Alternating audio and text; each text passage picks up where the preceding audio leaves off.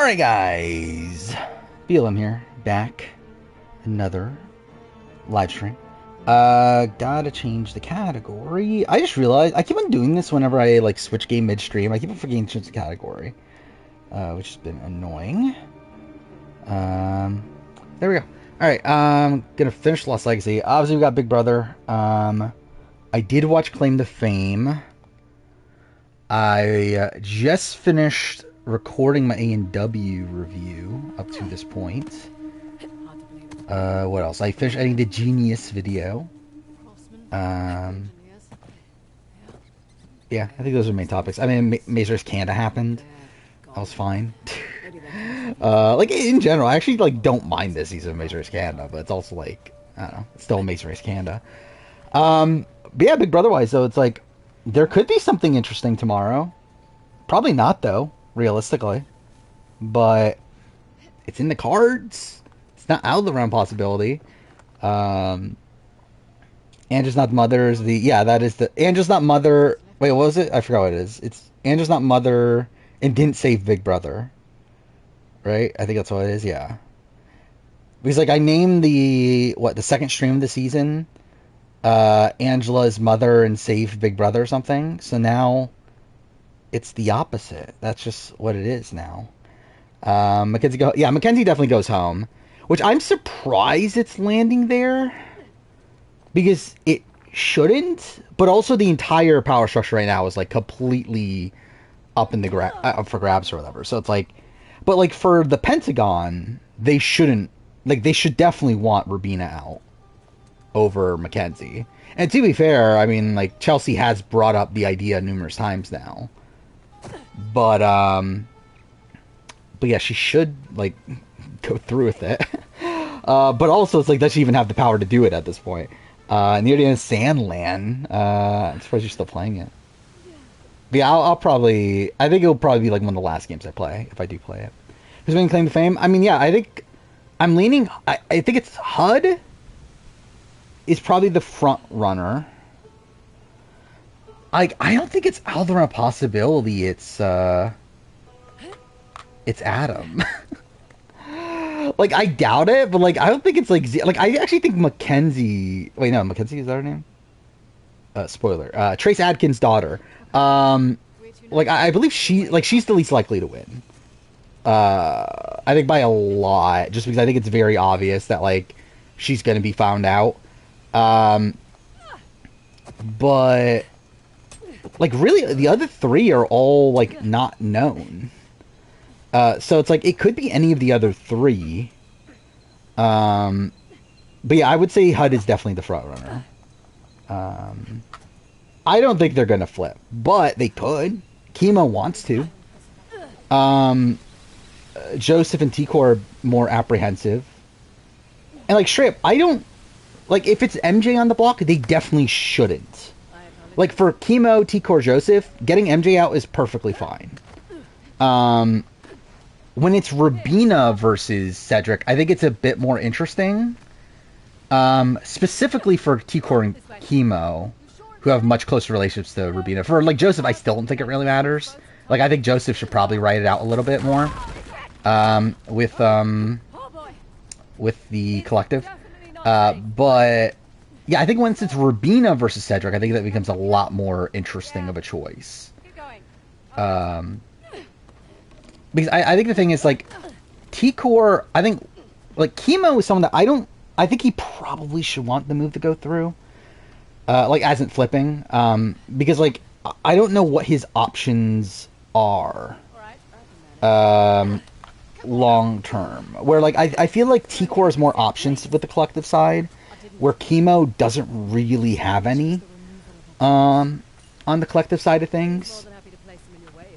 So I think, like, outside, like, obviously he has like Quinn and he has Joseph and Tikor, but like that's like around the same amount of numbers he would have on the other side too. Where with Tikor, I feel like she's a lot more integrated within the collective, where like she has the same numbers that Chemo has, but then she also has like relationships with like Brooklyn and Cedric and Chelsea, to where it's like, I think for her it's a lot more difficult of a decision. Who do I want to be evicted? I think at this point I want MJ at this point. I was Rubina earlier. Mainly because, like, one, I don't feel like Rubina's giving me anything. And, like, to be fair, it's not like Mackenzie is either, but, like, I do think Kenzie's probably a player I think has, like, a sliver more potential, like, as a player in the grand scheme of things than Rubina. However, I do think Rubina at this point is in a, like, more interesting position in the game. Where I think the problem with Mackenzie is I don't think Mackenzie has any footing in this season. Like, I feel like she's the type of person that, like, would do well in, like, I don't know, like 50-60% of Big Brother seasons. But I don't think this is a season for her. I don't think this is a season where, like, no one here is really giving her the time of day to where, like, I feel like you might just, like, cut that at the knees at this point. Where it's like, Mackenzie's someone that, again, like, I think can win comps, is someone that, like, again, if she wins competitions, she could, like, definitely shake up the game and stuff. Where, like, I don't think Rubina can't, like, is that likely to win many comps.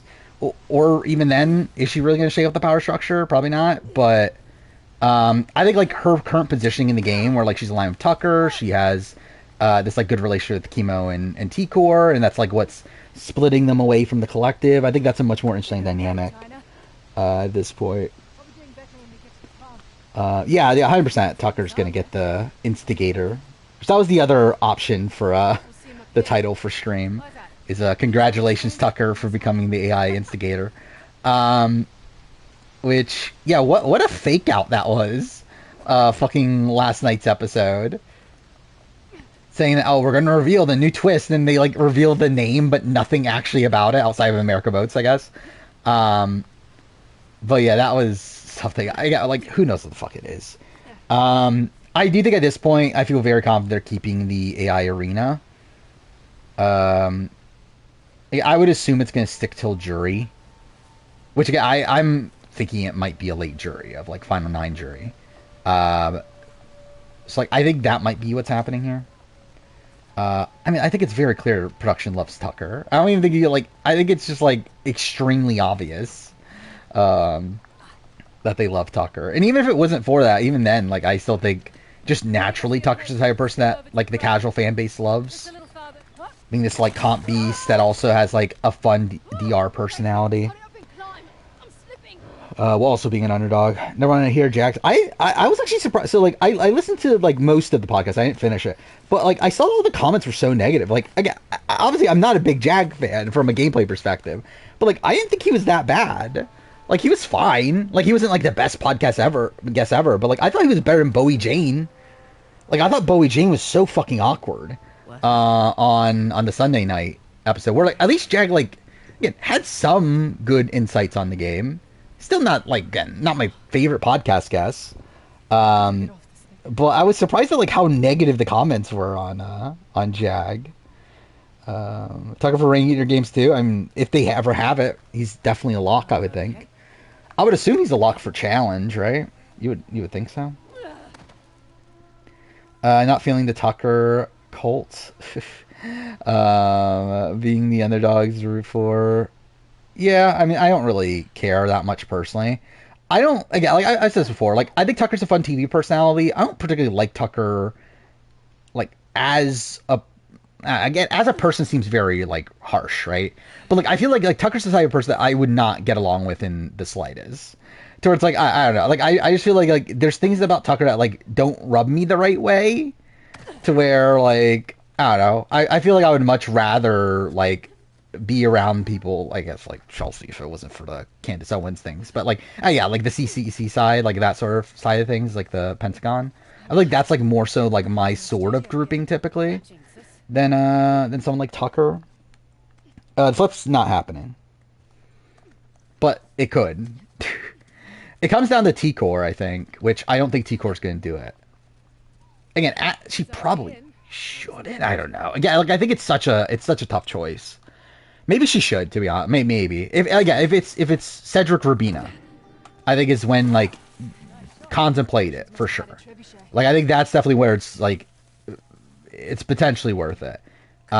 Cedric MJ, to vote out Cedric, there's no point. It's a waste to keep MJ in the game. Anyone can leave tomorrow, like any of the three. Yeah. I watched Claim to Fame. I didn't watch Challenge. I'll watch it tomorrow. I don't have a way to watch Challenge live. I don't have MTV. So yeah, I can't really watch it live unless I were to find some like online stream or something. But even ABC, like I didn't get working until like the other week or whatever. Do I just drop? Oh, I do. Okay, cool. Yeah, Chemo wants to flip. T-Core and Joseph don't, is where we're currently at.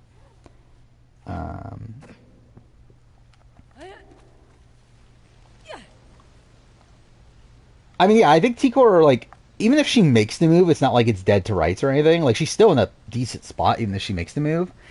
I just don't think it's a move worth making for MJ this early. Like, we're what, week 4? Okay, what the fuck was that? Um, let's see some of the sports accounts tweet. Oh, I saw the Barstool Sports. Yeah, I saw that. Which, that's about right for, like, the casual opinion, right? I don't know how they're gonna fit out. Yeah, I don't see how they get Adam's relative, right? Like, I assume the only way he gets out is if he's the one guessing. But even then, like, it seems like at this point, like he's on like again, like, it seems like he's on the right track for Mackenzie. Um, then Shane should be so obvious if you know what the clues mean. Like straight. I think if I was in the game right now, I would definitely know Mackenzie's. I would definitely know Shane's. I would not know HUD's. And like I think with Adams, like I think I would like know the ballpark, but I would not know his actual relative. Um, is Flip back on? I don't see any updates on my phone. But let's see. Dang, I haven't checked in the last like hour or so. Chemo and Angela talk. Plan to lock in alliance. I see lots of talk about making an alliance with like Tucker, Chemo, Angela. I don't see the flip being on though. Yeah, Quinn can't vote, which is definitely a major aspect of this. I do for actually, it doesn't really make that much of a difference if Angela was gonna be the tiebreaker anyway, but yeah, Quinn can't vote. I think is something that probably like incentivizes them a little bit more to do it. Just knowing that like Quinn doesn't really have a say in any of this. Is your 50 ballot?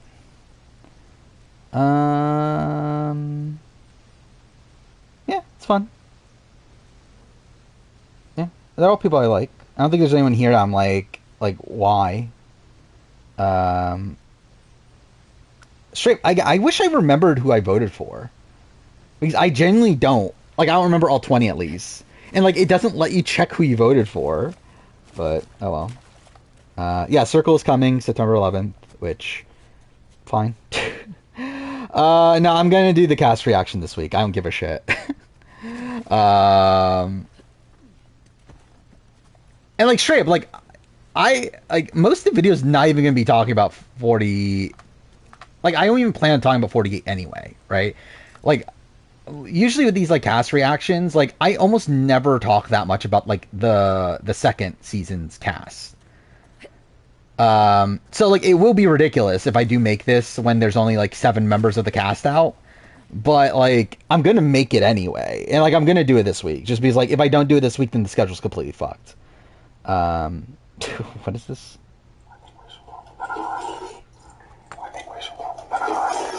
What's he even saying? I can't even tell what he's saying, but whatever. I'm not sure about Giraffe. Maybe. I don't know what we would do, but maybe. Um, you're low on Leah this season? I mean, I think everyone is at this point. But yeah, we got 2 women for 48. Everyone's in their 30s so far, though, which is weird.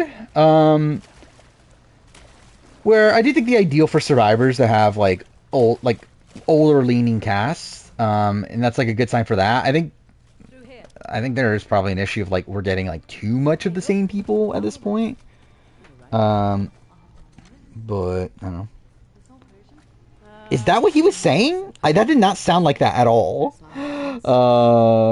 I did not like that. Didn't sound like there were that many words. By the way, I think the USA 3 thing. So yeah, obviously that was the thing today. The producers of the challenge did an interview. They were asked about USA 3. They said, "Oh, I can't see why it wouldn't come back."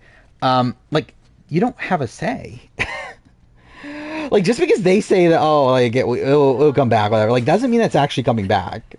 Like CBS is the one that makes that decision. You're not the one making that decision. Um, I don't know if USA is ever coming back, personally. Uh, they said ratings were good. Ratings were not good. Yeah, I don't have much faith in USA coming back. I think they're very much overblowing how possible it is. Not that it's impossible. I just think it's not like this like guaranteed thing like they talked about it as.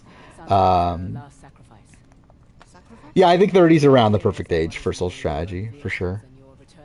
I think Big Brother might be skewing a little bit younger, just because like obviously the cast is usually younger, so like you want to be a bit closer to the age of everyone else. But I think like in terms of like emotional maturity and all that sort of stuff, I think yeah, around 30 is probably the spot. Really, realistically, I would say over 30 is the ideal spot. Like I would say like 33, like 32, 33 is probably like the ideal spot in your life to play a game like Survivor. Um, but again, like it very much depends on like who the other cast members are and like where everyone else is in life. I think Redman would be able to find 20s cast members easier. You would think so. Like I would assume that because like we don't know the cast that more, like it means that it's just a cast of nobodies, right? I would assume that there's not many like pseudo celebrities. Like there's no like Big Brother person, no like other reality TV star and that sort of thing, because you would think that would be pretty easy to figure out.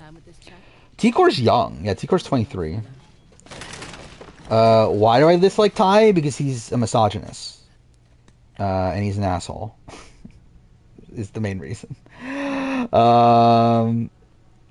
What do I think? When do I think Amazing Race Australia premiere? Probably like a month or two from now. Where are we at? August 14th? I would say end of September. Probably. Will Redmond drop the 50 casts at once? Probably.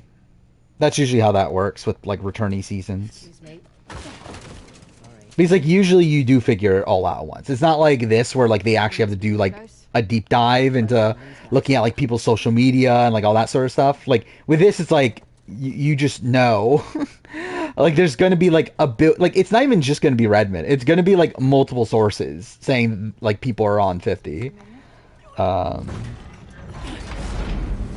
assume this is the Matt clip, which yeah, Matt does not know what equitable means. What is all this? If I had a guess, yeah, obviously talking about BB-Can 11 tie. BB-Can 9 tie is the complete opposite of BB-Can 11 tie. Like from what I know, BB-Can 9 tie is like the nicest guy around. Like outside of like jury management related things, but like in terms of like his interactions with like other people on the cast and like him with the alumni community, like he's someone that like I believe is like adored by the online or by the alumni community. Someone that like again just in general seemed to be very like normal. But yeah, BB-Can 11 tie is questionable. Oh, do we have a picture of Caroline? Or is it the like so I've already done the prep for 4748 video, and there was the photo from the trailer, but like did he actually get like a real photo? Because I'll edit that in to my picture of the cast if that is the case. But let's see. No, it looks like it's the same one. Yeah, it's the same one that I saw. All right. I didn't know that comps are only equitable if one person can steamroll. I mean, it's only equitable if Matt can win them. That is the definition of equitable. Is that Matt Hardman can win it? Yeah, it's from the trailer, or a commercial. It's 1-2. You think you would put yes over Brad? I would put Brad personally over yes. As much as Brad seems to be like kind of like wonky nowadays in terms of like competitiveness, like I do feel like he's still like a really iconic name. Um, okay, how do you do this puzzle again? I want these two in the center. Okay, so I want this. Let's try this. I guess this is way harder than Brad? Probably. Yeah, I mean, I think Brad with the beard is the thing that would bother me. Let's see if I can line them all up. Remember when Roxroy didn't have a photo? Yeah, I forgot. Actually, I forgot what. Yeah, Roxroy was the one that was like. Well, obviously it would be Roxroy, but like, yeah, he was the last one to get revealed for 42. It's also like I was looking at my like pictures of the preseason stuff. It's funny how like I remember when Matt Blankenship was just Matt from San Francisco. Like that's all we had of him. Which is, it's weird that he's the like how is he like I guess like is he even on social media that much nowadays? But like you would think that like he's not that old. Like he's what? He's like 30, right? Like does he really have like no social media? Um Whatever. I think well he does now, but I don't know if he did at the time. But even then he's like in a band and all that sort of stuff. It's like you would think that like that you would be able to find him. Yeah, how far back is this? Yeah, he definitely had social media. I'm looking at like a post from like 2017. So yeah. It's like you would think you'd be able to find him. Um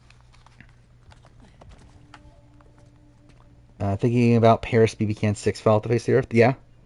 She became normal. What was this? Cast members take place. Okay. Who is this? Laurel? Um yeah. I mean I seen that Laurel has been like really upset in the preseason of this, right? So I assume she knows she's not gonna be portrayed the best. Okay, so I got the one side done, but I completely fucked this side. Um okay, so I want this one at the end. 40 premiere and it was kind of boring. Was it? I'm still interested in seeing what it is. But yeah, I assumed it was going to be a big daily, right? Because we know that the opening format is, well, like a big daily to determine like a male-female winner from each era. Then they decide, and then last place also goes in, and then the winners decide who the other person from the era goes in, right? It's stuff like that. What happened to Monet BB12? I haven't seen anything from Monet from BB12. Okay, wait. This one needs to go at the end. This one... Oh, I think I solved it? Maybe. Saw Steve on Twitter. Yeah, I did see. Yeah, Steve. Well, we're talking about Steve Moses? Because that's who I'm thinking of. I saw Steve Moses on Twitter. Yeah. Which, like, he hadn't been around a bit, I feel like. But he's, like, really campaigning for Kamala, right? I mean, like, Paris is still, like, around, kind of, right? It's not like she's, like, completely gone, right? Like, I don't think she posts that often, but it's not like she's, like, not anywhere. I don't believe. Oh, maybe not. Oh, yeah, she hasn't posted on Instagram since 2020. But I believe wasn't she on, like, Bruno's stream, like, not that long ago? So it's like, I don't know. It's not like she's, like, completely off the radar. Where, like, Maggie's, like, legitimately, like, completely off the radar. Where, like, even, like, people in the, like, Big Brother sphere don't know where she is. Or don't have, like, contact with her. Okay, I forgot what I was doing. I had it solved, and I forgot what I'm doing now. I need this here, I think. On the Willard. Yeah, to be honest, I'm kind of surprised Willard's still around. How old is Willard? Willard's probably not even that as old as I think he is.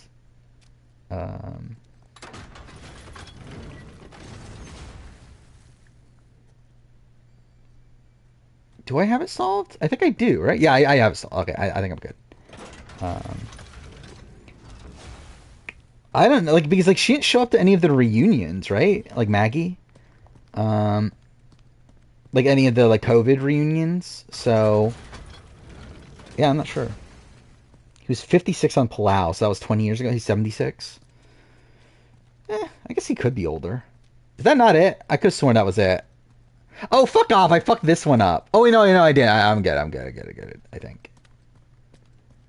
Yeah, because I have to do this. All right, we're good. Closest cast? I mean, of Big Brother? I think that's Yeah, I think 23's up there probably. all in a day's work. Let's see. A lot of them are not like particularly close anymore. He's like Salah. 25 is like relatively, but like not really. Like there's definitely like fractures within them. 24 is definitely not. But actually 24 is probably like on the same level. Actually, I don't know. Is Monty really hanging around any of these people anymore? So it's like, yeah, probably not. But yeah, 23 is pretty close. 22 is just a complete train wreck. 21 I don't think is close, right? 20's not. What the shit? 19's not, right? Exactly. I feel like just most Big Brother casts aren't at this point, right? 24 is essentially Daniel versus everybody. Yeah, but like even then, I feel like you never see like people hanging out with like Monty or with like random people like Indy and like stuff like that. It's like you don't really see any of them hanging out. We're like 23, you see people hanging out all the I time. don't know, none of this makes any sense. Yeah, it does. The Hoysala sent us on a full Yeah, like super. Yeah, I think 24 is like closer to what you would think, considering like the like really negative tone to the season.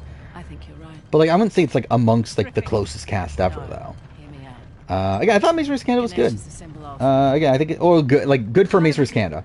Like I think it's been a solid season. which was the old. It's not like my favorite episode. Like it really is probably my least favorite episode of TV I've watched today. And it was a But target for the Persians. but it's still like fine. And the old capital was forgotten. BB17 is BB17 that This whole city close? was a decoy. What if they let it get Survivor 45 is definitely up there. in their treasure? I think 45 is up there. 42 is up there if you take out Drea. Was here. 44 is up there, right? So where's below? Like really, I think a lot of the recent casts are like outside 41, 46. Not supposed to happen. I guess like 43 is like kind of scattered, but like yeah, I think like 42, 44, 45 are all very close. I'm okay. Go. After that, it's not like as consistent anymore, right? Militia Gen X is super close, actually. I forgot about that. Militia Gen X is definitely up there. This is probably super loud.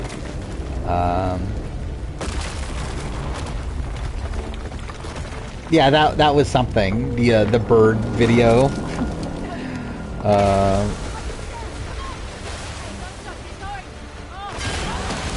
Who I want to win HOH next? Probably Tucker? I don't know. Like, I'm kind of mixed on Tucker where, like, obviously, like, I don't want him to just steamroll this season. And I think we're kind of getting to the point where, like, I'm kind of worried that might actually happen. And not necessarily, like, steamroll as in, like, he's going to win, like, every little comp, but he's going to, like, gain social capital through winning comps to where, like, he won't actually need to win comps anymore, and then he'll just steamroll towards the end. Like, I'm kind of worried we're at that point, or getting close to that point. Yeah, like, essentially like Ty from BBK 11, which Ty from BBK 11 did win out by the end. Like, essentially he won a comp every single round outside of, what, like, the final... No, just final 3, right? But anyway, like, essentially, yeah, that. But also he didn't need comps at specific points. But yeah, like, I think that'll essentially be what it is. Yeah, like, he'll gain influence through winning comps and through people being scared of going after him because he's winning comps. To where, yeah, I'm worried that that's potentially on the path to happening. Tigger Chemo HOH would be funny. I think they're probably, like, they might just go after Leah. I think it'll just be boring. Which, to be fair, I think, like, most situate... Like, essentially, like, I think the way that's going to play out, I think, like, if you get Tucker, Rabina, Leah, like, those sort of people, I think if they win, they're going after Quinn. If you get Pentagon, they're obviously going after, like, Tucker. If you get, like, people in the middle in Joseph, T-Core, Chemo. I think they're probably just going for like Leah. I think Joseph will probably go for Tucker, realistically. You two would have got on like a house on fire. But yeah, I think they'll look at like Leah as their like easy person to just and also Joseph's definitely throwing also is the thing. If Tucker makes it far enough, he's a lock for fan favorite. I think it'll be tough if he's like booted next week for him to be fan favorite, but he'll definitely be top 3 even if that is the case. Why is he going after Quinn? What a question.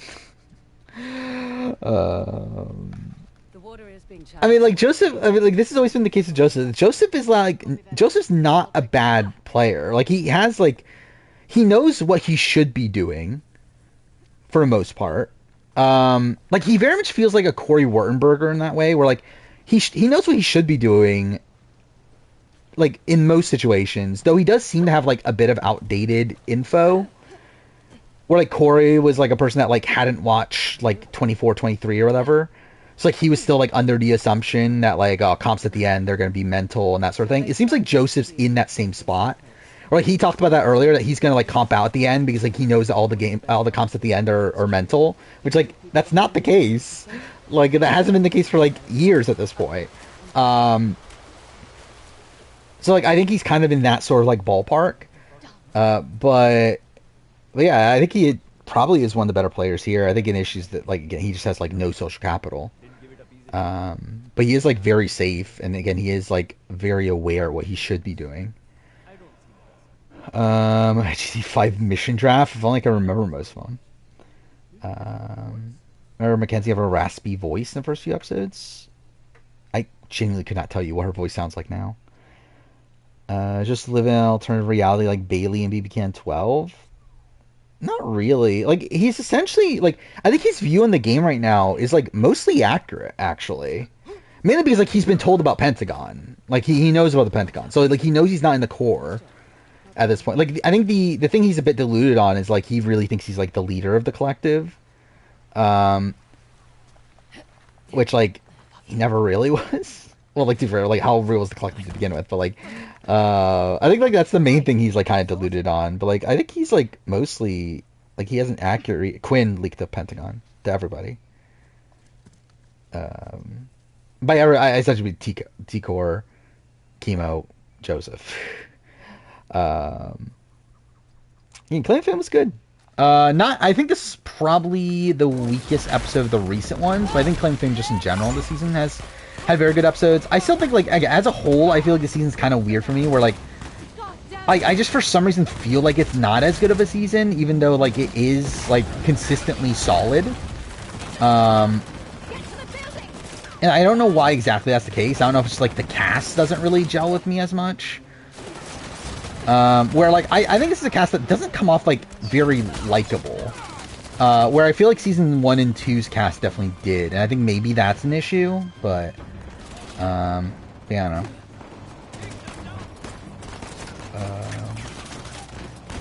Live action Jesse is so hot. Who were we talking about live action? Oh, we were talking about fucking HUD. Oh wait, no, who is?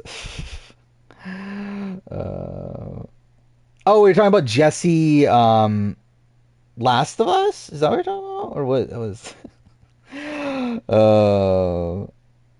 I sure to think about putting Tucker number 1 in the player or power rankings. Like, yeah. Hopefully that doesn't come to that. You just kept on thinking about how hot Casey was. That's obviously just the thought I always have. I've always just thought about how hot Casey is. Jodie got 0 confessionals? Interesting. I thought I saw a clip on Twitter of her in the episode. Like, she didn't get any confessionals because of that? Or, like around that? That's kind of surprising. Chelsea's number 1 for you? I don't know. I think Brooklyn's not over Chelsea for me no matter what.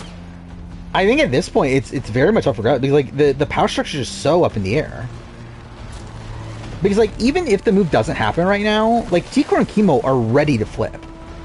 Like, they're, like, right there. Like, I think within a week, they're gonna flip.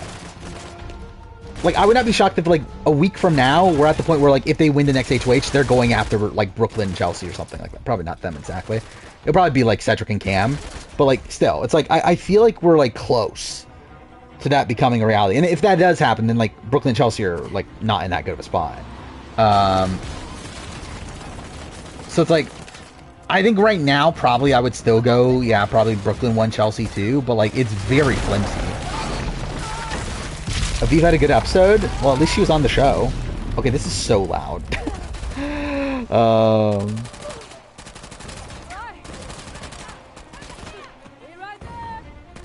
Yeah, I would have guessed Brooklyn Chelsea like a few days ago. I really don't know who like I would guess for Final 2 at this point. I would actually like not be shocked if Angela gets there. I don't think she wins, even if she does. But it's like, who's going for Angela? Like, actually, too fair. I guess she could be a backup for like Tucker next week, right? Especially since she's like been winning some comps, to where I feel like there's like more of an excuse for that.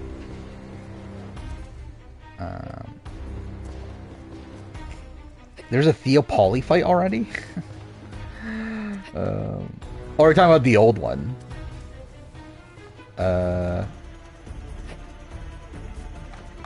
Angela's the Karen, Joseph's the Kevin Martin. I mean, if only they hated each other that much.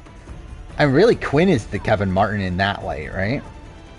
Which, imagine if that happens. Imagine a Quinn-Angela Final 2.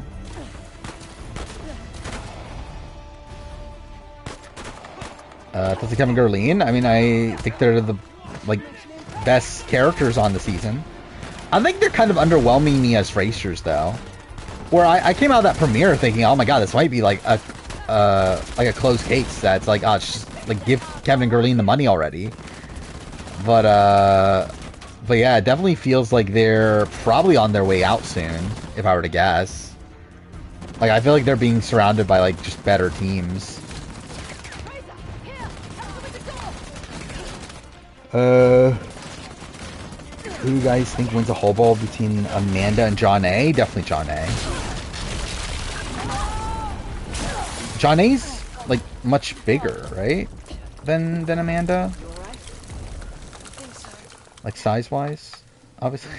Where are we? No idea. Oh, having a deliberation? I'm surprised it happened that quickly. Wait, how'd deliberation work? Like, didn't Theo lose? Like, Theo lost the daily, right? I think there's a way through.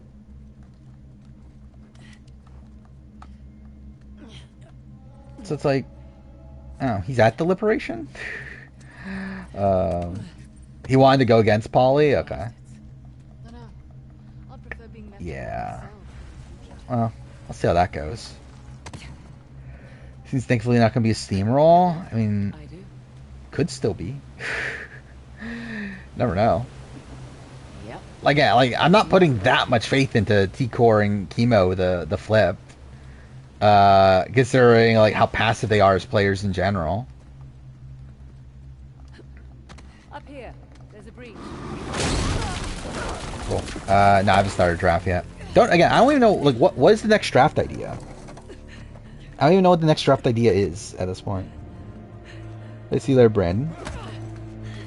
Yeah, I still think this season has a lot of steamroll potential for sure. But we're still at the spot where like the power structure is not like solidified in any given. Like it was starting to get solidified for like the Pentagon, but then Quinn ratted it out. So like at that point, like Chemo and T-Core and Joseph know about it and know that they're on the bottom. So now they're talking to the other side, and again, like that made it a lot more hazy. Is Leah saving Mackenzie no matter who is? Leah hates Mackenzie. No. So I don't know. Episodes draft? I don't know. It's like how many people know the episodes well enough to draft them? Like I would, but I don't know if it's like I think like the issue comes from like even when we did the first boots draft, it took forever because like no one could pick a fucking first boot. I don't remember if we did merge boot. We might have not. Survivor age? Like maybe, but like how much research does it take? But, yeah. Challenge eras. Yeah, I mean, that could be decent, actually. I don't know how many people watch the challenge, though, is an issue. But I wouldn't be opposed to it.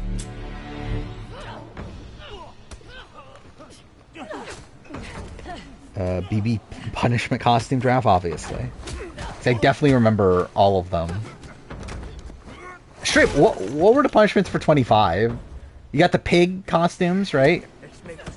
You got the kayak. You got cockadoodle zoom. Is there anything else? I don't remember.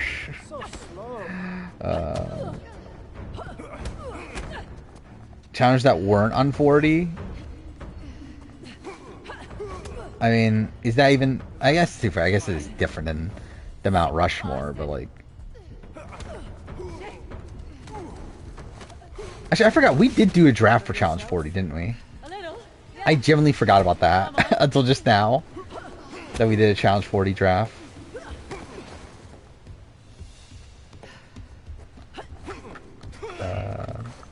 Which I'm pretty sure, now I think about it, I think I already, like, declared the winner. Like, it's on the leaderboard, isn't it? Every traitor? How many traitors are there? Like, I don't know if there's enough to do, like, one... It's like, there's, like, probably, like, what, like, 20 to 30 traitors? From the US series? Maybe more than that, actually. Actually, no, it probably is around there. Probably like 30. Yeah, I saw that people were disappointed with Emily. Which, again, I haven't watched the episode yet, but... You would think Emily would do very well. Like, I assumed Emily would come into the season being better than what she was, considering she's, like, actually, like, a personal trainer and all that stuff for, like, her job outside the show. Let's see, John A is going to be on Zach's podcast. That's an interesting guest. Like, are they on good terms? I mean, like, obviously I assume so to be on the podcast now, but, like, yeah, that seems like a weird dynamic. I think so. Is Banana Suit the most iconic? Probably Leotard, or Unitard is probably the most iconic Big Brother punishment, right? I feel like that's the one I think of at least first. And that was like essentially the first one. Relax, all right? Were there punishment costumes before the Unitard? I've had worse nights, believe me. I won't ask. I genuinely don't remember. Like not really, right? That kind of started it, right? Okay. Was the Unitard? Let's go and get our disc. And some guns. And some guns. Yeah. 3 seasons in a row, too. I wonder if it's like by the time of the 3rd season, they're like, oh, wait, I think we're at the point where like, we just need to come up with a new costume. 3 seasons in a row, all within a year, too, right? Because it was BB8, BB9, BB10. And like, obviously, like, BB9 was a winter season. So it's like, it's all within like a year, time frame. So he left behind a lucrative career. I'm sure at one point he thought it was the right thing to do. Was it costumes though? The punishments in BB7? Like I remember there was the comp with the punishments, but like was it costumes though? Good as I'll ever be. Just need to take it easy for a bit. Because I'm struggling to remember any like costume Up here. that they were like forced to wear. Who do you think Amanda hates more, Zach or Tori? Probably Tori. Yeah. Yeah, imagine Jerry in the Unitard. How many guys have worn Unitards? I know Frank did. Did anyone else get, like, did any other guy get a Unitard? Let's get that thing open. Yeah, straight. Yeah, Sasuke World Cup's happening. Straight up, I'm not making a video on it at this point. I just don't have time. But I'll definitely watch it, obviously. I just got caught up on the writing and recording of the A&W review. So that's something. By the way, I love how like they just spoiled there's a winner again. Like thank you, show. Thank you for doing that. It had to be triggered by the aqueducts. Yep. Jag got a Unitard? Okay, well better get down there. Come on. No. What Uncharted did Jack get? Same track. Didn't realize A&W was on Vegas next week. I did, Yeah. which is why I decided to make the review, like start making the review now. This is a good But yeah, we got 4 I can kill weeks. 2 birds with 1 stone. Yeah, 4 weeks of Vegas, which essentially like it's scheduled the exact same as last year's. Sam's kind of the reason why we're here. Where I assume, Ideal. Sam went ahead. I assume stage 1. You knew my history. Actually, I forgot. Did stage 2 start in episode 2 of Vegas? I think it did, right? So like I think episode 1 was stage 1, then like next half the episode of episode 2 was stage 1, then they went to stage 2 and then finished stage 2 in the following episode and then stage 3 in the finale. Actually no, they started stage 3 in episode 3, didn't they also? That's not how I operate. That's exactly. Because like didn't like Nazca and someone else clear? Like they had clears before the finale, right? Either way. I assume they're gonna structure it similarly.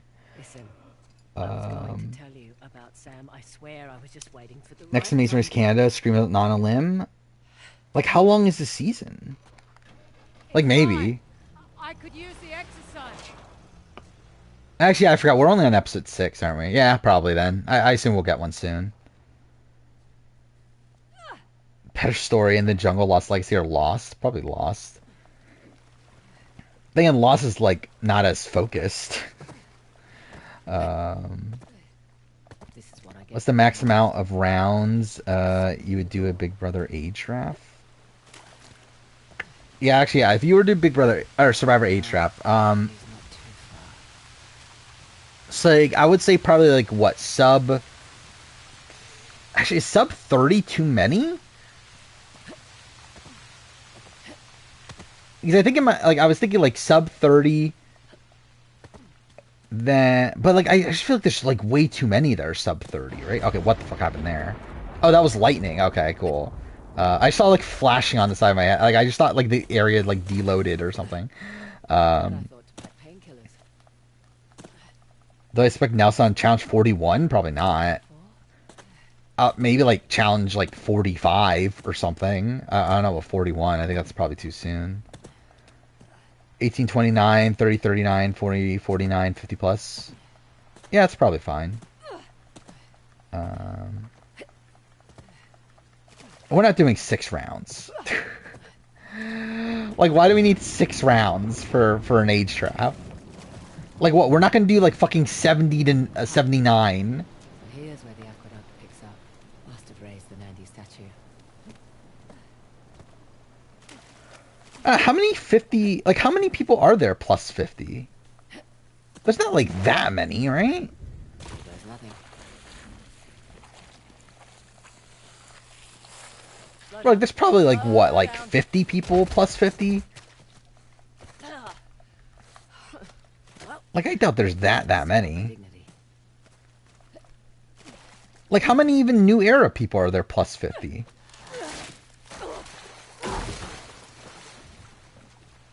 Like, I'm legitimately trying to think about it. There's what, Gabler? Point taken. Universe. Like, who else is there? Like, wait, Heather, right? Heather's the plus 50, I believe. Yeah, Mike. But, like, still, there's not that many, though. Julie, 40. Is she plus 50? I thought she was, like, 48 or something.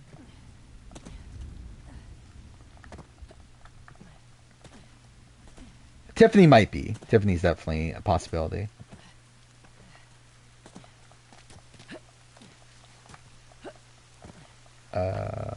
Itaro. I mean, like, I still don't know how the points work in World Cup. Like, have they officially revealed that?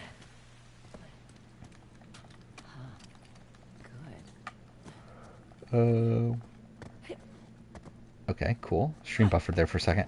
Where am I putting this? Oh, it's here.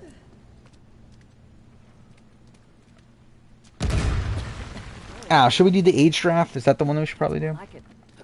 The problem is, like, if we do Big Brother version, like, Big Brother, I don't even think you can, right? Like, Big Brother, you'd have to narrow it down to, like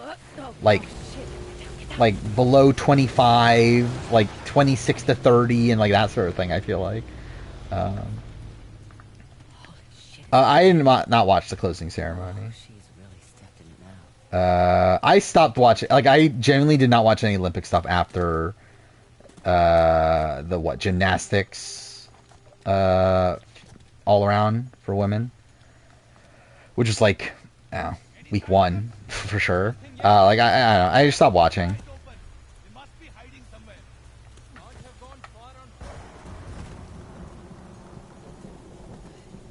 I essentially know. Like, I'm an only child. Yeah, I mean, yeah, I'm essentially an only child.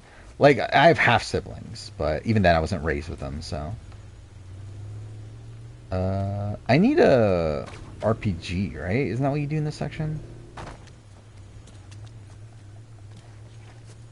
I saw the clip of like. I mean, that's really what like. Essentially, I've seen a lot of clips, but in terms of like actually like sitting down and watching Olympics. I didn't like pass week one. Should you buy a ticket? What was this? Oh, Challenge Mania? I mean, if you want. It's $50 to go. Seems a bit high. But also, I don't. How much is RGP? For like know-it-alls? Or I guess it's not know-it-alls anymore, is it? But yeah, how much are those events? I mean, even 18 to 20? We're talking about Survivor, like not that many, probably like 15, if that. Oh, cool. I actually died from that? It will compete for each team. All 7 teams will compete on stage 1 5 times. Wait, all 7 teams will compete. Okay, yeah, so each person goes once on stage 1.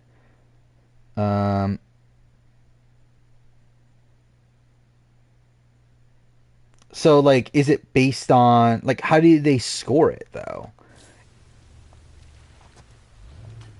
Like, if it's, like, if everyone's going once, like, how do you score if, like, okay, someone fails Dragon Glider, but then, like, everyone else clears or whatever? Like, what is the scoring system for that, I wonder? Like, how do they even determine, like, who does better? Is it just, like, number of obstacles cleared? But then even then, it's like, if people clear, then, like, I assume it has to be, like, time-based, right? Oh, it's in heats? Okay, okay.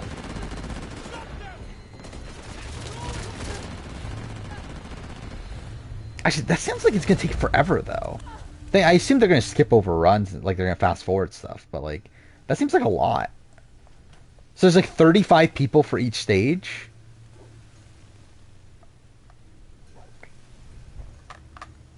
I mean, I guess to be fair, it's like, is that much different from like Sasuke, where like there's 100 people on stage 1 and everything? So, whatever. There's a BB video game. I know there was the mobile game. Yeah, that's what it's from. That's kind of funny if that is the case. They literally just took the character model from it. um, MJ will now stay? Since when? Let's see. I see some updates. Um,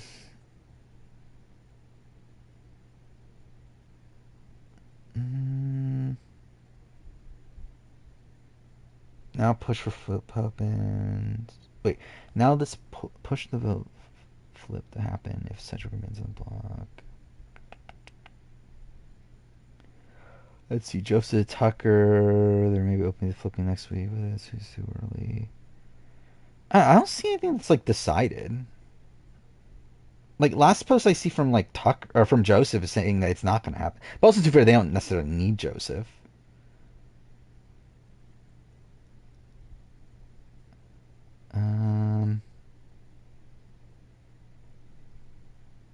I don't see anything concrete at all.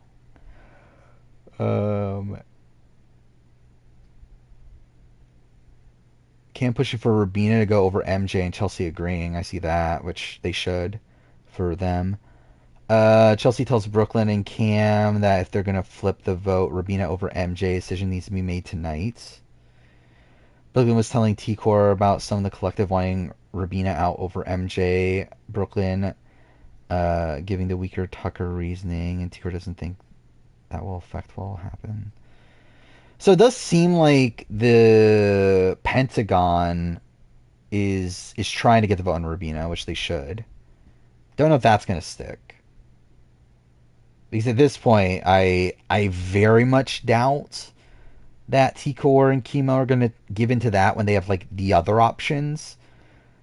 But man, never know. Oh yeah, Quinn's HOH is definitely a flop. Did nothing with this HOH. Not even getting his target out. Also, like is probably like he's relatively safe next week, but there's still like ways he goes home.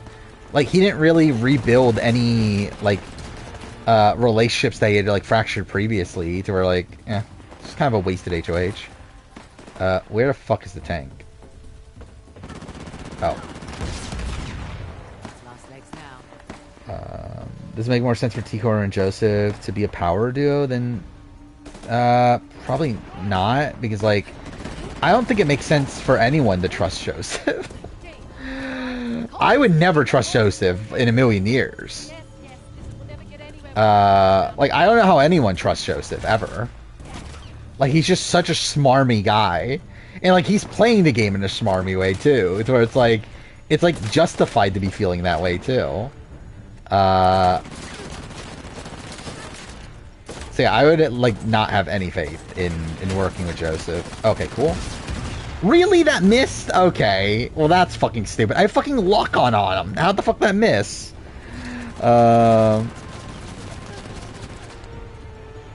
was this tweet? How passive is the non-Pentagon side of the house? The other side's not necessarily that like I mean the other side is Tucker, but like I think it's really just the middle. I think is very passive. I mean, really, like most of the house is passive, but like if anything, actually, like really, like the collective is extremely passive. It was this. Oh my gosh. Hi. Oh, you're back. Do I need to leave? I'm just looking for my water. Yeah, you need to get the hell out.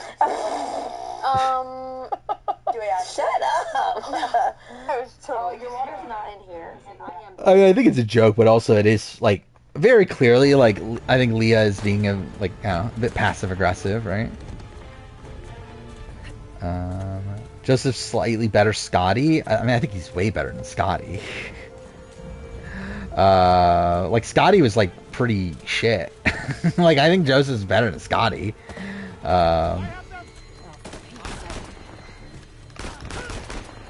Or like Joseph's actually like pretty well positioned. Scotty was like never even that well positioned.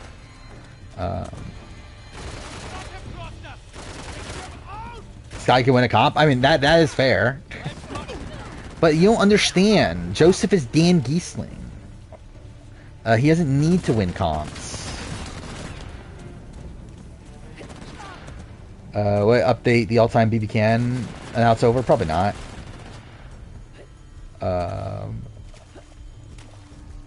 Again, too much work to make a video at least. Like I'll probably like I planned on updating on my end to just see where it lands, but no, I'm not doing an update video on it. And yeah, he is the star of the show. I mean that is something that Joseph definitely is. Is that what I'm supposed to do here? I'm supposed to use C4 on it. But yeah, we'll start the draft after I finish this section here.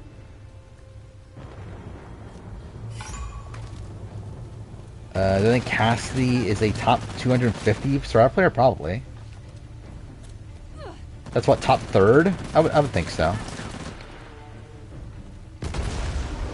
There we go. Probably not that much higher than that though. Probably like around 200. Probably, if I were to guess. It's more like Dr. Will trying to win comps and failing, so he's throwing. I mean, I don't think he is trying to win comps, but also I think he, like, to be fair, like I believe he is like specifically, like he has said, I believe that he thinks Will is a better player than Dan, right? So he is one of those people.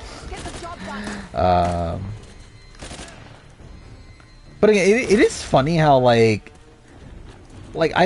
funny how like Will has like fucked up the Big Brother meta in like convincing people that like throwing comps is what you should actually be doing. And too, Dan also like did that too. But like Dan still like had to win comps at points. But really one of his biggest failings at BB14 is that he wasn't able to win specific comps that he needed to secure his positioning in the game. Where it's like with Will, it's like the same thing. It's like he like goes out in BB7 because he doesn't win a comp, essentially. It's like throwing comps is not actually like optimal strategy. Like there are obviously points where it is better or worse to win comps or not, but like just to have this like overall mantra of like, oh, I don't want to win competitions, that's fucking dumb. Just left out the part about Sam. There's two. Why are there two dailies on Challenge Sweden? Wait, winners of the first daily only get power if they win the second daily? Why? Isn't that just dumb? Isn't that just pointless? Wendy Jo on Big Brother, Jacob held on Survivor. Like, I think Wendy could be dragged on Big Brother.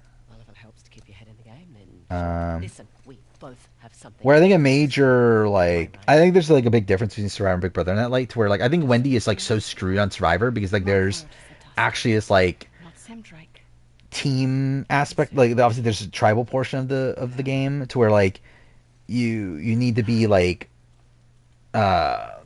respected by your group to not be like looked at as expendable there. Where like I feel like with Big Brother you need to be like actively targeted to be taken out, and like I feel like Wendy's like never going to be actively targeted. Like there's definitely spots where she might be taken out by like her being a pawn and like the vote flips on the pawn, but like again, no one's like actively targeting Wendy Jo on Big Brother. Where like I feel like Survivor, she's someone that's like so easy to just be the first one voted out. Is Dan going home if Memphis doesn't win veto at Final Five? I think he is, which is one of my bigger issues of this game. Because if he doesn't win veto, if he's on the block of Keisha, Rennie votes him out, and then Jerry's the tiebreaker. So like, unless they were able to convince Jerry to not take out Dan, despite the fact that Dan was like his number one target, like I think he's probably out. But like also, it's like you never know. But like, it's definitely like a very precarious spot. Does Tucker survive any round if he doesn't win a comp? At this point, probably not. Like, if he doesn't win a comp next week, I think he's done. Unless, like, Rabina wins HOH. Or, well, Angela can't, right? Yeah, I think it's just Rabina. Leah might keep him off. Chemo's kind of on the edge. I think everyone else is targeting Tucker. Like, I think Joseph will reluctantly do it, but, like, I think he would do it. Same thing with T-Core. But that's not as much of a guarantee, though. I think T-Core definitely, like, maybe could take a shot. Especially if it's under, like, if, like, Chemo is able to get into her head a bit. Yeah, Quinn's not... oh, wait, Angela can play next HOH? Is that, like, a new update? Because I knew about the Quinn can't vote, but I didn't know about Angela being able to play. Because she should... But that's what they were thinking earlier, is that she wouldn't.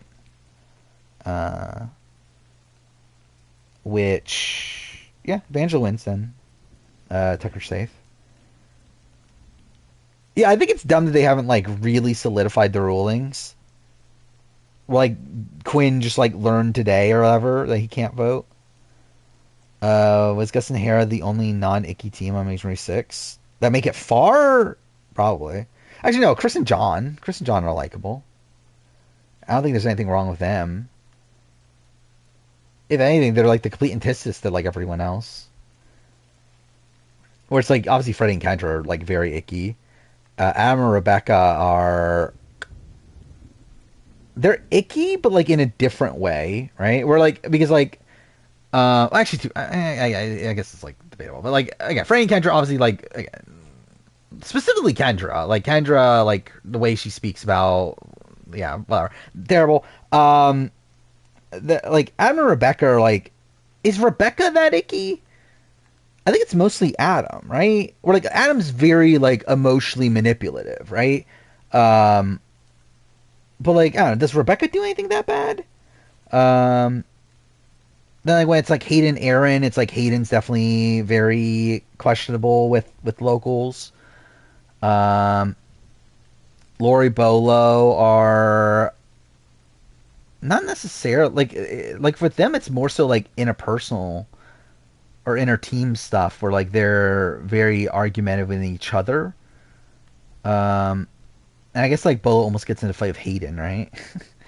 um, but I don't know if icky's really the right term for like Lori and Bolo. Obviously, Jonathan and Victoria are definitely icky. Um, I would say toxic is probably the right term, right? More so than icky. Like I think like Lori and Bolo like have a very like toxic relationship. I wouldn't say it's like an icky relationship, really. Um, because I think like to me it's like icky like implies like like abuse in that sort of thing. Is the world's a part of Amazing Race? I think so. Um, yeah, I think HOH Invisible HOHs are pretty bad. Yeah, Laura and Bella divorced. I believe most couple, like I believe Chris and John are the only ones still together. Where like Chris and John are still together. Freddie and Kendra got married, had kids, but divorced. Adam and Rebecca obviously broke up instantly. Um, Hayden and Aaron got married, had kids, also got divorced like very recently, I believe. I think they got divorced like a year or two ago. Um, but yeah, they were married for a while. Yeah, Laura and Bola divorced since then. Obviously, Jonathan and Victoria divorced since then. Though they did have a kid, I believe. Um, who else is there? Are there any? Are those all the couples? Either way. Um, all right, let's start the draft. We'll do at least this draft. I don't know if we'll do another one after this, but we'll see how this goes. We'll do Survivor Ages. Um, so let's see, setting it up real quick. But yeah, if you want in, say now. Yeah, we'll see how this goes.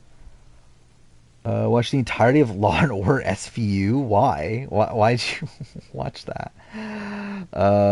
What's the like little team to ever win the Amazing Race? I would assume it's Freddie and Kendra, right? Is there a worse team than Freddie and Kendra? Survivor, Carson, Gamer, Kagger. You have to sleep at 1 should you join. It's probably not ideal. Like, to be fair, we could do RNG if you want after you leave. But I don't think this draft will be done by 1 a.m. if that's what you're asking. It'll probably be, yeah, like 1:45 or so a.m. Yeah, Menace, Lime Melon, Dark Saints. And I spelt Lime Melon wrong, so I gotta fix that. And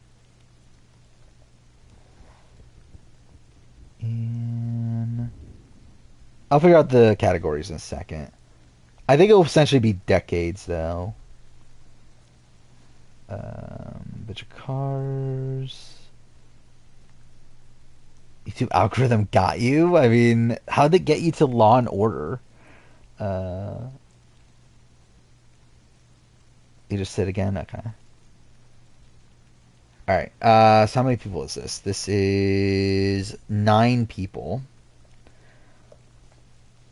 So, we'll determine the order. Got 7, 9, 6.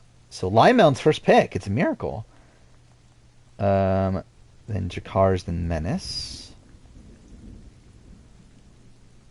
Then 1, 6, 2. So me, Dark Saint, Eoviver. And then 2, 1, 3. Game. Okay, so draft order is Lime Melon, Jakar's, Menace, me, Dark Saint, Elviver, Gamer, Carson, Kegger. So that's the draft order. To determine the criteria, again, this will be based on when they first played Survivor, what ages they were when they first played. I think we go. Okay, I think this might be a little bit tough. Okay, let's think. Let's do. I think we will do 50 plus for the final category. I don't think there's enough people over 50 that are like decent to not do 50 plus for a final category. Yeah, I can add you and Julian. I mean, I could do random number generator to determine like where you land. Got 5. So I'll put you between me and Dark Saint. Yes, I think 50 plus for final category. I think.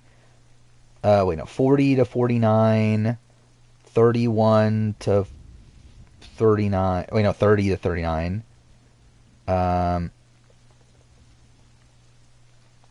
Actually, I don't know. Do we do 4 or 5 rounds? Yeah, maybe that's the way. 18 to 25, I think is probably the way. Is 26 through 30, though, big enough? It probably is, right? Yeah, 31 through 40.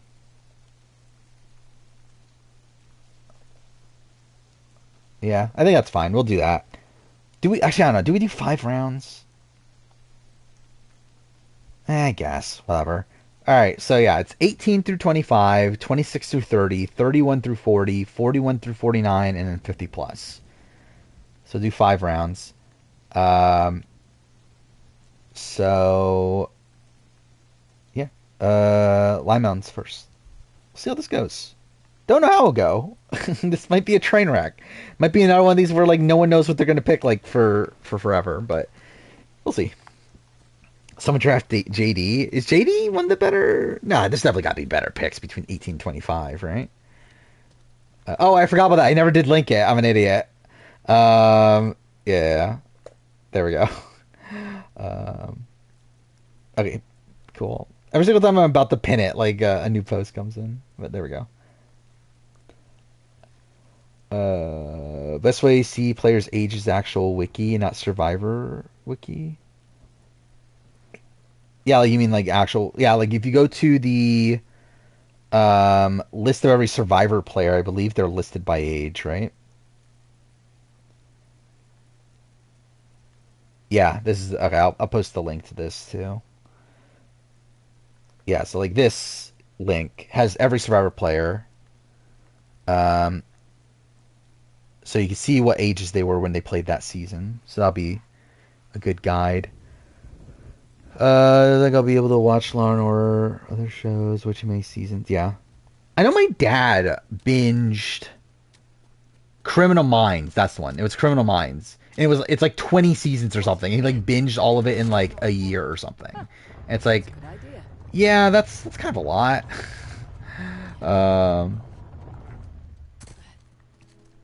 Last draft might be near death sentence. Not really. Maybe last, yeah, maybe. But I feel like this is the type of draft where, like, going first definitely is not actually that good. I thought the 26 so far, it's good. It's been a fun season. Yeah, I'm, like, still at the point where, like, I'm not, like, this is definitely not the greatest, like, cast gameplay-wise. But it's kind of like the messy, like, chaotic gameplay that's making it, like, kind of interesting. But I still don't, like, love this cast. I did watch the Survivor Michigan trailer. I thought it was kind of bad. It did nothing for me. Go Tony. Okay. Was Tony only 39? Yeah, okay, he was. I assumed he was 40. Yeah, Tony Velachos off the board. I guess either way it wouldn't have mattered. Still 31 to 40. Jakar's is next. Binge a shit ton of Criminal Minds seasons. Is Criminal Minds actually good? I assumed it was just like very like, Well, I you don't know, don't. like generic. Now I do. Wait, where am I going? I was not looking. Am I even heading the right direction? Criminal Mind characters seem fake. The only one I know is that like one like kind of creepy looking guy. Um, oh, and also wasn't Mandy Patinkin in like that's his name, right?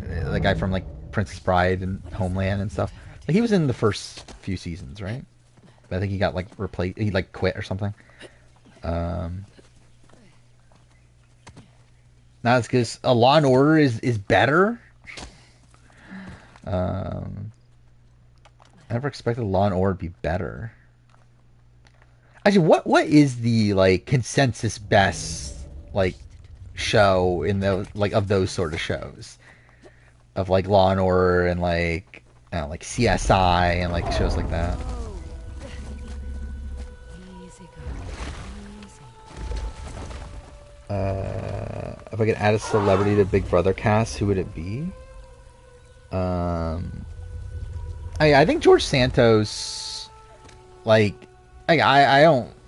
Like, I doubt I agree with his politics, right? But like, I assume he would be fun, like messy drama, right?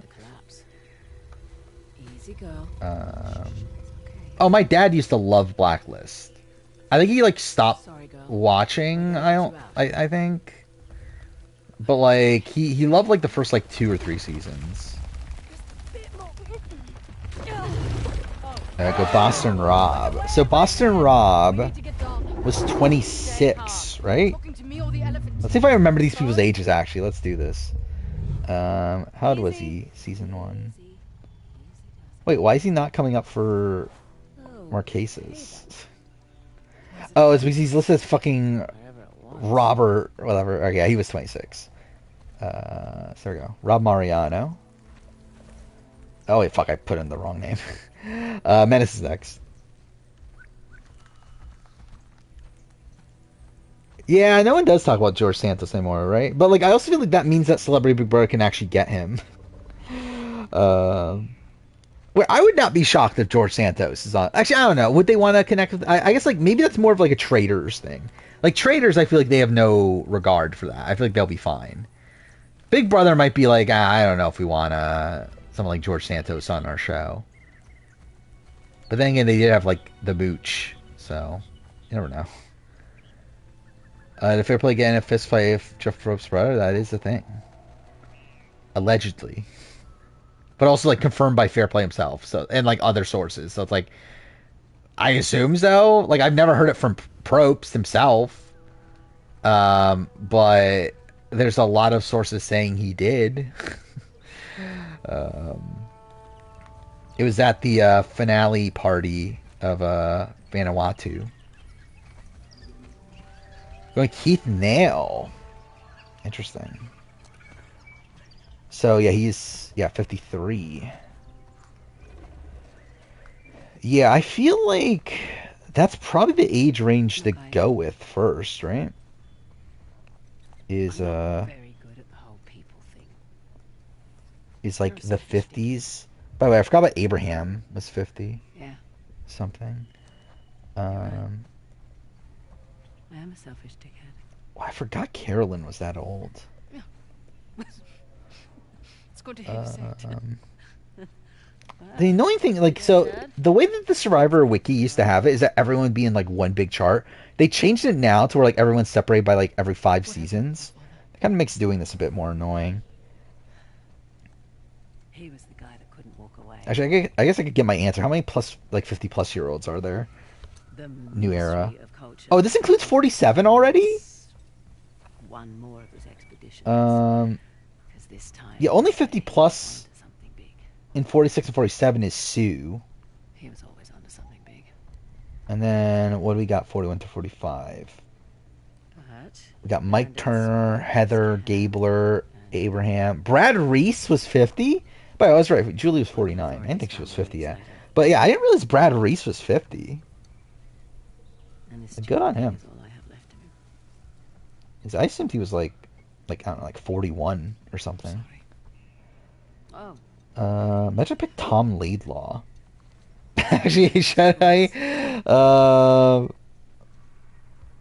See, there were only 3 people in 36 through 40 that were above the age of 50. I feel like definitely like 50 plus is not that common of an age.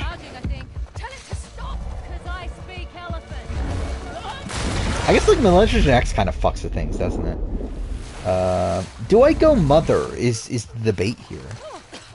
This is a serious debate I'm having. Look at it. Oh, I did. Yeah, I see what I did. Yeah, because I accidentally like put Rob under Jakar's thing first. Hey, about the whole But there we go. I Sam. fixed it. Look, I get it. Um, Right. I've got my own shit to sort out as well. Let's If not I have that don't standing go in the mother, way. I feel like I have a very easy answer. If I do go mother, it's a bit Deal. different. Come on. Well, if we accomplish nothing else today, Actually, let me see something. No, just keep your distance. Okay, she wasn't as old as I thought she was. All right, I'm gonna go. I'm gonna keep with mother. I'm gonna go Natalie Cole. For my 50 plus pick, which would not naturally be my pick, but again, gotta keep it mother. So Julian's next. That bull will kill you. Learning Jan Gentry's only 53 is crazy, yeah. Oh, wait, did you say you want Natalie Cole?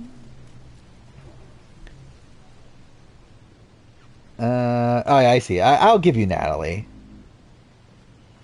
I'll still keep him. I'll go Carolyn then, Rivera. Which is also not who I would actually naturally pick, but why not? Actually, I want to see something. How old is she? She's not that old. Okay, cool. I don't think there's people that I was assuming were like 50 plus and they're actually like not. But still, Julian is still next. Parvati. Was she really only 24? I guess that does make sense actually. Yeah. Parvati Shallow. Off the board. Dark Saint is next.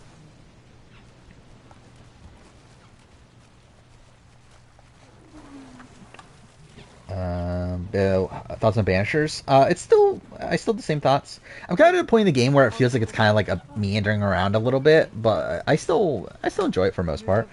Like I think like considering it's like the team that made Vampire, I think it's definitely a big improvement upon that. Spradlin, Spradlin was what? She was like 28, 29, right? Yeah, 29. Kim Spradlin off the board. Yo Vivers next. For the players almost 30 in Pro Islands, I feel like that's kind of why I would have guessed. To me, I probably would have guessed like exactly 30. You have 30 days left of an annual big event at work. Last day Saturday. You work 14 hours. Well, that's brutal, but at least it'll be done with after that. Looking at Marquesas, Buster was 25, not 26. Let's see.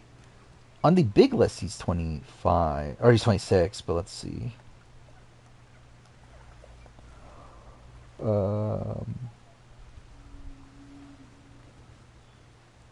like, I think the weird thing is like time of airing and time of filming. I think is something that's like different, right? Where like I think like sometimes the bio goes by time of filming, but like most times it goes by time of airing.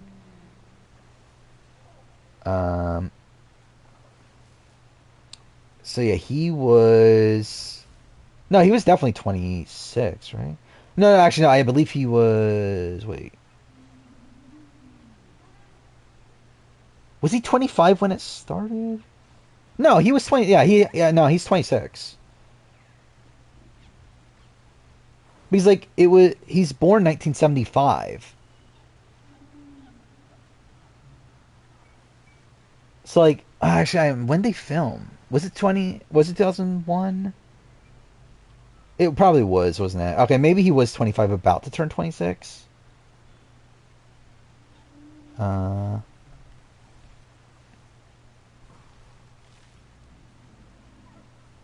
let's see. His actual proper bio doesn't list his age though. Um, I think I'm gonna go with like what they were at the time of airing, because I feel like that's the way like it's listed most times. Like modern bios go by airing date. Where like if you look at like recent, like I remember like 45 was one of those where like Oh, uh it's been a while, but where like you see elephants are smaller than people, I remember. like I remember I saw like Jake and like some of those people and like was like, oh, they're like this age, and I looked it up and it was like, oh, they were actually like a year younger when they actually like filmed. Um, so yeah, for sake of this, I'm gonna keep it with what they were at the time of airing. Um,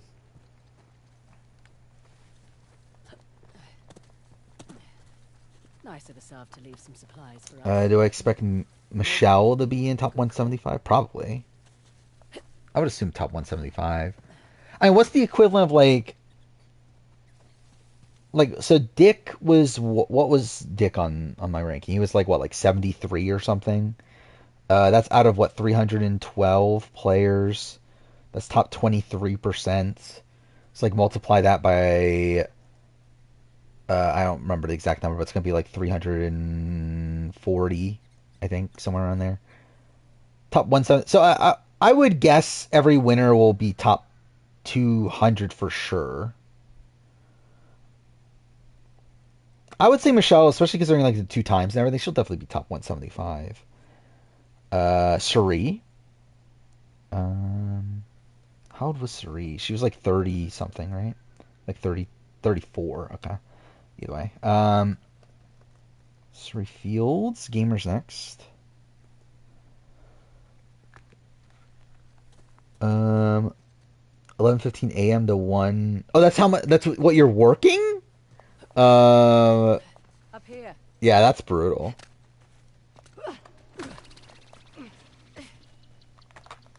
Yeah, that's a ridiculous shift. Chris Underwood will be top 200. I mean, I think he probably will be. um, I don't know. Chris is a weird one, obviously. But like, even with the weirdness, he probably still is like top 200 player. But he would definitely be obviously the one that's like the big maybe. And I think Bob would also be a big maybe, to be honest. Uh, cool.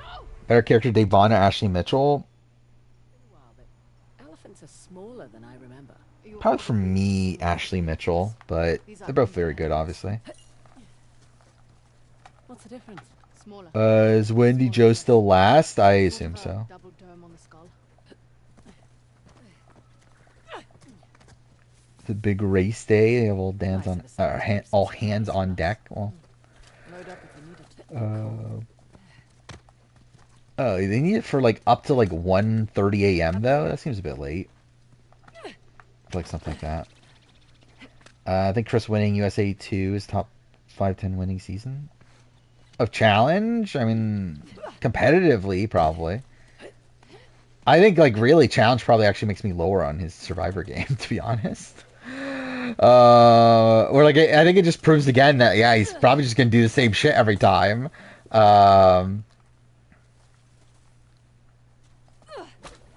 What do I do here again? Oh, it's up there, I think. Take Jeremy. I assume Jeremy's got to be in his 30s, right? 36. Really? He was actually that old? I didn't realize he was that old. Like I said, it does make sense. Like, I thought he would be like 33 or something at the time of Simon Dulcer. But Carson's next.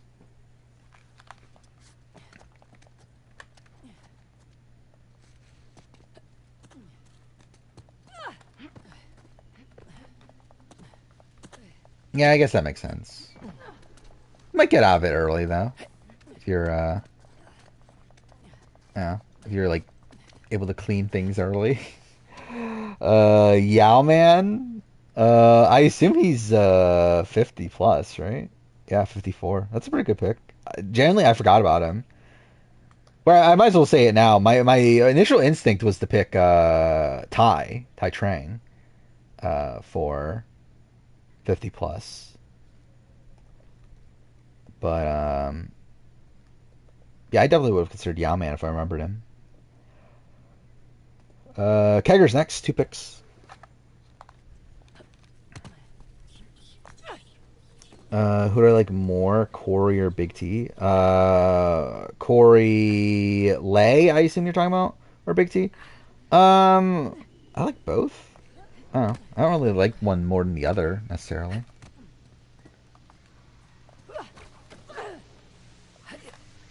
I think maybe Big T's the better character, but I do like both though. I see you at the biggest party. See you in like 5 minutes. I see light. Uh,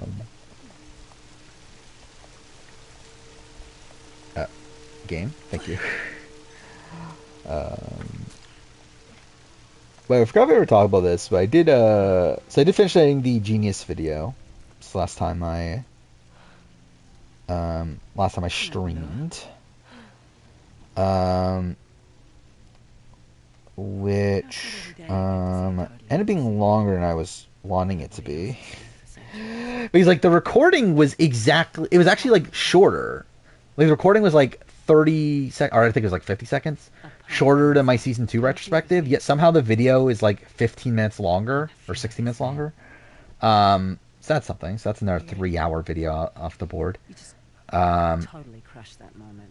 But yeah, like today I started last night, but through last night and today I was able to get fully caught up on recording and the writing and recording of the A&W review. I'll edit it tomorrow.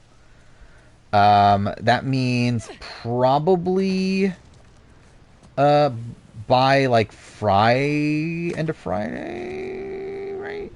Wait, no, Friday. Well, actually, I forgot. I'm gonna make the cast reaction that'll probably be on Friday. It'll come out on Saturday. Also, somewhat, I think by the time of the next stream, actually, I forgot about this. I might edit, so next on the schedule to edit is the Casting Here's Villains video. But I think I'm going to edit my favorite season of reality TV video first, because I'm thinking of releasing that earlier than what I was initially planning. Where initially I was actually planning on releasing that in September, and then I delayed it because of something, and I don't remember why. But like it then moved to November. Okay, fuck me. But then I realized when thinking about it that like, well, it's actually kind of dumb that this is coming out in November. Because like through the video, it essentially spoiled, like, so in the video I say that like Titans vs Rebels is my pick for 2024. But like, isn't it dumb to have that video come out in like November when like literally like a month from then I'll be doing my year in reality TV video. So it's like I feel like that should come out like with a bigger gap, to where like it's not like this like foregone conclusion or whatever. To where like, yeah, I think I'm gonna release that in. Okay, that was fucked. I think I'm gonna release that in September instead. So I might edit that first. But yeah, one of those 2 videos will definitely be done by next stream. And then the other one might also be done before next stream. That one's a little bit more up in the air. Okay, what the fuck? And after, I think it's a decent chunk of video game videos. Because I need to do what? Uncharted? Like my Uncharted 2 video, AC Rogue, AC Unity. I think that's it for right there. I think after I go back to like the Survivor character winner ranking and the Masonry 6 retrospective. And maybe one other video that I'm forgetting before doing Tales from Borderlands.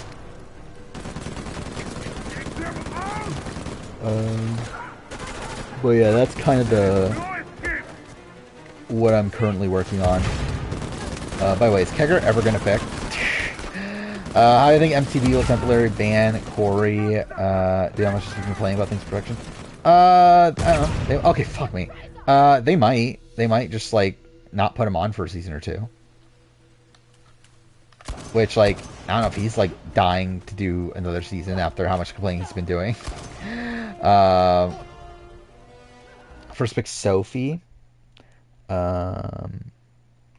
Yeah, Sophie was only, like, 21, right? I think she's 21 filming and then 22, like, when the season aired. Is that how that works? Yeah. Sets are 18 to 25, which is actually pretty good.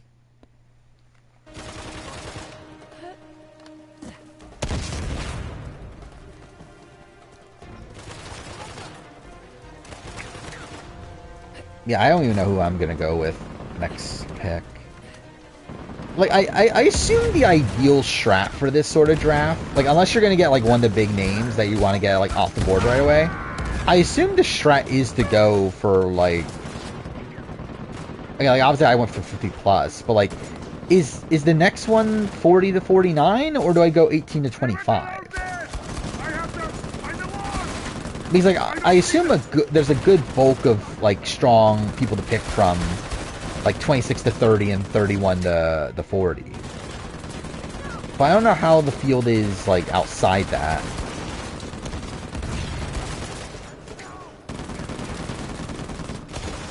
They were a really good 50 plus pick. Interesting. Okay, fuck me, dude. There's some ridiculous fights in this game like this, aren't there?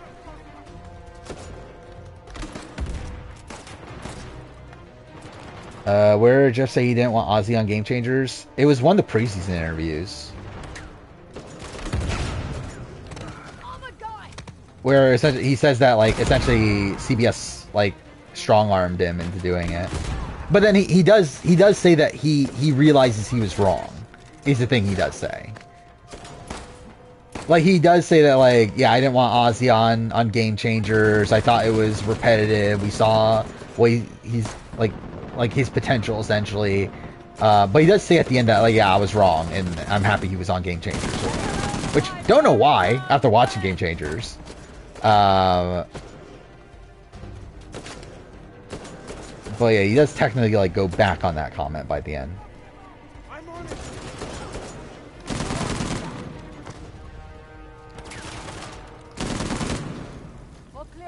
Was his Scout was a better 50 plus pick than Ty? Yeah, I would personally rather have Ty, but if you're going Mother, then I don't know, Scout's available. I think Ty has a bigger legacy, though. When is AE versus the World filming? Is it filming at all? I think is the question. I legitimately, like, if I were to guess, I would say it's canceled. Like, I just feel like there's no talk about it at all. And it's like, even then, like, we've heard so many, like, production-related issues with AU production at this point, where it's like, are they really going to be, like, filming, like, another season back-to-back? I don't know.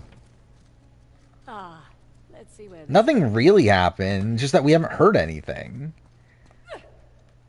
And, like, they're filming Brains vs. Brawn right now, which even that was, like, later than what it was supposed to be.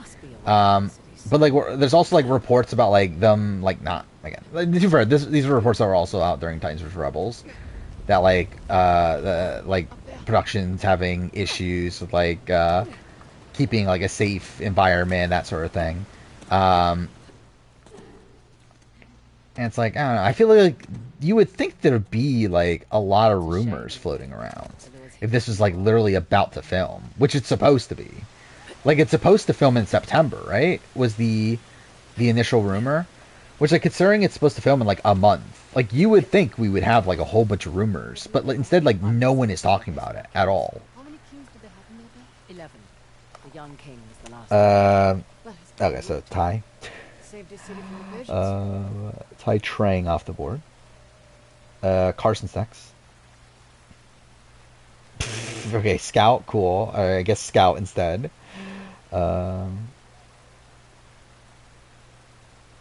So Scout Cloud Lee, right?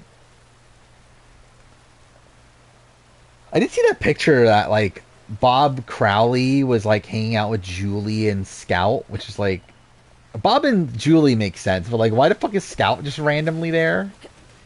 Um, like are they all from like similar locations? There we go. Up this way. 7th place team on Amazing Race 36. 7th place. What a question.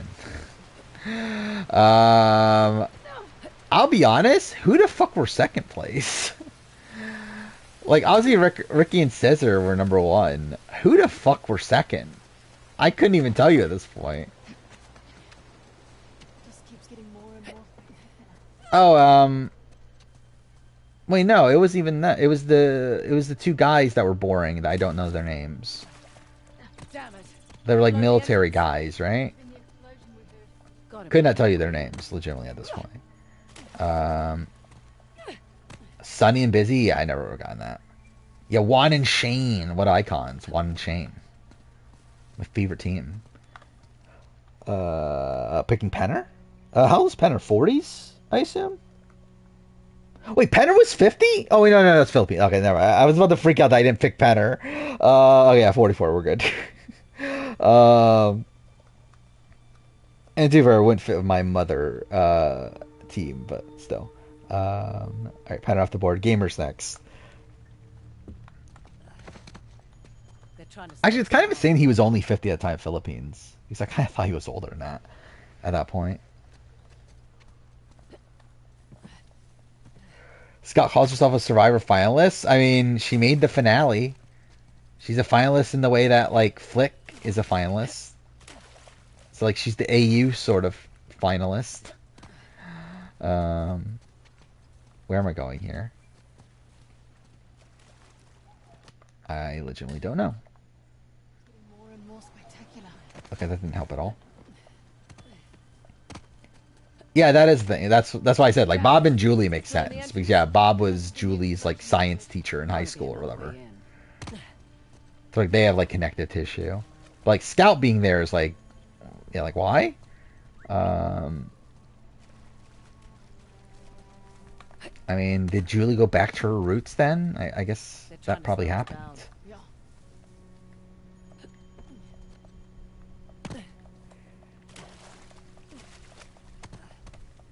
Where do you with Survivor Florida? Oh, I have to climb this.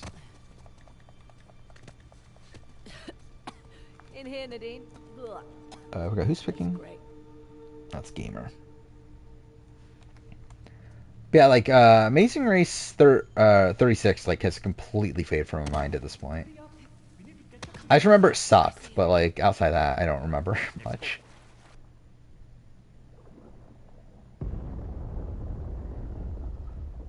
I mean, all 5, like, if you have 5 to 6, actually, I guess they could theoretically be gone by the time you pick again, but no, it's not likely that all of them will be. Look up. We're in some kind of cenote.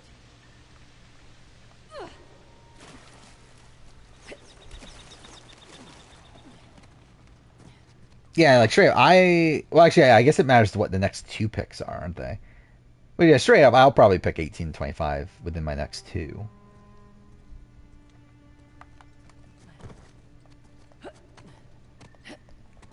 Oh yeah, 100%. Amazing Race Canada is way better than Amazing Race 30. Amazing Race Canada 10, to specify, is way better than Amazing Race 36.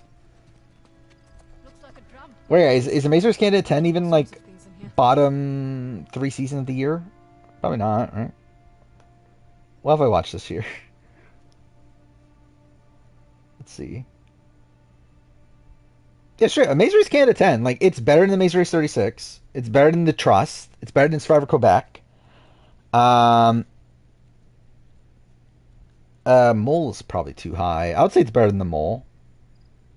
Battle for New Champion. I think that's probably where I'll debate it. Like that and like Perfect Match. I think that's around where I would have it. Dude, for Perfect Match, should probably be lower. Or am I putting Battle for a New Champion too high at this point? I don't know. Battle for a New Champion's weird. Where like I think I look back on it more positively, but if you actually like analyze the season, it's probably kind of bad. At least there's definitely like the middle is definitely a slog, right? Whoa. Look at this. Yeah, Battle for a New Champion was it ended in what, March, I believe. It started at the end of last year, It's an altar of some kind. but it ended this year. Looks like the King's suffered dealing with their people. Hope Branch of Round 2 moves up to January. Hopefully. That would be my ideal. Because, again, next year I intend on doing my ranking of every Australian Survivor player. Historians Where, yeah, it'll be a bit weird if it's not in January. Because I was already planning on, like, releasing it, like, summertime. But, like, if the season happens summertime, then when the fuck am I doing that video? Especially because, like my 50, so like my ranking of every Survivor player is gonna be like summer of 2025. So it's like, I don't know, I want like a year between the two. That'd be my ideal. Suppose the clip of Emmanuel winning, it was so awkward.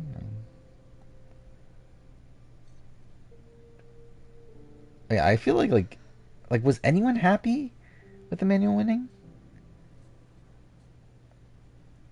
Like, I don't feel like anyone like left that season being like, oh my god, what a great ending. Take Sandra. Sandra's what, like 26 or so?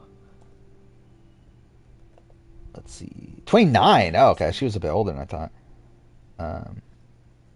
And too fair, she had a kid and all that sort of stuff like that. I guess too fair, she could have had a kid. But either way, I assume she would be like 26, 27.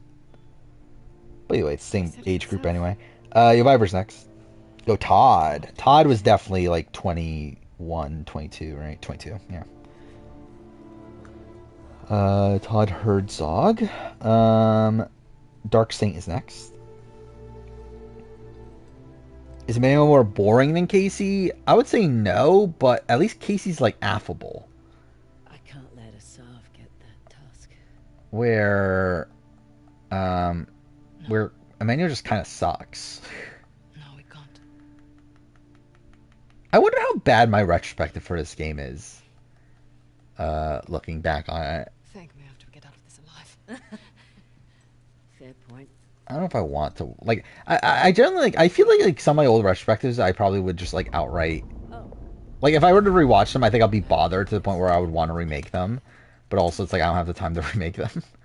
So I'm probably just better off not rewatching them. Through here. Like, that's kind of where I'm at with Life is Strange. I kind of want to, like, I actually do want to redo my Life is Strange retrospective now. But also, it's like, I know I don't have the time to. Julia Co-Wrong. Interesting. It's Sokolowski. How do you spell that? There we go. Julian is next. Oh yeah, Double Exposure. Yeah, that's 2 months away. It's like beginning of October, right? Or like October like 11th or something like that. Which, like, I'll do a video, like, I'm doing a review of that when it comes out. Just was like, I know I'm buying it at launch. I'm gonna play it. It'll probably be a rush video, but like, I'll fucking make a video on it. Like I said this before, like, it kind of just bothers me to like buy a game full price and then just not make a video on it. Like, it feels like it like makes it worth it to me. Was Yule 31? I didn't realize he was that old. It like feels like justification to be buying a game at full price that at least I got like content out of it. Yeah, Yule Kwan. I didn't realize he was that old actually. I generally thought Yule was like 28 or something. Do you eat pickles at 1 a.m.? Probably not. Would Natalie Anderson be a better pick than Sandra? What age is she? She's probably like what, late 20s? 28?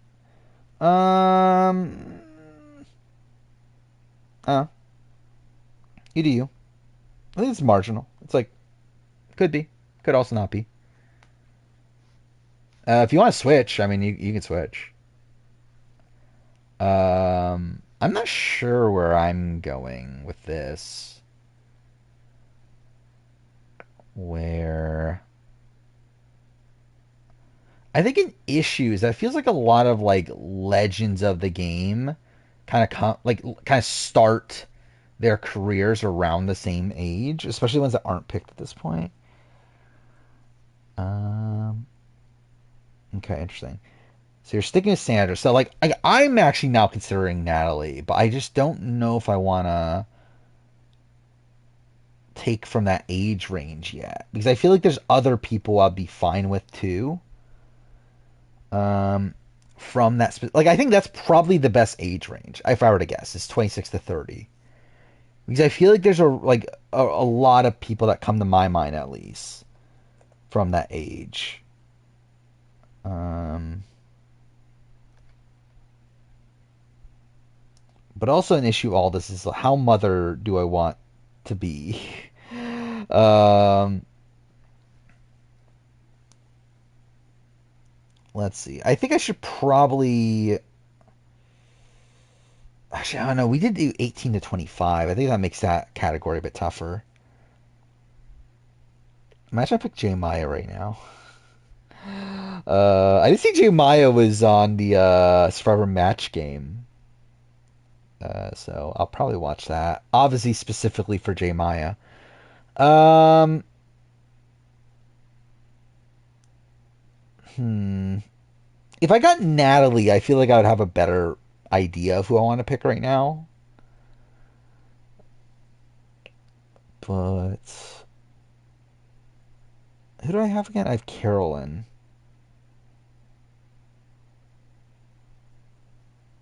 Hmm. Imagine I pick Kane Fritzler right now.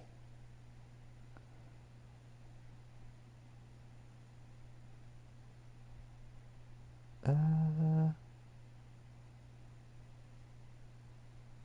See, like the thing that's actually annoying to me is that I actually don't even want to pick the big names.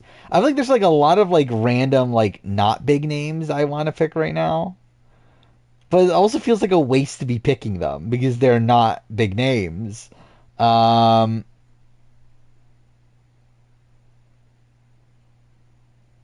hmm. Or should I just say fucking go for big name? Yeah, I don't know what to do. There's too many people.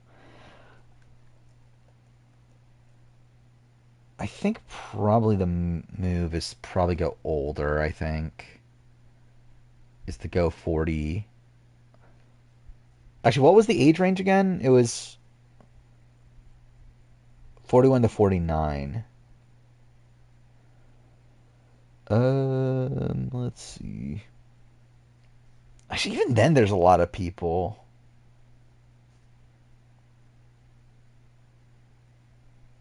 Because what, there's like just rolling off the people. There's like T Bird, who's someone I would consider. Um, Twyla is someone to consider. Um,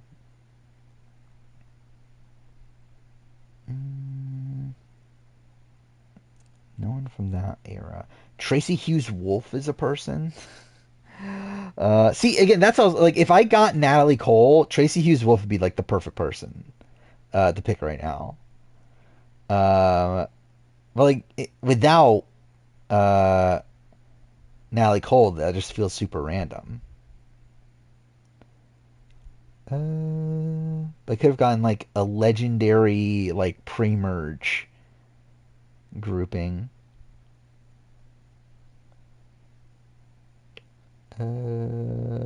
Shit. I don't know who to pick.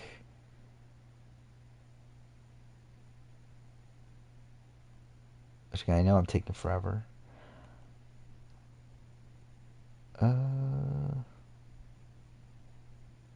I mean, do I want to go?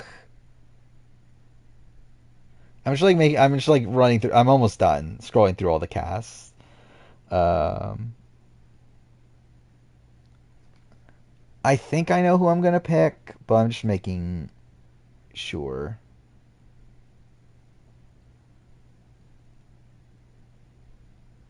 Okay, I think I'm gonna go with it. By the way, there are a decent amount. Yeah, I guess there are a decent amount of people in their 40s on New Era. Um, but I'm gonna go with Cass. I think is where I'm gonna land. Um, who was 41 at the time of Kageon. So there we go. Natalie Cole's next. Or fuck with Natalie Cole. Fuck me. Menace is next. I saw Natalie Cole's name. I was supposed it's Earl. Canadian Alliance. That's actually yeah. Erica, Marianne, and Omer. That's a pretty good grouping. You got Mike White. All right. I mean, I was never gonna pick Mike White myself because obviously I have to keep with mothers. Um, Imagine I actually kept with people that are actually mothers. Should I try to do that? How many under 25-year-old mothers are there on Survivor? I don't feel like there's that many, but I know of one. Yeah, that's who I was mentioning. Jakar's next. Do you go Ty or Rudy? Plus 50. I think I would go Ty personally, but like, I don't know. How high are people on Rudy nowadays?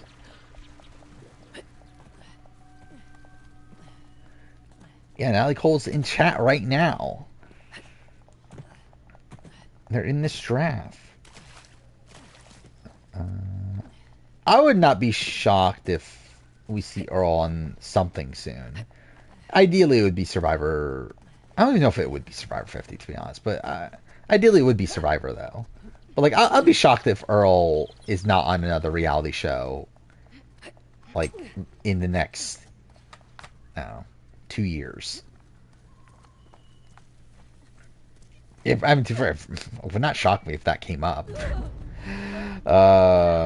I mean, again, it's like also it's like Erica's not gonna be on 50, and like Erica doesn't even want to be on 50. I don't believe, right? Well, Erica said that she doesn't want to play again, right? Do I expect you on anything again? Expect probably not. Could I see it? Yeah, but I would never like have him like pencil in as like, oh, he's definitely a lock to be on this show. But like, I would not be that surprised if he accepts a trader's call. That's our way back in. Like, I wouldn't like necessarily like expect it though. Or for Dondi, I would like it. Like, he was on Snake in the Grass, so it is same like is well NBC at least, NBC Universal. So, but yeah, you're gonna go Ty, right? Ty Trang off the board. Lai Mellon has 2 picks. Hey! 18, Ross! KO for Trash 41. I mean, I don't think she wants to do it. I think it's the issue. I don't think it's an issue of like of them not picking her. I think it's the issue of like of they're not willing to pay her enough or whatever. And because that she's not willing to do it.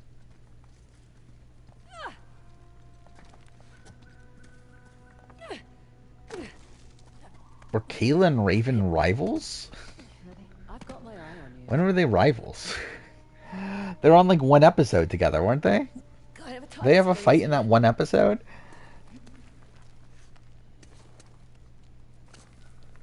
Trace US would be way better without the absurd number of Bravo people. I would probably agree.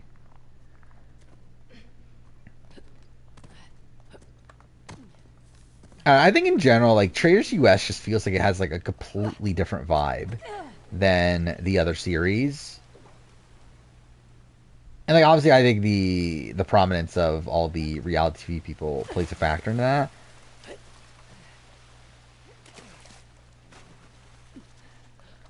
But yeah, I don't know if it's exactly like because of the Bravo people in general, or if it's just like actually just reality TV people.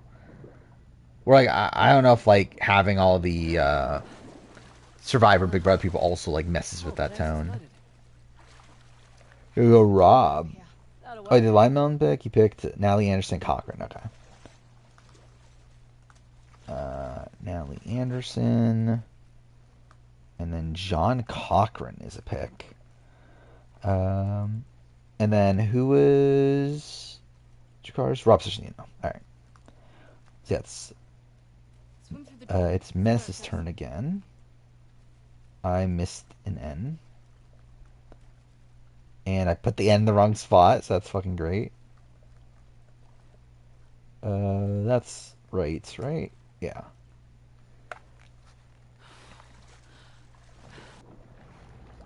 Lineout seems so good. Yeah. I mean, I don't know. I wouldn't have picked Cochran personally, but yeah. What? Tony and Natalie are definitely really good.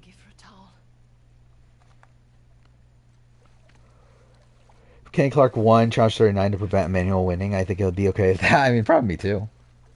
Yeah, at least like Kenny's more likable than Emmanuel. Marianne, yeah. I assume Marianne would be picked somewhat soon. You know, at this point, I've run out of words. Alright, Marianne off the board. Nice work. What on earth is this place? Okay. Throne room. Let's see. Place to hide a magnificent bejeweled tusk. So who is mother that's left? Well, I just realized that in the first 5 seasons there was only one 21-year-old. I didn't realize that.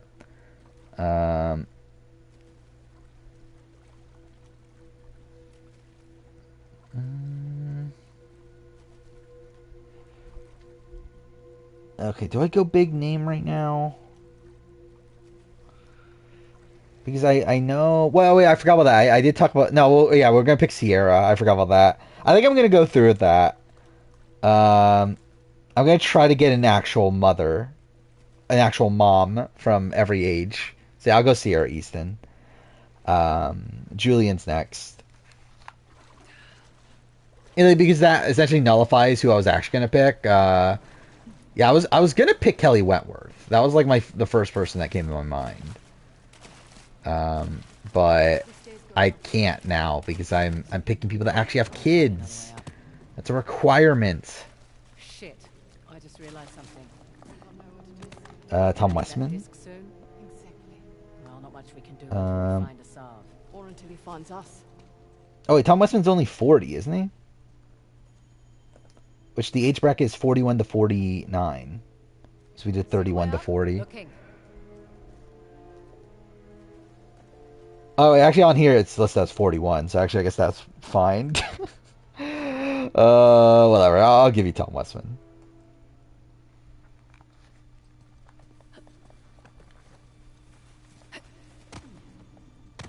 Well, he's listed on the wiki as 41, so I think he was probably 40 when it filmed, but yeah, he's listed as 41, so that's fine. Yeah, that's what Shiva used to chop off Ganesh's human head. Ah, yeah.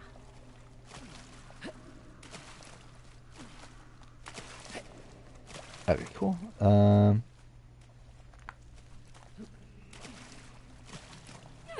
Yeah, again, like I advise looking at the Survivor, or not the actual like Wikipedia page, like the proper. I'll post again. Like this is what I'm basing it off because this is basing everything off of when they played.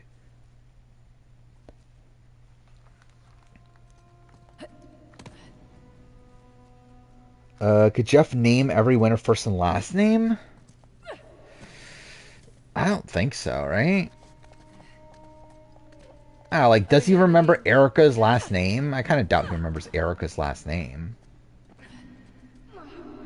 Yeah, definitely first name, but I don't know about last name.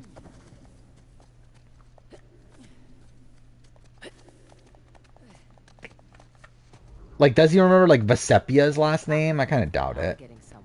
Erica's last name's Kasupian. Okay, game. I'll give this a spin. The hand is moving. Be more specific. Right hand. Lower. Right hand. Oh yeah, Tom qualifies Maybe it's because for this 41 is through just 49. But I just now noticed Shiva's got a king cobra for a necklace. Okay. Now what? Oh wait, it is Dark Saint's turn. I don't know if I ever said that. Figure out what it is.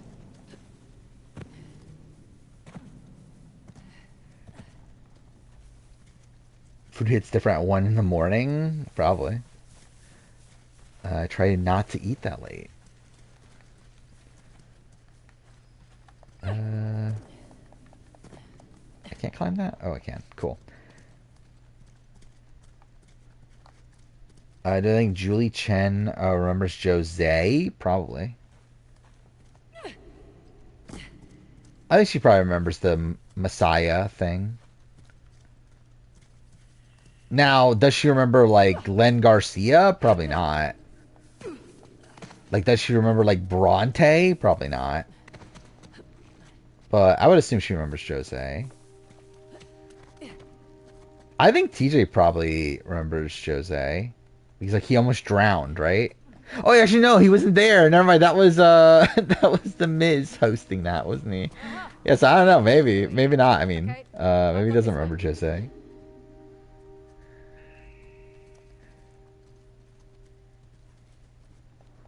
But Julie could only name 35% of Big Brother players. I think that's generous.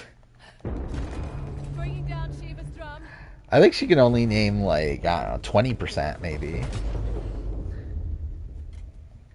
You skip breakfast and dinner? Well, why'd you do We that? better get a move on. I just killed myself. That's great.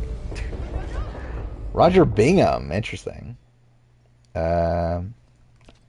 I assume he was like 50 something, right? 53? Alright, Roger off the board. Vibers next. David Wright. So, David was what, 40 something? 42? Yeah. David Wright off the board. Gamers next. Alright, well, I fucked that up. Roger 77. He is old now.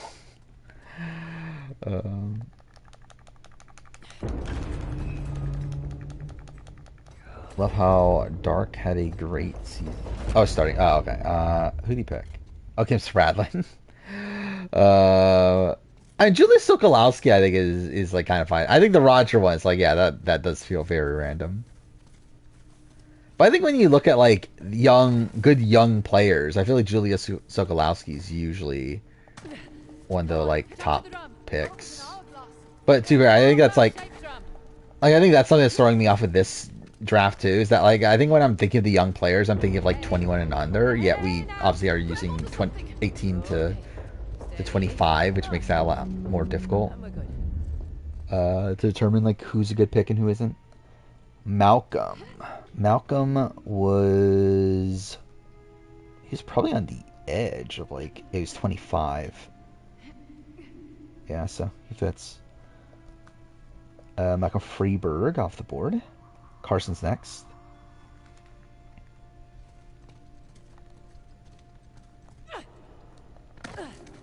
BB Can 13 was All-Star, so like it would be the Adam from BB Can 7 was on. I think like near lock. I'd be like really surprised if they did a full-blown All-Star season without Adam. Not up to me. Oh. Can't believe the one and only Michelle Fitzgerald hasn't been picked. Yeah, she's what 24, I believe, right? Safe bet. I'll wait here. Sure thing. All right, I thought Michelle Fitzgerald off the board. Kegger has 2 picks. Well, Icon in a reality show? I mean, I think everyone does, right? Like, I feel like, is there anyone that, like, watches BB Can and actually, like, outright hates Ica? There probably is, right? Wait, what's the game want me to do here?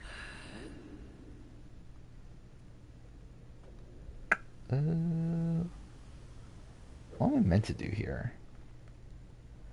Am I crazy, or does the fake Kamal look like Nico from SA? What? What is this?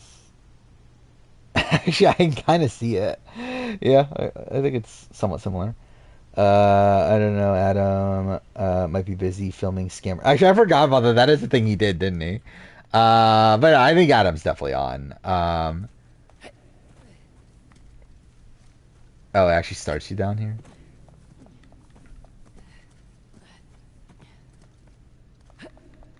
But yeah, like considering this is never happening, who would have been on BB Can? Like if BB Can 13 actually was All Stars, who would have actually been on? Like Adam, I think is very likely. I think Anthony's probably not at that point, right? Like if it was obviously if like 12 was All Stars instead, obviously he's on 12 anyway. But like yeah, like if it was like a season before 12, like he was always going to be a lock. I think after 12, I don't know. Do they really have him on again? Uh, and like would he even want to do it? Which like maybe, maybe not. There's another crank up ahead. But and same thing with Spicy B as well. Like would they really put him on back to back? Not sure. Yeah, Kuzi's definitely on. Kiefer's definitely on.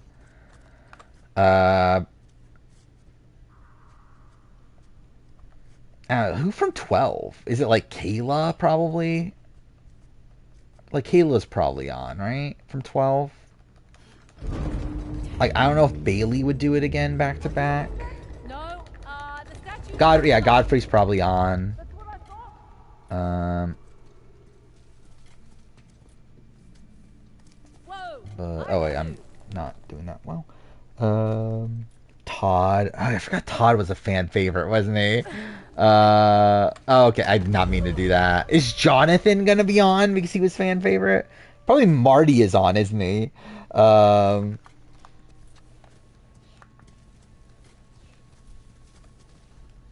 Actually, yeah, who's on from? It's probably like Summer is on, right? Betty if she wants it. Kevin Jacobs if they're putting winners. Yeah, like I don't think Betty would do it, but like if she wanted it, I think she would be on. Oh, I'm supposed to go up here. That's what it is.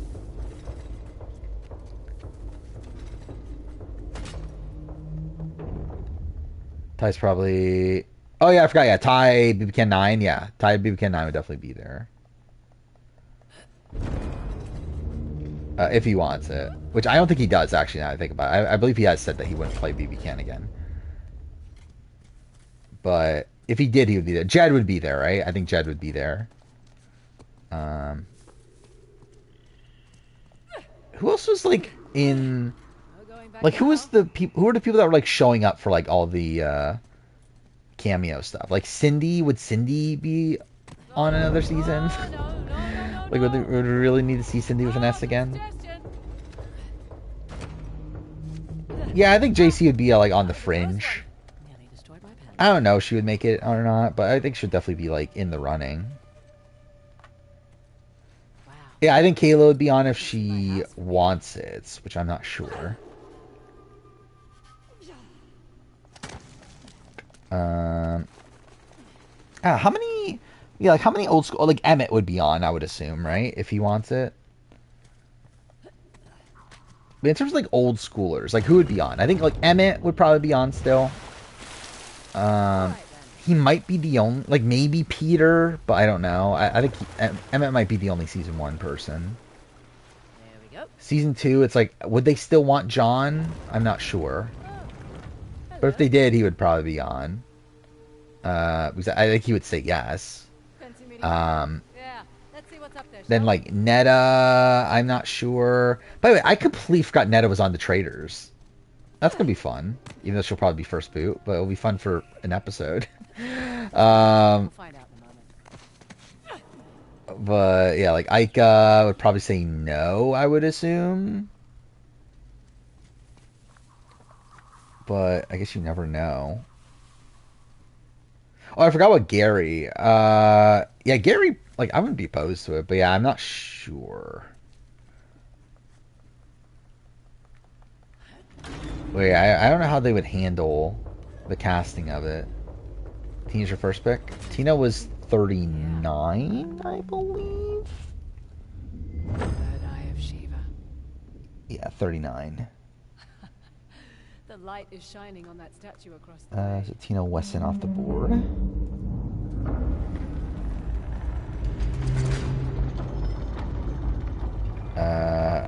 Or should take Julie Shaw, I would agree. I think most people agree with that, right? Guess we're not done. I think like a lot of people have been saying that like Taylor should take Julie's job, which I also would not be opposed to that either. Oh, I forgot about that. I was going to. I literally had it in my because I even got reminded of it like today because I saw like one One Piece YouTuber react to it, and I was gonna watch it. I forgot about it again. Obviously the One Piece. What even is it like essentially just them talking about the new anime, right? That ledge doesn't look sturdy. Copy that. Remember when Erica was on and she was featuring all the promos? She was the first one murdered, yeah. I mean, they gotta get those Erica Kasupian fans in. They're like the best winner of the new era is on our show. How can we not promote her?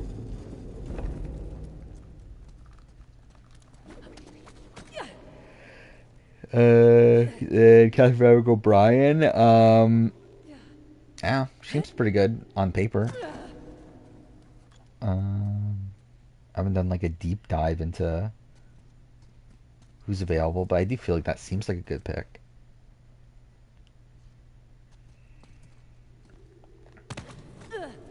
It was karma for how annoying her stands were on Twitter, I guess.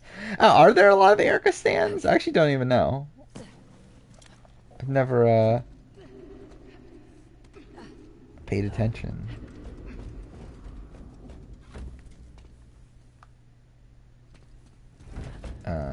Cool. In general, though, I actually like. I just feel like I don't see that many like Survivor stands on Twitter. I see a lot of Big Brother stands.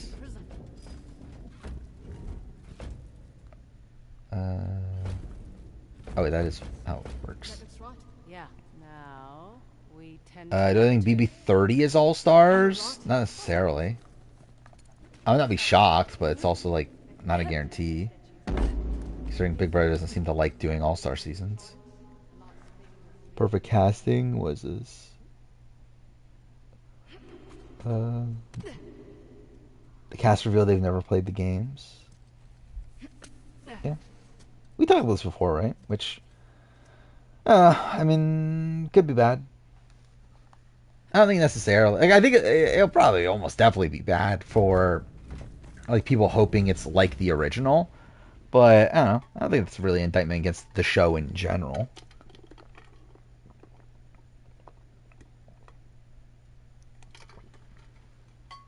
They're gonna do that much content on the show.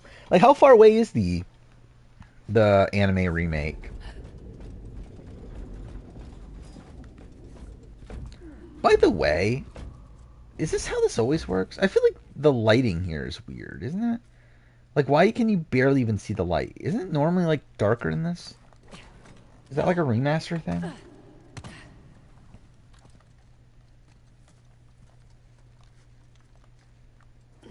Cassidy stands. Yeah, I saw a lot of Cassidy stands. That was definitely a thing at the time. Wait, so that works? Got it. Cool. But yeah, I feel like Erica stands I never really saw. But yeah, alright. Kathy Roderick O'Brien.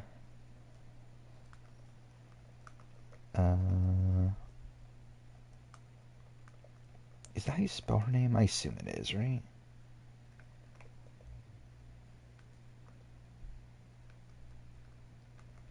But either way, Kathy off the board. It is Carson's turn. Actually, where are we at? So 4 people still need to pick a 50-plus person. 4 people still need to pick 41 through 49. 5 people need 31 through 40. Everyone has picked 18 through 25 somehow. And there's still 6 people that need 26 through 30. D, that's a good pick. D was 26, right?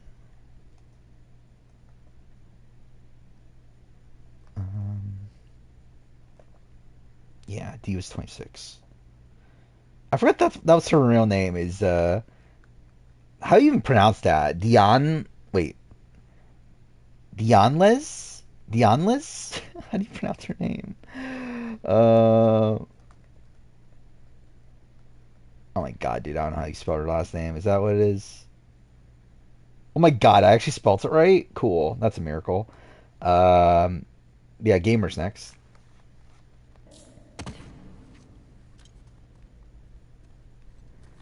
The question is, do they even finish the remake of the anime? Like, are they even gonna bother finishing this? Like, considering how long it is? Well, obviously, I assume the current anime is gonna finish. But are they gonna finish this new one that they're just starting now? Yeah, I knew about that. Yeah, the entire final three of 45 were all the same age.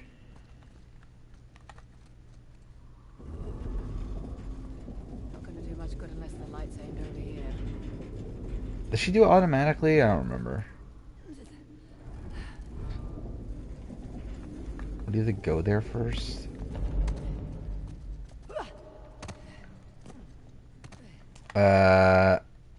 Is that an official pick for Denise?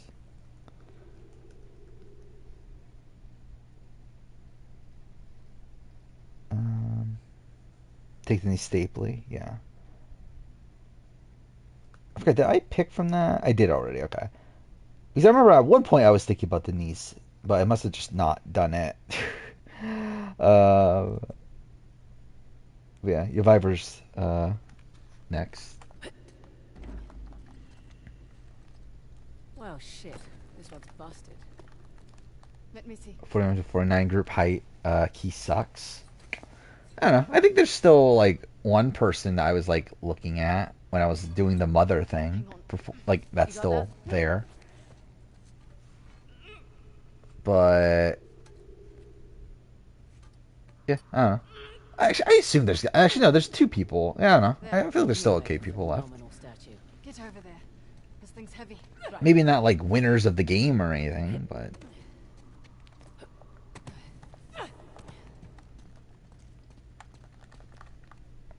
yeah, good enough people.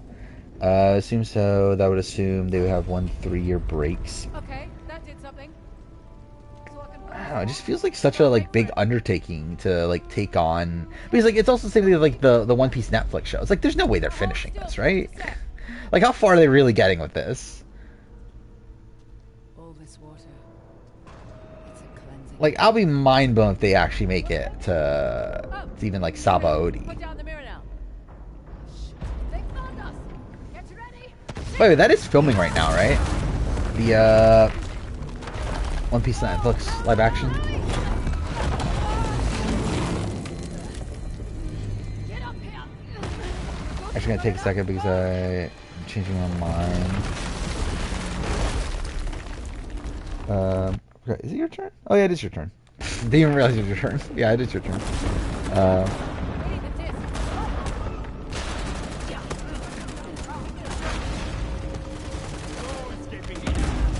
How? Like how did? Okay, yeah, cool. That's not working at all like I wanted it to, but that's fine. But have there been any updates on feeds? On like a flip or anything? Let's actually see. I see 12 updates on my phone. What do we got here? We got T-Core and Chemo see Quinn and Joseph from the HOH. Q was telling Jay that Cam and Chelsea wanted to switch the vote from MJ to Rabina. It's not happening. Again, for Quinn, this is really dumb, right? Like Quinn should 100% be wanting Rabina out. Like it's actually kind of insane that he doesn't. Which like he doesn't because of T-Core and Chemo, but like he also seems to like have it in his head that like, well, like Mackenzie is better to take out because like she's better in comps and stuff. But it's also like Rabina is this like linchpin that's like taking T-Core and Chemo away from you. I feel like that's like a much more dangerous number against you than Mackenzie was nobody.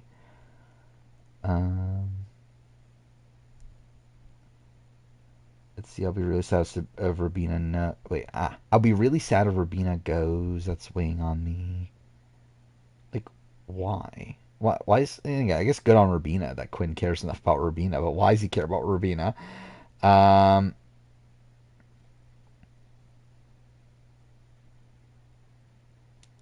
I guess he talked to Leah earlier.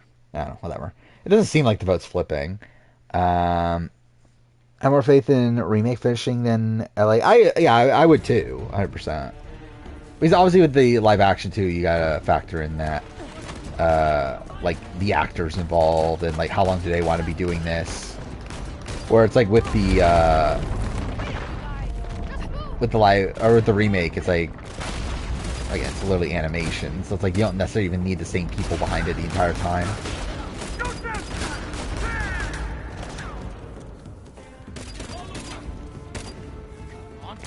Quinn constantly entertaining conversation with Tikor and Chemo about working with Tucker so stupid. I mean, I don't believe he is, right? Or like he said to him, like when he's on his own, that there's no way that he's working with Tucker. But he is gonna pretend like he is, so that Tucker's like so that like he's on Tucker's good side. But like just recognize that there's no way this is actually happening now. But like I think it's like dumb from Tikor and Chemo to think this is actually a thing that would happen. Like what incentive is there for Quinn to work with Tucker? There literally is none outside of just you want to work with Tikor and or fuck wait, because you want to work with Tucker.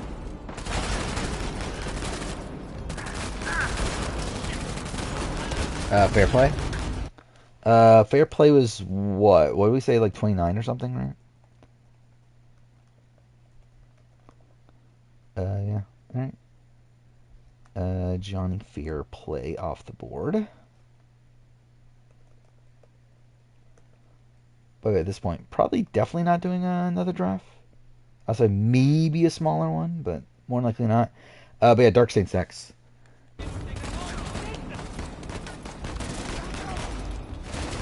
I mean, the interesting thing about Tucker is that he's winning these, like, equitable comps, right?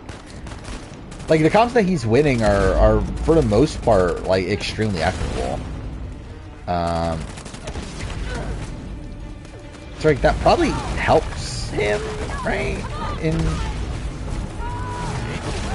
In the talks of, like, best comp competitors. Because if he's winning these equitable comps, like, how is he going to do against these, like, or in these, like, super physical ones? Cody. Interesting. How old was Cody? Like 30 something, right? Cody was 35. That's kind of mind blowing. Actually, that's insane to think about. Cody was 5 years older than Jesse. It's like that's something that always feels weird to me. It's time for a reunion.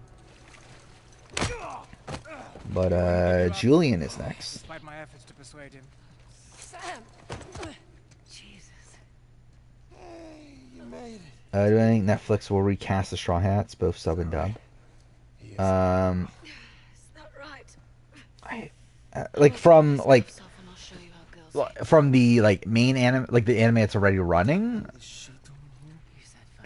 I assume they will, right? I just assumed that they would. I just assumed that they would be like completely different projects First you steal my disc, with like different then you have your casts and that sort of thing. But I don't know. Maybe not. That's clever. Angelina? There's a little Indian blood in you after Was Angelina? Oh my god, dude, I can't type. There we go. How old was Angelina? I'll take the credit. She was only 28? Angelina was younger than I am now when she played Survivor. That's mind-blowing to me. Okay, sure. My turn. I don't know who I'm picking.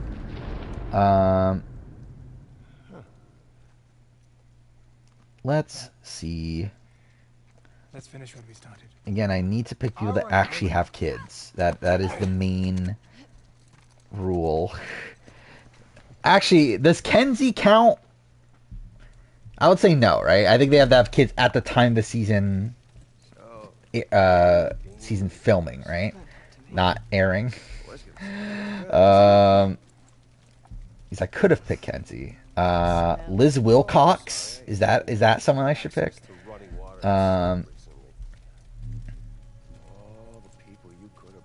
Let's see. She saved my ass more than once, you know. Are there no women outside of Julie that has kids in 45? And to be fair, you two tried to. And well, there isn't, is there? her. Huh. 44. Lauren Harp. Should I go Lauren Harp? But the fact that Lauren Harp wasn't on the I can hear everybody. wish list was kind of surprising to me. You know what? Fine.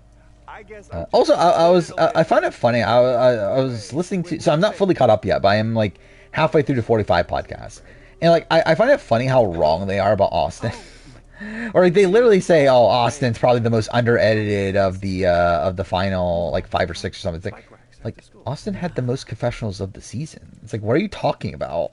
That Austin was like the most under-edited. It's like his edit was like very surface level, but like it was definitely not the most under-edited person. Actually, I just realized. Do I go Carolyn? I'm not gonna bother looking at the rest. I'll go Carolyn. Carolyn Weiger. I got 2 Carolyns now. Manus is next. It appears the Kings have one final test. Looks like you won't be needing us, though. I thought Jake was a wild card. Was he not? Surely you know the story. Jake was a wild card, right? I'm pretty sure Jake was a wild card. Shiva gave Parashuram the mighty axe that struck Ganesh in the face, bringing Shiva's son, I feel pretty one of the confident Jake greatest was of the on gods, as a wild to card. his knees. Another casualty of war.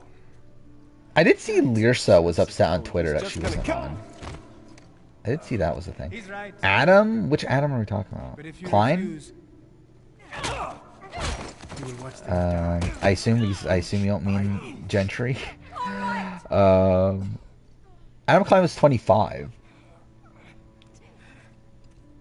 which means you need 26 to 30. I remember Mike didn't mention his name the last podcast. Either did Rob. I believe he was on the poll at least. Okay, let's see what we got. I'm pretty sure. I feel like I remember him being mentioned.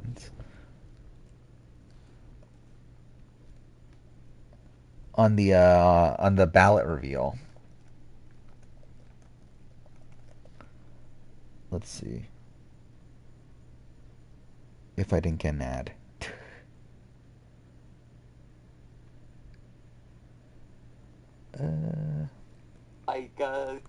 Let's see. A winner, indeed by a dog.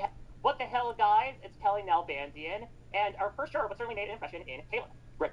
And we've got quite another number of names to add on here. We get it, people, and I understand. I was stumping for this guy. Baby girl is coming home.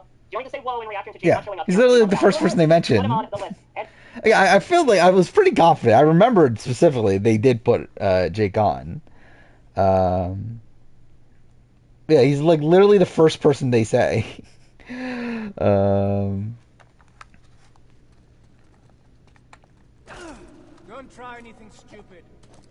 But I do think it's done that he didn't make the first list, though. Like, the fact that, like, Puya... hey, I didn't get to that point in the podcast yet, but the fact that Puya, like, fought for Bruce over Jake is insane to me.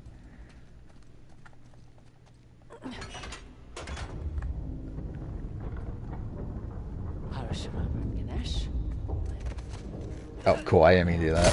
Oh, perfect. I think after the draft, I'll make my own dream semi-realistic 50 cast. I mean, is that your dream cast then, if it's semi-realistic?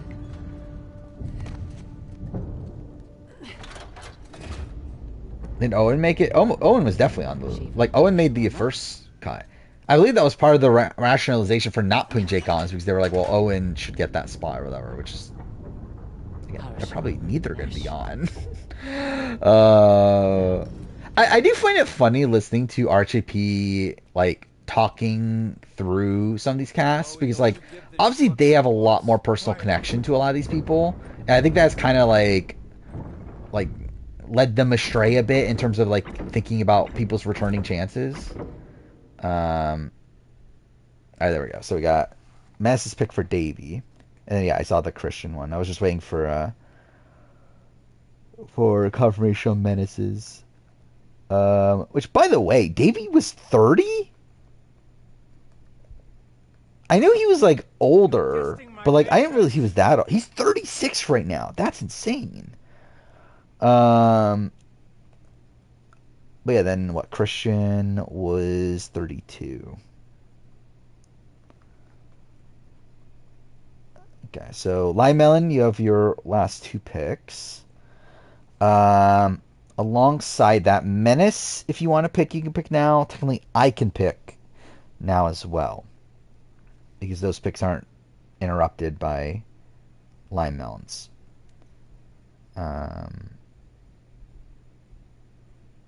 yeah, was Jared only 18 at the time? I know he was young. I didn't realize he was that young.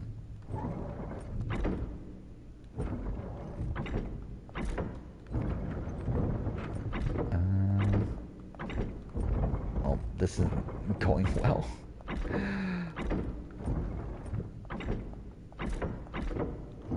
Okay, cool. That's.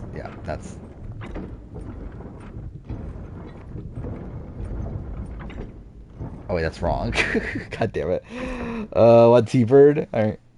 Oh, yeah, I forgot what old line pick you picked. Two fathers: Brad Culpepper, Mike Turner. Sure. Brad Culpepper, and yeah, Mike Turner was the one that was like, I'm surprised he didn't get picked until now. Then what was the other? It was T-Bird. Okay, so where are we at right now? So people that can pick right now: Menace, you can pick. I can pick. Julian can pick, and Dark Saint can pick. Which I guess I might as well. Yeah, who do I want? I might as well look this up. Um, so I need someone 26 through 30 who had a kid. I don't know who that person is. Who's had a kid that was 26 through 30? Um,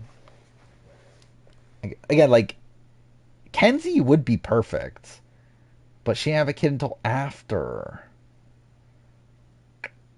So that kind of ruins it. I think Jenna was younger.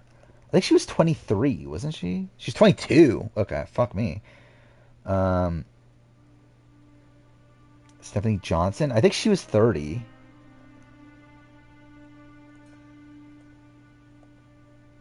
Yeah, she's 34. But I meant 30s, not 30 exact. Crystal Cox. Crystal Cox was 29. Should be in contention. Um,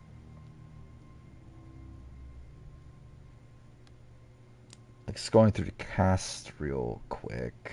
Actually, I guess I might as well like just sort them by age, right? Because now I know like what specific age I need. Um, yeah, no one from 1 through 5 is even in my criteria.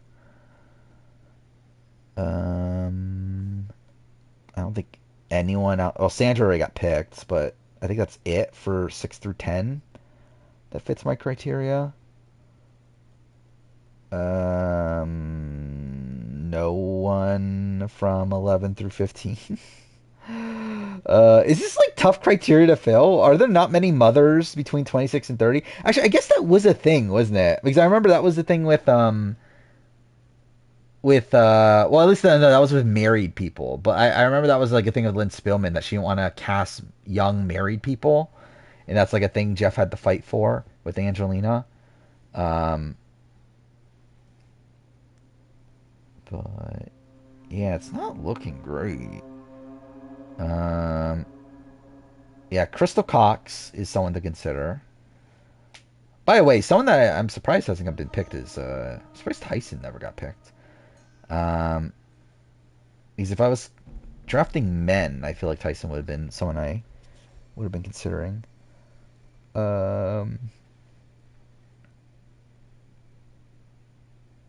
Brenda didn't have a kid until after, right? Courtney Moon. Am I gonna draft Courtney Moon? The iconic Courtney Moon.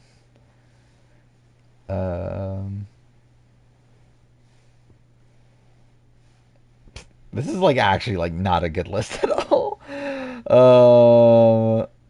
Sarah Lacina. No, she didn't have a kid until after. Lindsay Ogle.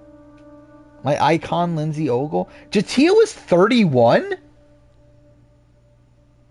I just realized I never noticed that she was that old. But yeah, Taj.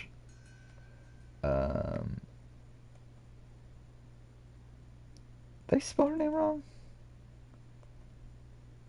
No, I spelled it right. Okay. Yeah, Taj off the board. So with the Taj pick, that means Carson could technically pick right now as well. By the way, also, I guess I missed that. Julian picked Janet. Janet Corbin. That's pretty good. So with that, Viver can pick. Let's see if I missed anyone else. I think we're good. So yeah, the point that we're at right now is I can pick, Dark Saint can pick, Viver can pick, and Carson can pick. Fuck, where was I? Cast-wise. I think I was at 31, right?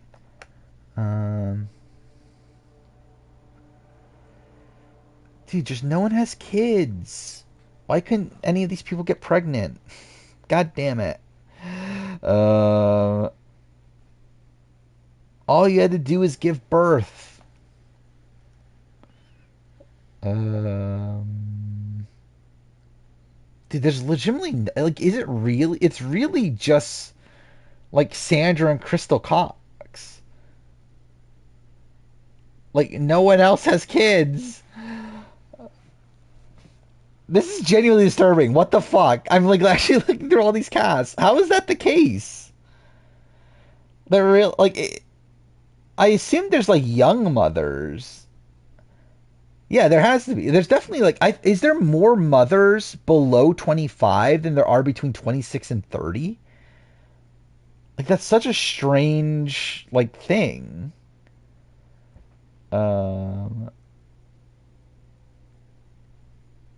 I think fuck. I'm thinking just saying fuck it and going for Kenzie. It's like close enough. If I ever pick Steve Wright, well there we go. Because I feel like Kenzie like fits with my team. Like definitely fits with the Carolyn Weiger Sierra of it all, I think. I could take icon Russell Hance, I mean sure. But I did see Russell's like kind of gone off the deep end at this point. I saw like he did a video the other day. Which was not great. But yeah, I'm gonna pick Kenzie. Fuck it. Again, it was close enough. It's like what, less than like 6 months later she was pregnant. It's like why not? All right, so Dark Saint, Gamer, and Kegger can pick. Unless I miss some picks along the way. I don't think I did. All right. Real questions. What is this? How does Taylor get more gorgeous every time we see her? Yeah, don't know. How Cody talk about his friendship with Tucker? I mean, he didn't. And also, why is Jack there? What a question. That is definitely a thing. It depends on who you ask. This is close, right? This is off, right? Definitely. Oh, you have the fucking... Do you need... Okay, well, that ruined that.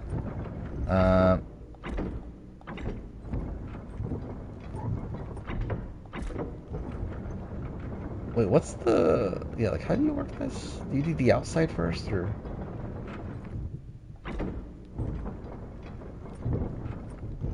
Picking Trish. Alright, let's see. Trish Haggerty.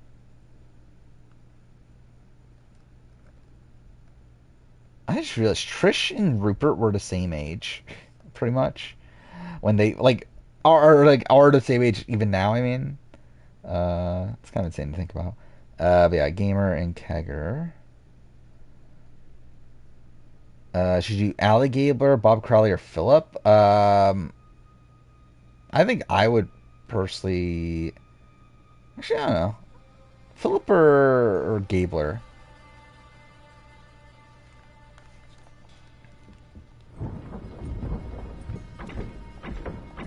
Also, like he got asked about like Rob Mariano, like Boston Rob being on Traders and like how much money he got paid for, and then like Russell Hantz being Russell Hantz was an idiot and thought they were talking about Rob Cisternino, and he goes on this like rant about Rob Cisternino and like being a nobody and everything.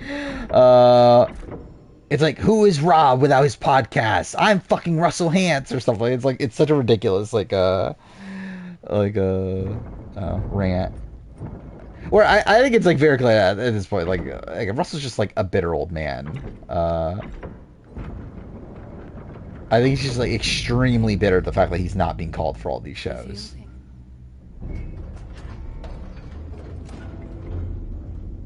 Yeah, Kageyama's 10 years ago. Yeah, makes sense. It's going to fall. Quiet. Like it's insane that I've been watching Survivor like I obviously like missed so much of watching Survivor Live for a while. Yeah, I've been watching Survivor Live for 12 years at this point. It's fall of 2012, right? Yeah, 12 years. Oh,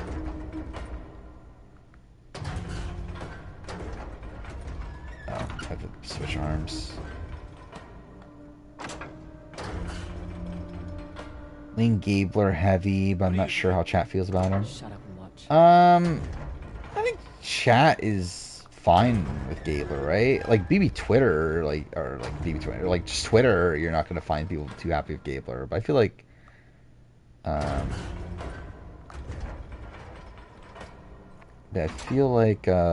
chat's, kind of fine with him.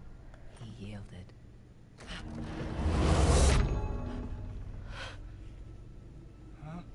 You want to see him on A versus the world? Are we talking about Russell or Gabler? If we're talking about Russell, there's no fucking way he's making A versus the world. That's because you've got it all twisted, my friend. Ganesh allowed himself to be struck by the axe. That makes no sense. Not to a Oh yeah, you're taking Gabler. I mean, I assume, Metis Could have probably isn't the defeated biggest Gabler Parashuram fan. Easily. But if he had, that would have made Shiva's axe look. They should have picked Carla. That'd make you love, or that would make Menace love your team.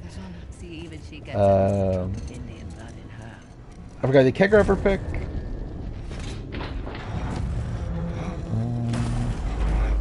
Just making sure.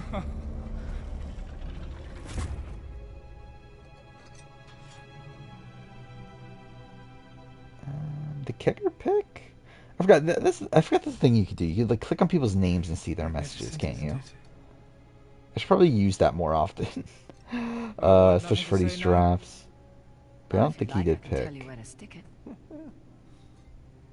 Well, my friends, I would love to kill you myself, but we must not anger the gods. He blew his nose into his champions buff on YouTube video. That sounds about right. Okay, then what are you doing? You're going to Yeah, Russell. Yeah. I will miss you. I mean, I think it's very clear on the island. Like everyone hated him. Just like he just treated people terribly, and then also post show he like talked very badly about Australian Survivor production. He also called the show fake and that sort of stuff. You will fare better. You really hate Sammy more? What made you hate Sammy? tell me about it. Like to me, it's like Sammy's just like whatever. Like I don't like necessarily like Sammy, but I'm also like not opposed to Sammy. I actually really liked him more in the rewatch. Rest, guys. I'm trying to concentrate. But it's just like fine. What are you doing? A little preparation goes a long way. But yeah, Hantz, I would not expect to ever see play any version of Survivor ever again. Got it. Hold on. Like I think even in the world where he hadn't like or even the world where like these other versions of the shows would be willing to bring him back, I still think like the word has gone out there about how like terrible he is to work with, to where it's like, I don't know. I doubt like LaRue Botha is like, if they were doing an essay versus the world, that even he would be like, yeah, I'm probably gonna pick Russell Hantz for my cast. Is that not working? There we go. Rank every teen. I'm pretty sure that's... Did somebody do that already? If not, maybe it was a Reddit thread. But I feel like I've seen someone's list of that already.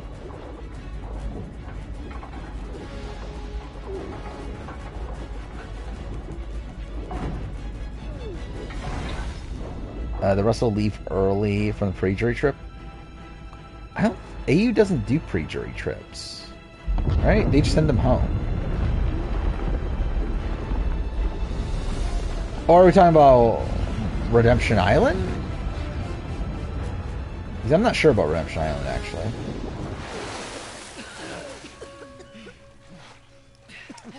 But at least with AU, they don't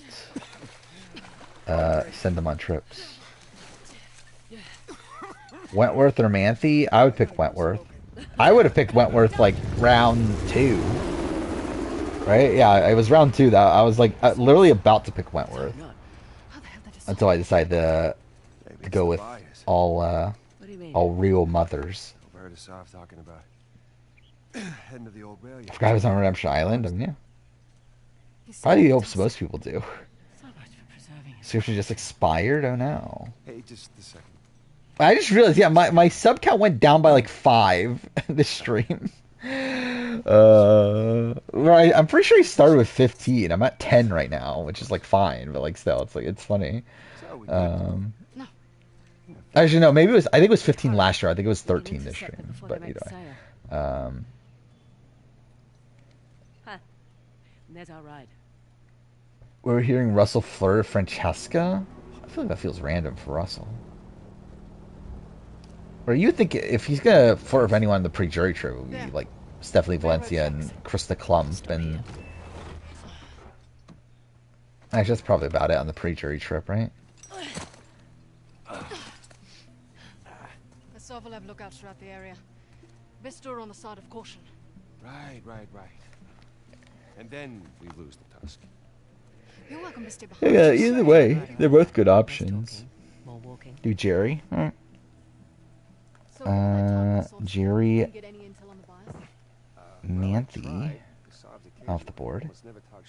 So that took way too long, straight up. That took, what, an hour and 40 minutes for that draft? But it's done. There were, what, 10 people? Okay. Let's do the polls and get this out of the way. What are we doing? We're doing 4-3-3, I think.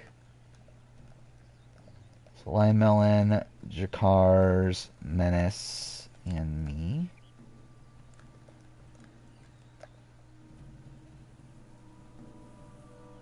There we go.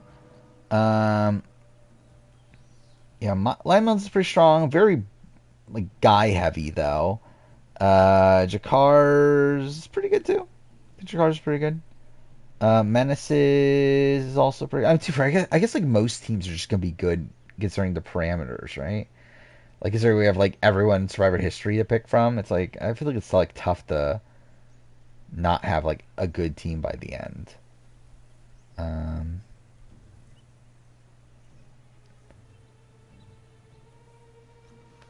I mean, maybe you're the most dominant player of this game, but it's not a guarantee. I mean, so far, it doesn't look like you're the most dominant player of this game. It looks like Jakar's just pulled out a whole bunch of votes. Ooh, okay. Yeah, Jakar's looks like... Oh, wow, tie at the very end. That's fine. Both Jakar's and Menace. We'll move on. It looks like Linemel's not the most dominant player in this game. And then we got... Sure, I'm kind of surprised Mess got there. But I guess like having Natalie Cole seems to be a winning strategy. What was it? Julian, Dark Saints, and Elvivor. For this next one.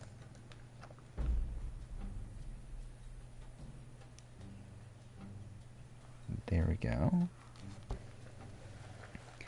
The Lion teams didn't win. Not only didn't win, only got 2 votes, I believe.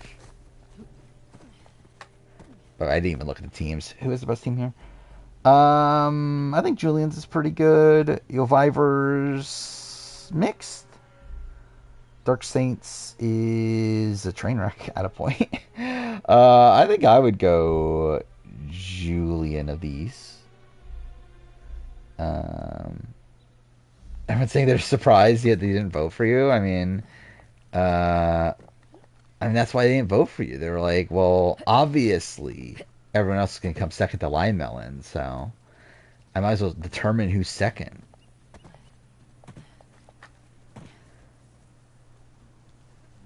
Yeah, looks like Julian's going to pull this one out. There we go. Julian. Wait, how the fuck do we have more votes in the poll than we have viewers? I just realized that.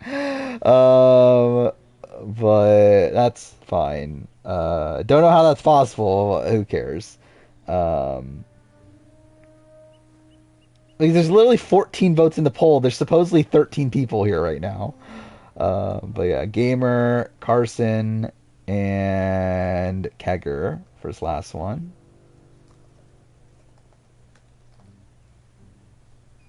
And there we go.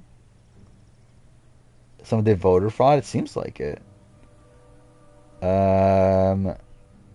Gamer's team's pretty good.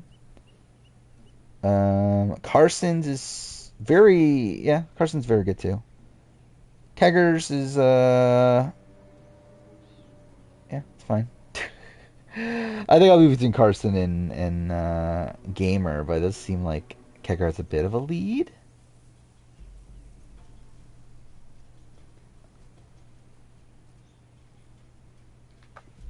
New Dragon Age comes out on Halloween. Is it that soon? What else got a release date? Until Dawn remake got a release date, right? That was something that, like, it's coming out October or something. I didn't really pay that much attention because it's like, eh. Actually, I just realized, did that get... Actually, I actually want to look this up right now. Did that get, like, a price and everything? I saw it got a trailer today that, like, had a release date, but, like, what else was there? Launches October 4th. PS5 and PC. Like, is there an upgrade path, or is it, like, actually full? I assume it's full price, right? This is like a full-blown remake, right? For whatever reason. Oh my god, there's new collectibles! Thank god, that's what I wanted. I wanted a re-release of Until Dawn, just so I can get new collectibles. There's no mention of price in this article.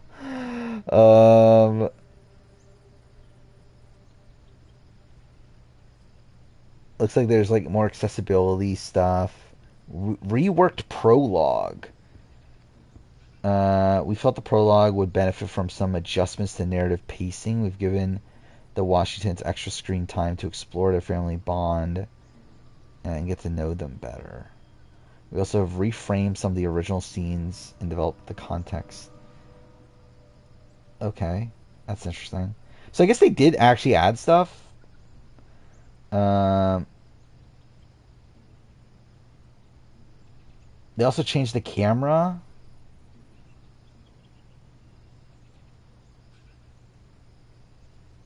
Okay, yeah. I mean, they changed stuff. For what that's worth. Did anyone need it? No. But they did it. Who won the poll, by the way? I completely missed that. Did Kegger win? Oh, okay. Good for you. Imagine Kegger being number 1 on the leaderboard nowadays.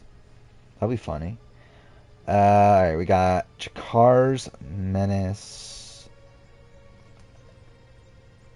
And I spelled Jakar's wrong. Let's sort that out. Alright, Jakar's Menace, Julian Kegger.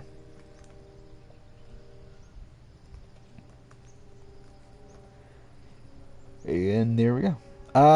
Who would I vote for? I think I'd vote for Julian. Or Jakar's. I feel like those are top two for me. Parvati Yule, Tom, Angelina, Janet, Rob Mariano, Ty, Rob Cersino, Christian T-Bird. I think it's close between those two for me personally.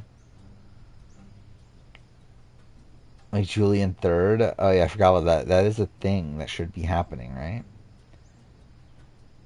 Well,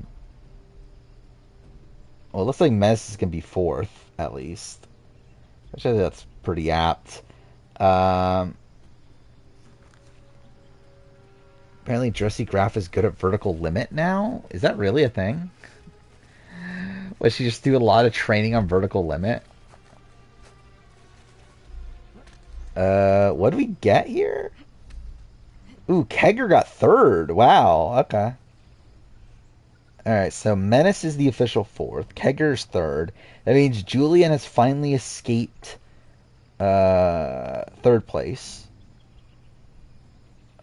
But we will run a vote. Or fuck me, a runoff. There we go. Fuck me. Jakar's and Julian.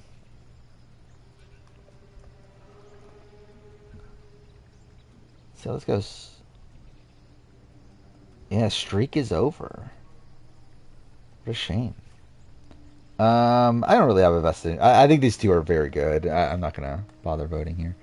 Looks like Jakar's a 4-0 lead though.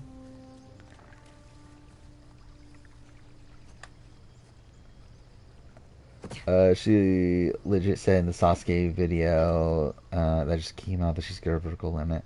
Yeah, I find it hard to believe she's that good. I'm sure she's trained on it, right? But I doubt she's like, I doubt she would like clear vertical limit burst or anything. You were to Jinho of third place. Yeah, that's very Jinho of you.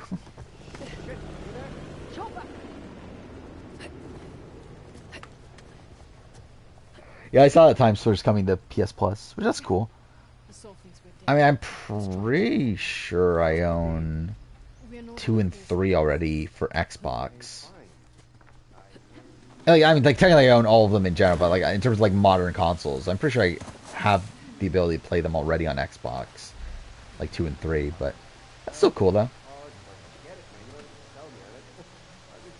I do like that PlayStation like got that emulator running to where like now they can actually release all these like older games. Right, I know they re-released like Sly Cooper. They're re-releasing a lot of like PSP games, which is cool. So like, I do like that.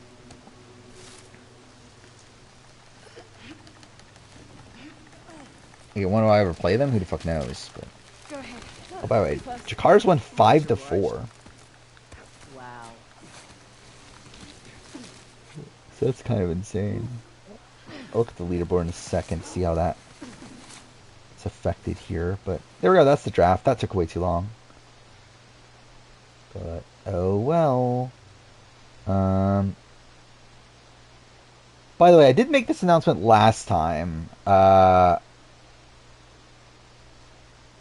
to anyone that didn't hear, for season drafts moving forward, we're going to be following the overall leaderboard. Where before it would be based around the reality TV leaderboard, I decided, fuck it, let's just merge it all together. So now will be the all drafts leaderboard that we'll be following. Still from the version, like still version 2. But yeah, like nowadays, like if we do like some sort of other random draft, that will end up counting. Just because like we barely do them anyway, and it's like, I don't know, adds more incentive for people to join them. Alright, so yeah, how does this affect the leaderboard? Like Menace just secures first. Well, I guess technically he's yeah, I guess Menace is first again. Uh, is Julian... Julian moves to ninth, which is technically in for the 47 draft, but barely. Kegger is hovering around there, like what, 11th or something like that. And then where even is Jakar's? Oh, there it is. Jakar's also actually, yeah, it's gonna be a lot of like it just leads to that. Yeah, it's gonna be highly contested then for like the last spots there for 47 draft. Does it even benefit you? I don't believe so. Oh, yes. Holy shit. It actually knocks you down. You're 6th in the reality TV drafts. You're 8th in the all drafts. You're still qualifying as right now for the 47 draft.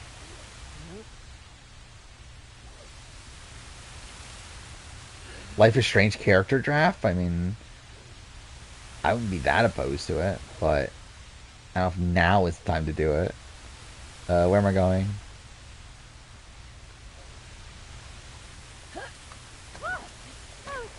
I should have done that. I should have done a Life is Strange character ranking. Actually, when I do the whenever I do the Life is Strange retrospective, I'll do a fucking character ranking of every Life is Strange character,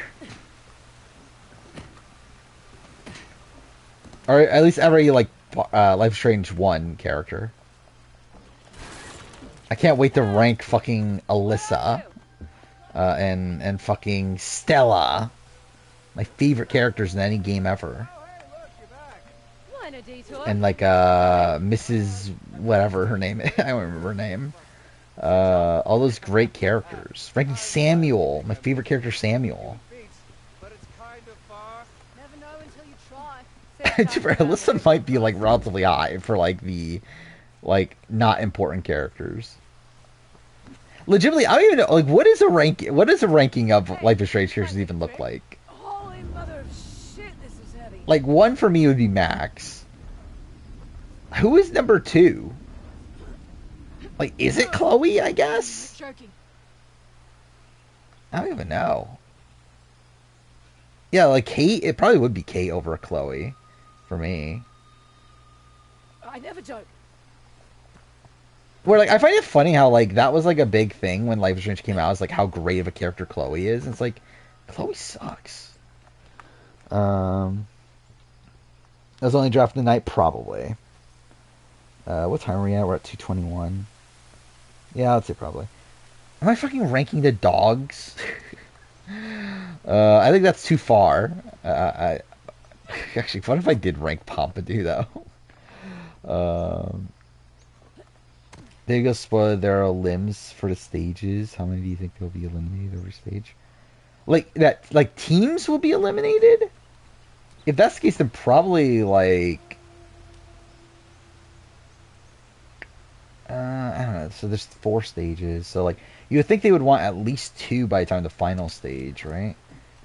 Like what happens if there's 1 each? So it'll be 7, 6, 5, 4 in the final. That seems a bit too much. If there's 2 eliminated, you'll have 5 in stage 3, 3 in stage. Wait, no, 5 in stage 2, 3 in stage 3. That also seems like a bit too low.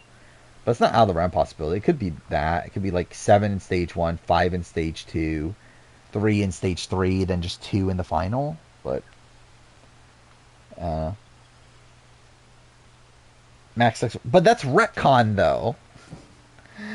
Or at least I mean, like the way it's handled in Life is Strange 1, I don't think Max is that bad. The way it's handled in Before the Storm is fucking ridiculous. But again, that's a retcon, so that's fine. What am I doing right now? Oh, I think I'm supposed to be. Yeah, I'm supposed to be helping him, aren't I?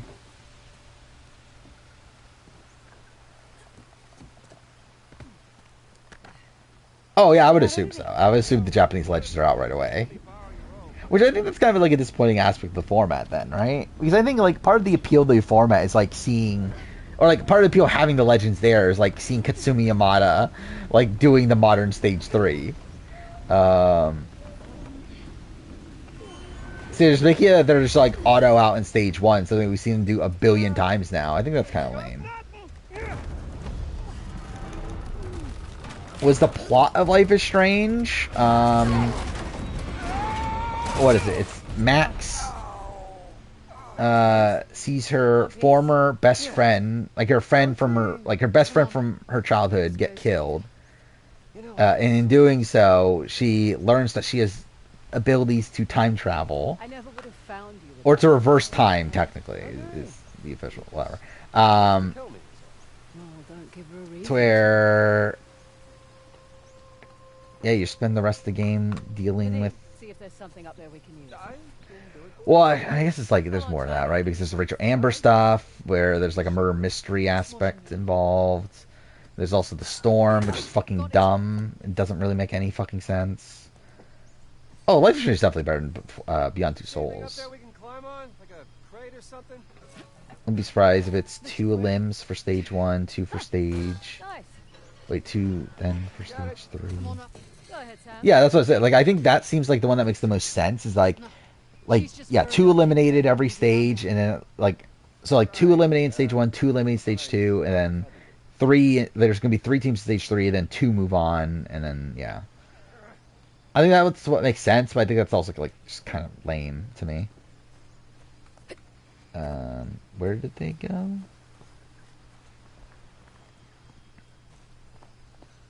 Oh, I can climb that. I'm an idiot. I wouldn't really leave him.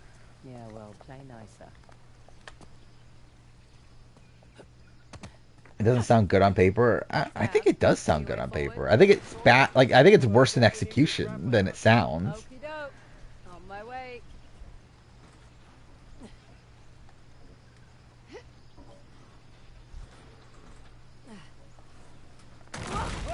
It's definitely low stakes initially. Like, I think in the initial game, like, very much tries to like play on like nostalgia. In that it's like the main character going back to their like hometown and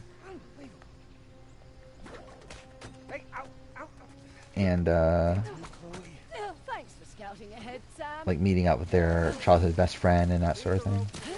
Then obviously, like, narrative gets like more serious as it goes along. There's a cave up there. Might cut through to the tracks. I take it she's going first. Important the flood? You mean the storm? Leave the rope for me. You got it. Which, yeah, it's just a thing that exists. I wonder if that was a retcon. Like, how much of Life is Strange 1 is a retcon, I wonder. Because I think you notice that, like, a lot when, like, actually analyzing a lot of these, like, episodic games, like, how much of stuff has just changed midway through development. What the, why is that climbing? Where, like, I noticed that, like, Tales from Borderlands, where, like, a lot of, like, the dynamic between, like, Reese and Fiona definitely feels like a retcon. Why is this not climbing? Let me climb the fucking rope. Thank you. But yeah, I do wonder if they had, like, a different idea for the storm initially, and then, like, just, like, realized it wasn't good or something, and then just, like, didn't do anything with it until the very, very end. Give odds of Chemo and Tikor flipping on the Pentagon this week or ever? Ever, like, 90%. This week, like, 5. Like, not that high. Is 48's cast on pace to be one of the oldest ever? Not really. I mean, like, I'm probably, like, average-wise, maybe. But he's probably, what, the average right now is probably, like, hovering around, like, 34, 35. If I were to guess, I would say that's around where, like, the oldest Survivor casts are. Because I need you to be cool. I'm cool. All right, ladies. Let's see. I'm looking at average casts. Actually, maybe not. She said she was cool. So, like a lot of the earlier seasons, the average was like 35, 36. Why is Sam just standing there? I don't know, I guess, like, as is, I don't know, it's not really that poised to be the oldest cast. But you never know. Oldest cast is I don't know the list I looked at was up to Ghost Island, but up to that point it was Nicaragua, which I think it'd be tough to beat it. But if anything would, it probably be Winners at War. But okay, cool. But Winners at War is like a weird one where like there was no one like that old, but there were just so many people in their 40s. But if I were to guess, I would say that doesn't beat it. Okay, I'm fucked.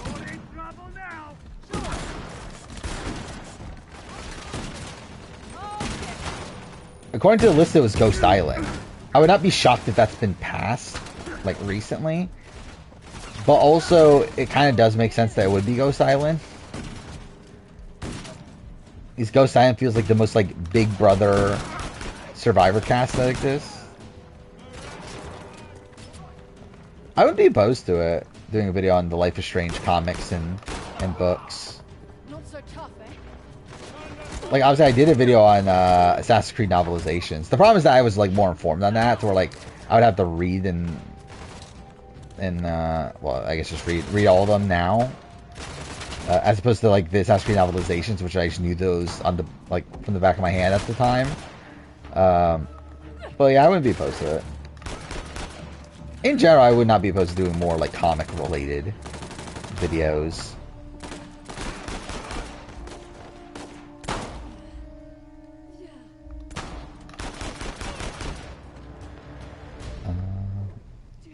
Only issue I'm worried about with France. See, the thing is, I don't know these teams well enough with the World Cup. I only really, like, obviously I know Japan, I know US, and then, like, I know of people from like Germany and France, but like I don't know like what their like overall like skill sets are. So like I really have like no real predictions for like how Germany and France are going to do, because I generally don't know them. Fraser, you go first. Thanks.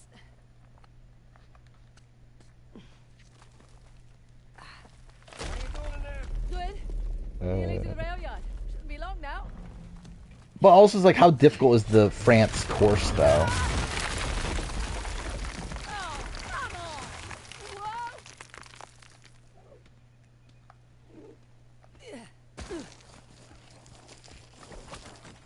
Whoa. Where, like, I know Germany is pretty difficult, right? But, again, I'm not well versed in, like, France. But that's something I did want to do, which, again, I'm sure no one will fucking watch. But I did want to watch all the spin-offs. The Ninja Warrior spin-offs. Or not spin, like, I guess, international versions. And rank them at some point in my life. Don't know when that'll ever happen. Oh, you all right down there? Yeah, I was fine until Sam made me picture God's balls. Where are you? And to be fair, I probably wouldn't rank all of them together. What I would probably do is like do like a season ranking for like Ninja Warrior Germany and like Ninja Warrior France and stuff like that. Got something for you. But again, don't know when I'll ever do that. I'm doing it. What's the reality videos that would do the best on Survivor? Probably Orisa, maybe. That doesn't sound Buckling. Like, I think Orisa feels very, like, new era coded. Like, someone that would do very well in the new era. Like, outside that, it's like, I'm looking at them, like, Jeff just screams out merge boot. Nico, I could see going, like, south pretty early. Jonathan seems, like, fine, but also seems like someone that would, like, probably be looked at as a threat, right? Who else is there? Julie Chen would be terrible, obviously. TJ could do fine, right? I don't know how strategic TJ is, though, is probably the issue there. But I think Orisa kind of, like, mixes all of the things together well enough. I mean, yeah, I don't think anyone's high on Japan Legend. Then yeah, Australia, I've seen clips and stuff of Australia, which is like, doesn't seem like the most like I don't know, the grace grouping. I find it very funny how like Troy, because like I ended up doing deep dives into this, but like Troy from Challenge obviously originally came from Australian Ninja Warrior, and I did research it. Like Troy is like nobody on Australian Ninja Warrior. Like it's funny how like the challenge gets these like Ninja Warrior people here and there, but it's usually and like they hype them up as like they're Ninja Warrior people, but then there's like fucking nobodies. Like Troy made it to like one final, I think, in Australian Ninja Warrior. Then you got like Nally Durant, who's like a complete fucking nobody on ANW. Like to be fair, she got like a decent amount of screen time because like she's like somewhat notable personality, but like she's a nothing competitor though. Come on, I'll boost you up. Like even amongst just the women, like she's always been like I don't know, like not top tier even. Ready when you are. Oh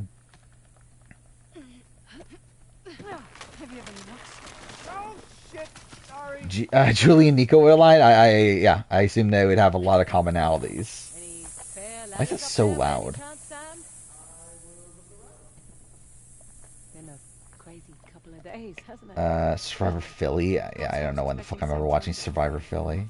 You know, I wasn't sure if I could trust you either. Had to. D from Challenge. She was from like Georgie Shore or something, right? Certainly tested my patience. It was like the Jersey Shore ripoff from Australia, I believe. Straight up late. There was this little girl in the market who sold me a scarf. Did not mean to do that. For an answer. Likely story.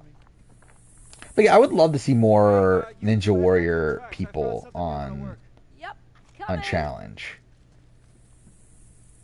I think it would be interesting to see.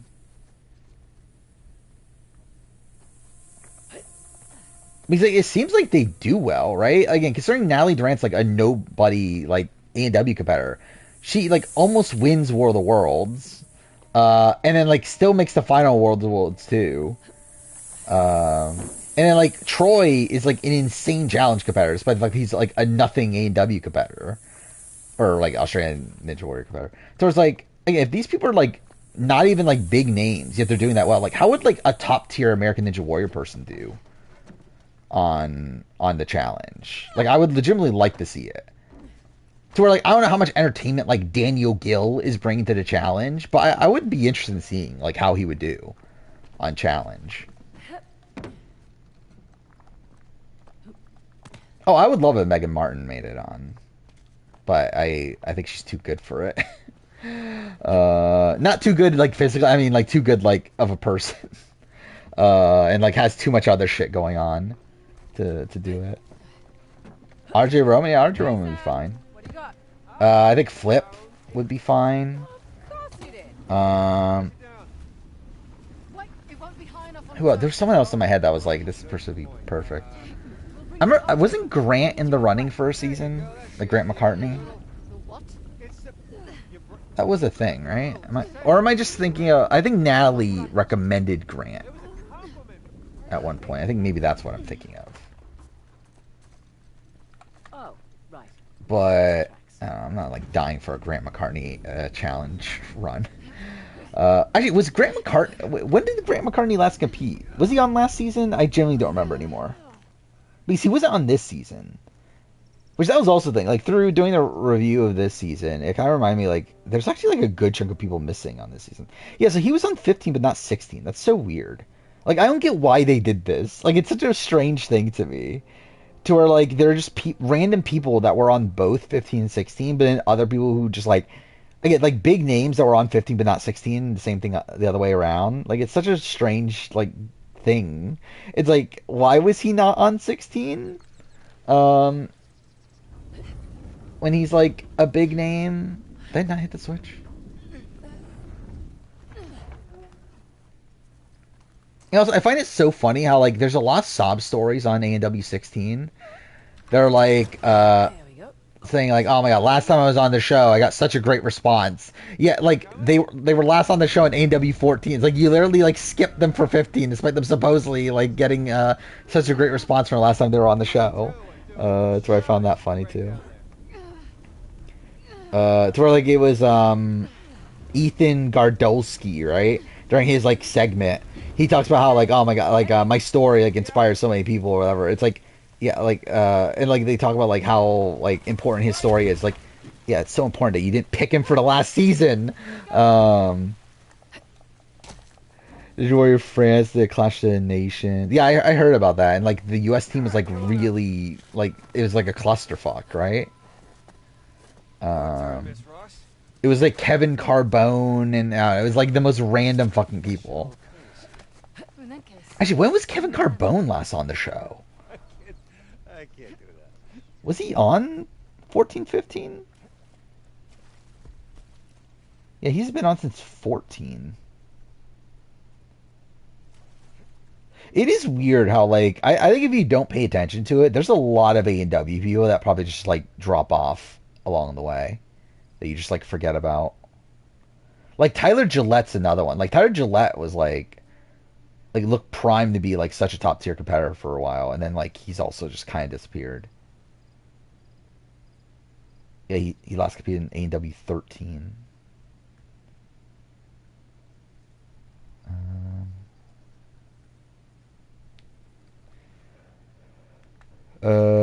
Yeah, Josh Linus seems fine so far. I mean, obviously, like edit wise, they're giving him the same treatment, just not showing him. But like, he doesn't seem to have lost that much of a step. I mean, too fair, he did fail Jawbreakers, but seems fine.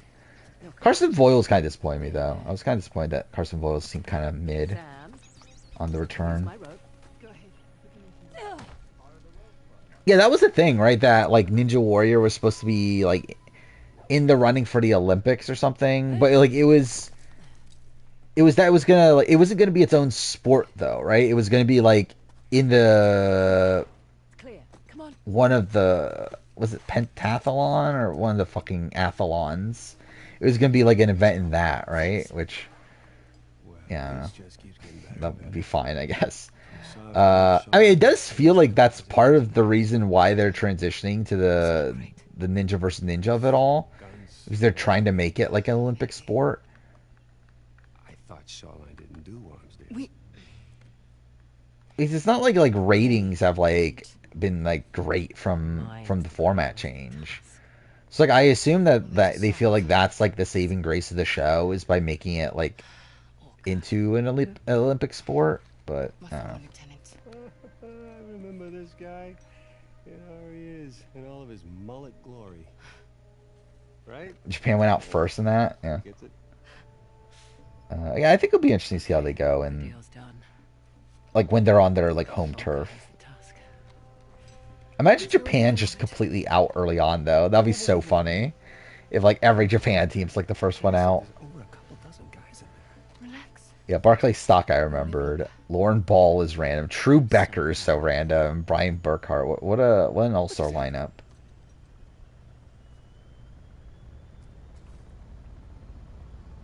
You always get their ass beat real bad at A&W Olympics. Would they? Who would actually make the Olympics? Actually, if like A&W actually had Olympics, like I feel like would the most like random people be making the Olympics? Because I feel like that was the thing of like I remember like rock climbing was like announced, and like there were like people that like I knew of that I was expecting to be on there, and like turns out like none of those people like made the Olympic team. So I feel like if there's like an A&W Olympics, it would be people like Sam Folsom would like make the team, and like it would be like people that aren't like even that big of like A&W presences, but like people that are like just like good outside that. Oh, was Sean McCall in? Oh, I didn't know that. I assume he didn't medal because I feel like I would have heard of that.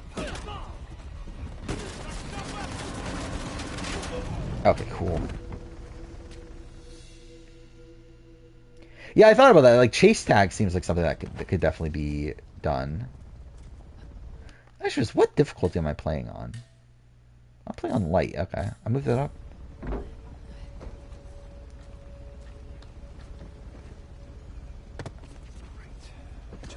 Yeah, I assume home turf plays a factor, especially because like usually with these, like with these like versus the world things, it's like filmed immediately after the normal season, to where like obviously you've had practice on those obstacles. So I think that does play a major factor. Oh god, how many hits does it take?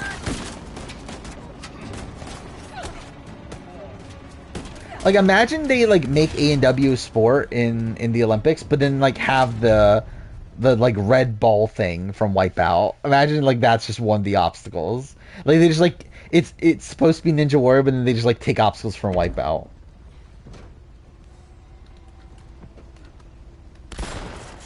That is that even hitting him? Okay, that's just not working.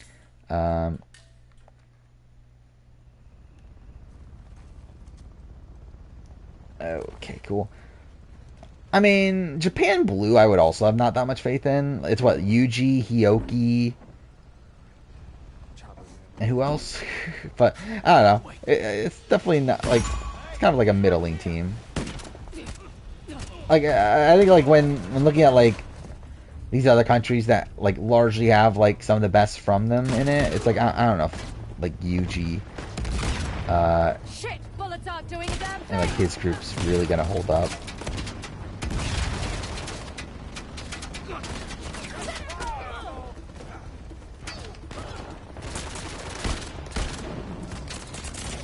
They've spoken. What is this? 9 Best American Ninja Warrior winners. Like, there's not even 9, are there? How many people have won A&W? I guess it depends on what you're considering winning, but like, even like Kanzen, it's what, Jeff Britton, Isaac Caldiero, Drew Dreschel, Daniel Gill, Vance Walker, right? But I see David Gamble's on here. Like, what are they including? Okay, so I assume they're okay. So they're ranking last man standings. Is that what they're doing? These Levi's on here. Then Brent Stephenson, which we'll not talk about him. Brian Arnold. I feel like wait, is this even a ranking? It is. Wait, what is the ranking then? Like, is it like Levi Muhlenberg's the worst of the 9? Well, also, if that's the case, then like Brian Arnold should be higher than like 3rd from last, right? Jeff Britton, David Campbell, Daniel Gill, Keaton Lebsack's on this list. How recent is this list? Joe Moravsky. Wait, number 1's Isaac? Wait, is Drew just not on this list? Which, I mean, fair, but like also, it's like, I mean, I feel like he would kind of have to be one. Like, that's just like a bizarre list. I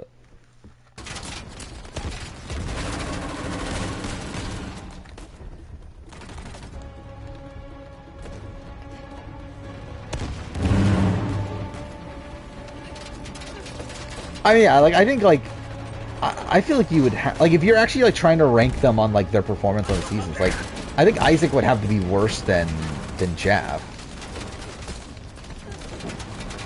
Because like the only thing Isaac did better than Jeff is essentially just clear the final stage by like what 3 seconds faster or something.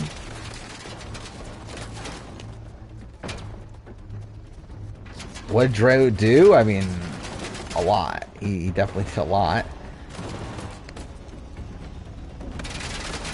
Both on and off the course.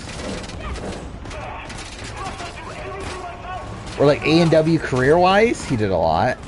Outside of stuff that's terrible, also a lot.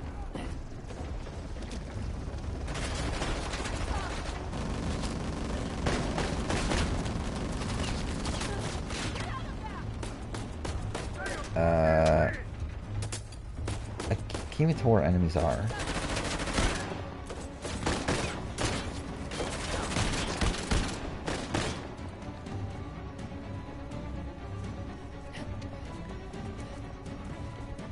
I mean, we talked about this on stream a lot, haven't we? Fun true.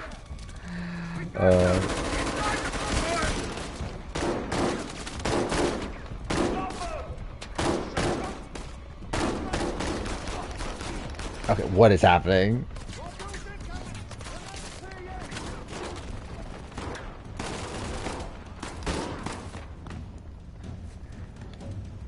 I wonder if Drew is still training for A&W. Imagine Drew's in jail training for A&W still. Like, wouldn't that be, like, really fucked?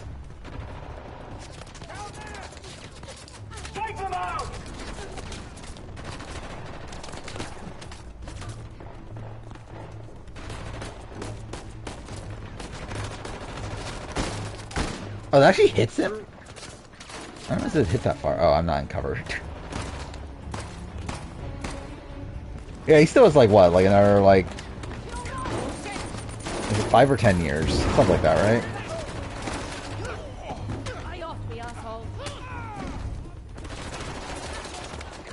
I mean, Drew's been in prison for a while now.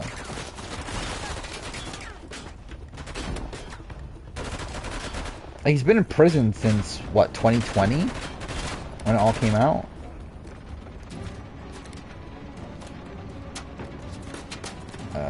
Game?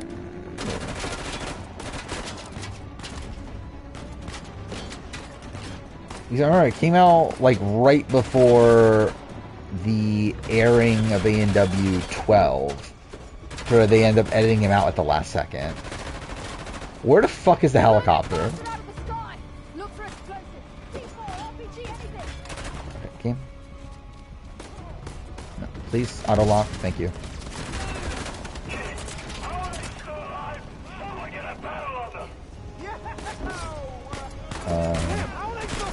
I mean, yeah, I mean, I guess the Olympics wouldn't, like, they didn't stop beforehand and having a convicted whatever in, right? That was the thing this last Olympics, right? There was like a convicted whatever, a convicted pedophile or whatever in there.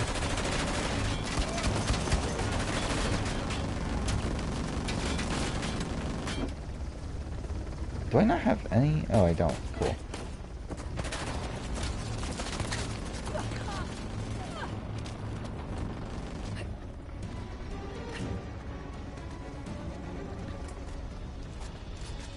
It is actually insane that they, like, they did that, right? That they, which, I mean, obviously, I think you have to at that point, but, like, the fact that they, like, completely, like, and, like, they got so lucky, right, with how that season played out, that, like, Drew ended up failing anyway, like, he didn't win anyway. Like, imagine if Drew won A&W 12. Like, it probably just doesn't air, right? He's like, I think it's like, like that would be a tough spot to where, like, yeah, like, what do they do? They just like retape the ending and pretend like he wasn't the winner or something, or like just that. Yeah, I don't even know what they do in that spot. Yeah, because I think it's just like it's such bad PR to where, like, I don't think you can air that.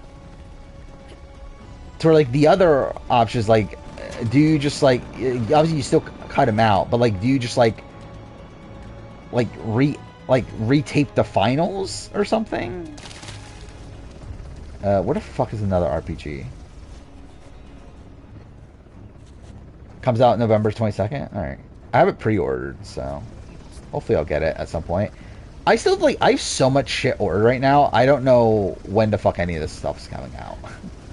Like, I pre-ordered, like, Indica, have no clue when that's coming out. It said summer, but, like, no date still, and, like, it's fucking August, so it's like, I don't know. I pre-ordered, actually, I pre-ordered Pentiment from Limited Run Games, but Limited Run Games is shit anyway, so it's like, when the fuck am I ever getting it? But I just realized, like, has that ever even shipped? Let's see.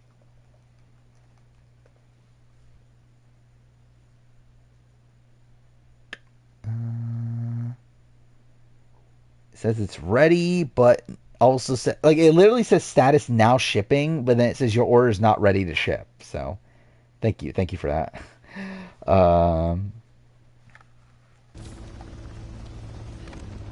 Yeah, they edited out the power tower, right, between him and Jody.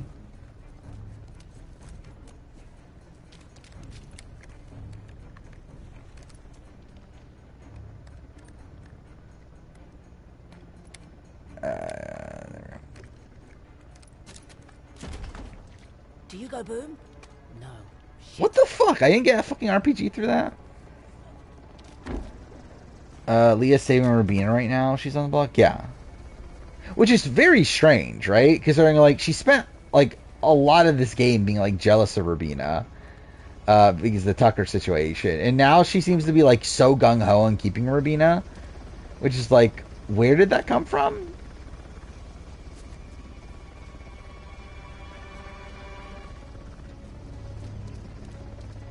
I wonder if we're going to get the what's wrong with Angela moment from Leah. Or from MJ. Finding out Leah hates her. Which is weird, that's not even on the show, right? But I guess, like, was Angela even on the show? At that point. What would Survivor do if the Scoop and News came out pre-Philippines? I think they would probably still release it, if I were to guess. But I don't know. I think that's, like, kind of a... I think it's, like, a bit different. So, like, I don't know if they'll be willing to, like, cut... Like, I think, like, Survivor's, like, a much bigger, like, staple show and everything, to where, like, I think they would probably still keep scooping in. Probably, like, under-edit him. Like, they'll probably do, like... I guess I was going to say do what they did to Dan Spielo, but I guess, like, Too Fair Dan Spielo should have been more purple than what he was. But I think they might, like, under-edit him and that sort of thing. But, like, I don't think they just, like, canceled the season. Well, Scoop and One, then that's a different story. At that point, it's like, yeah, I don't know what they do.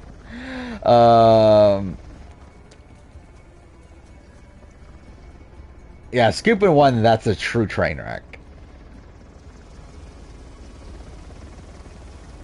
Here goes nothing. Oh. I didn't realize that's all I was supposed to be doing. Get to the door. Here we go. What is this? T-Core tells Rubina she doesn't want to float through the game. If she does, she makes for herself. Yeah, I mean, actually, this is the funny thing, is that all this, like, talk probably won't end up mattering, right? Because, like, this is all back, like, this only matters in the case where MJ wins AI Arena, right? Because if MJ loses AI Arena, she's probably just gone anyway. That was so loud, but whatever. Yeah, I do see that MJ's still campaigning, so that's something. Yeah, I see this post now. T-Core says she doesn't want to play scared.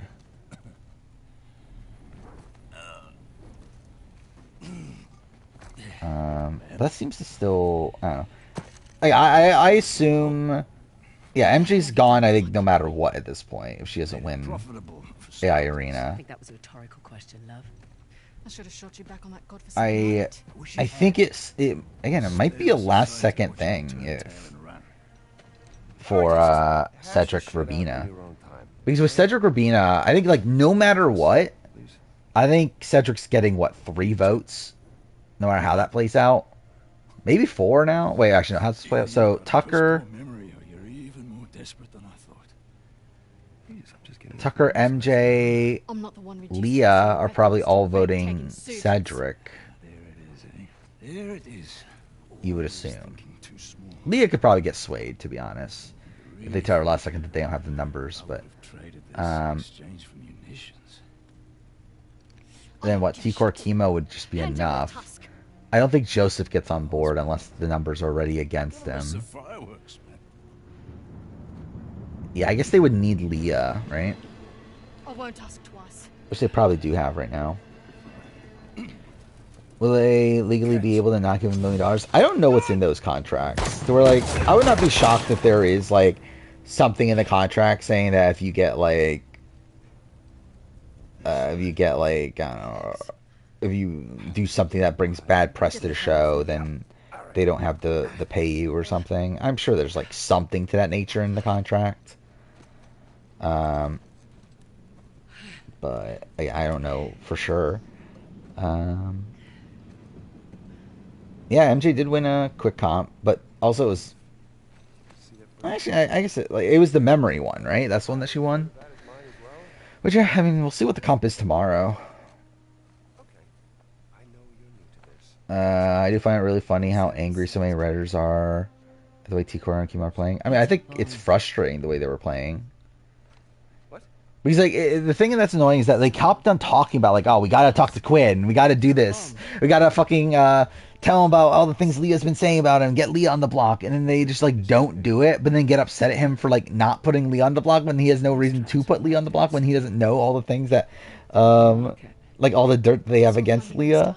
I think that's annoying. And, like, I think the fact that, like, Robina's even on the block, I think is dumb from them, for their point of view, where, like, they could have done so much to avoid Robina being on the block to begin with.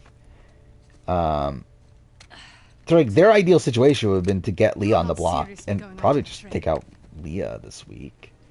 Or maybe still MJ, to be honest. Yeah, maybe still MJ for them. But, like, the fact that Robina's even in danger to begin with is because of them fucking up to begin with. Because they just for some reason decided to not talk to Quinn. You said so yourself. Even if you catch that train, what happens?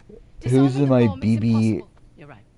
Wait, who's in my BB Tony in terms of character and gameplay? We'll call the authorities and Oh, who's my? Probably Dan. Like you're talking about like favorite character / player. It's probably Dan.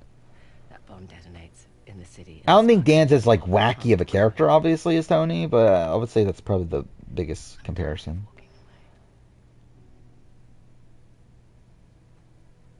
This might be the first week where they break off when Julie tells them to strategize. Yeah, again, if it is Robina Cedric, if it's not that, I think they just all vote out MJ. I think it's boring. Task. Okay, just in case, right? Yeah, that's what I think there must be some sort of thing of that. Yeah, you cannot be convicted of a felony.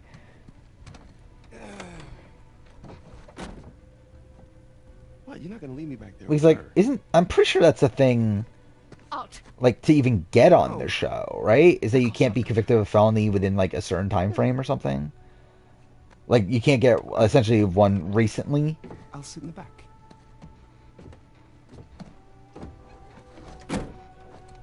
So it's like, yeah, I would assume that must be part of the contract. Trump and RFK Jr. can't vote for themselves this election. Right, follow the bridge. Why can't they vote for themselves? Anyone see a road anywhere? I make my own roads. Well, keep your eyes on your road then. Hey Sam, did you want to drive? I mean, Too bad. I would say who's worse. I have not thought about it a single second, to be honest. I think on the player ranking, I think I stand by what I said before. Where like on the player ranking of the season, Matt's worse. In general, I think Lisa's a worse player. Can't lose sight of the train.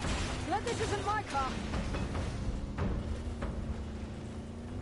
Where I think Lisa's a player that I have like no faith in any season. But like on this season, she technically came like closer to staying than Matt did.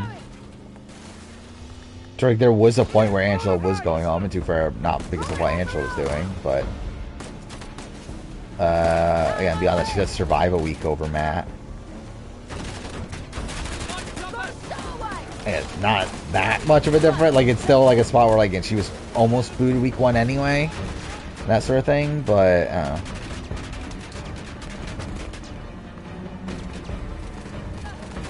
Yeah, I don't know. Actually, maybe I'm talking myself back into maybe Lisa is worse than Matt even on this season.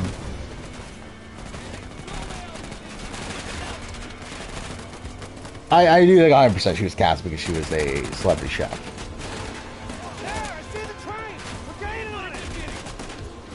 How is RFK doing in the polls anyway? Like, is RFK even like doing anything in the polls? Why am I getting just random trophies?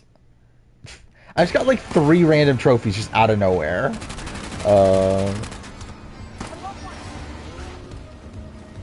4%? I'm surprised that high. I've heard mixed things about Challenge 40 premiere. Well, yeah, I'll watch it tomorrow. Come on, I'll pull you aboard. I got it. Go get him, ladies. I think Tucker ranks so player who goes out next week. Think he's yours? Probably around this placement. He's got the tusk. I think he's definitely above Hey, Matt catch where they put and that giant Lisa. crate? Near the engine. Like, Kenny's a that's our weird next stop one, then. where again, I think Kenny has the potential to be a better player, but he just didn't give a shit. So it's like, I don't know. And then I don't know who we're saying goes this week. If like Mackenzie goes, then Mackenzie's not that good. So I don't know. Tucker's probably better than that. Especially because like Mackenzie has like no reason to be going home this week. Over here. Mind your step. And like to be fair, there is definitely some unluckiness from her. Let's try the other side. Whoa. But easy now. again, the fact that like Chelsea's willing to drop her is kind of bad. And like to be fair, Chelsea is like kind of fighting for her at this point. Like she is talking about wanting Rubina out, but it's not Okay, because like good. she wants Making MJ progress. in the game. It's more so because she actively wants Rubina out.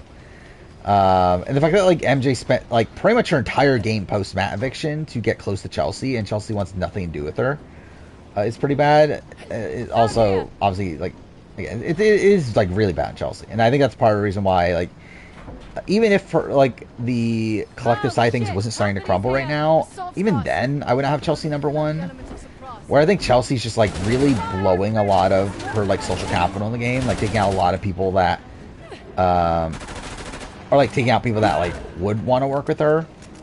I'm not playing this well. You will pay for that. Yeah, I'm thinking about more. I might have Lisa last.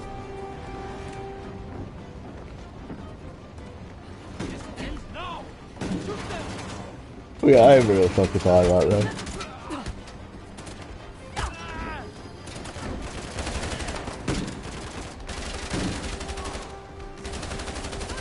But yeah, I think Kenny's like fundamentally above both of them.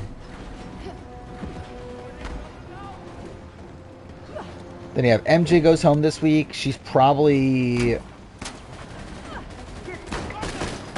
I think it's like, I don't know. I think it's, yeah, like obviously above Matt, but like, I don't know, above or below Kenny?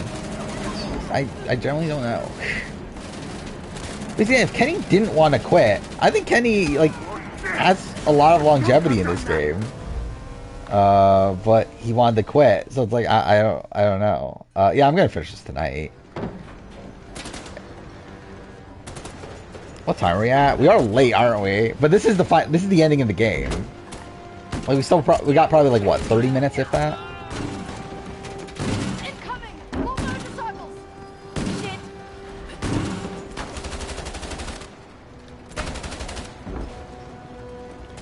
To be honest, this should not have taken nearly as long as it has. Like last time I got this done like 3.5 hours. 3.5 hours in from when I started this.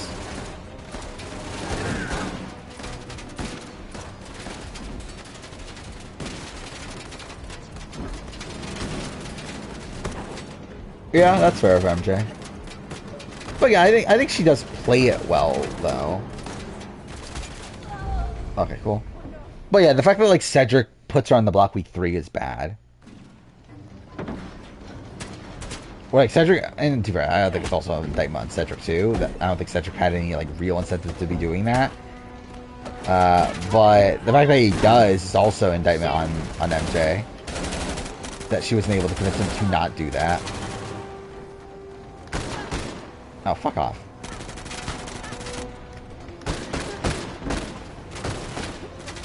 Okay, game. Where even am I? Cool.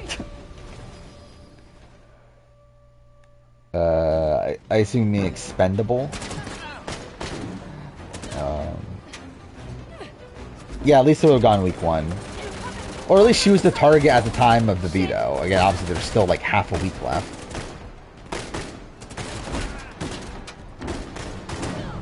Fuck me.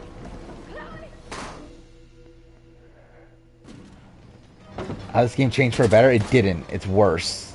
It's the worst Uncharted game ever made, obviously. Shit! Oh, fuck off.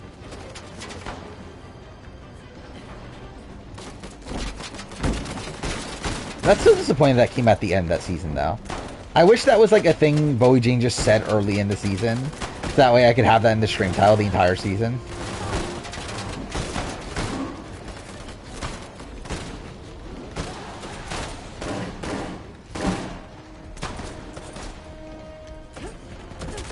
Oh, fuck me! What? Actually, you know what? I don't care enough. Like, whatever. Let's just finish this fucking game. Oh shit! Company's here. Assault scars. But we still have the element of surprise. It's the point week 1, Angela wasn't considering backdooring Matt. Yeah. To be fair, I don't know how much of that is on Matt as a player, or like I don't think it's because Matt. Like I don't think she was doing that because of Matt. I think she's doing it because she's Angela. But like, yeah. Oh, this should be fun. Like really, I think she was doing it despite what Matt was doing. Where like Matt was playing it like really fucking terribly. Like where like Matt literally like made the pantry his own HOH room. You know, like everyone was fucking like everyone knew exactly what he was doing. There like any normal person would have already been targeting Matt at that point. Fuck me. But again, Angela is Angela.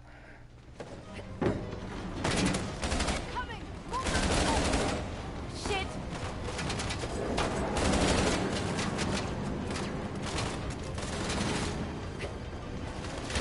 Oh, I didn't realize that guy was there. That's great.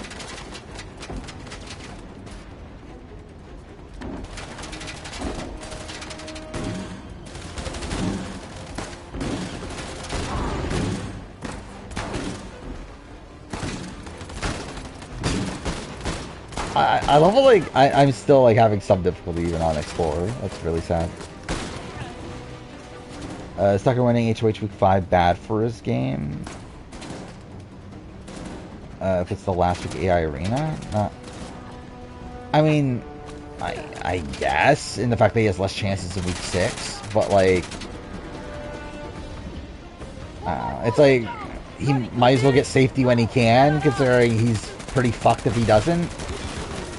If anything, I think him winning HOH here will allow him to gain, like, it will allow him to solidify alliances to where he might not need a competition win in Week 6.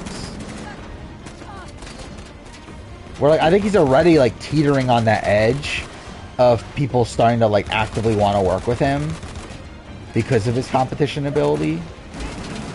So I think if he wins this upcoming HOH, I think he's probably in a spot where, like, that just becomes a reality. And that, like, Chemo and T-Core end up flipping to him.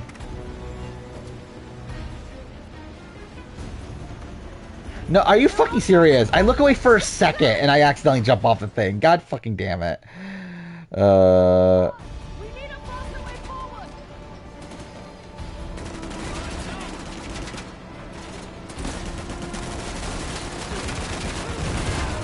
Even though people thought Lisa had the power. Yeah.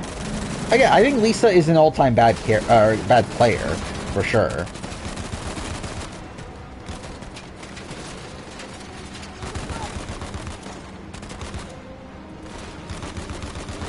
Or, like, in many ways, like, is she just, like, kind of like, actually, I guess it's, I was gonna say, is she, like, a younger, Wendy Jo? But actually, there's, like, a difference there, where, like, I think Lisa might be maybe even worse than that. Because, like, the issue, like, I think Wendy Jo, like, straight, like, Wendy Jo, I think is probably the worst Survivor player, but I think a lot of that is specific to Survivor. Where, like, I think put Wendy Jo in any given social strategy game, she more than likely, like, makes it, she's, like, while there's definitely points where she's probably still in early boot, she's probably, like, dragged to the end the majority of the time.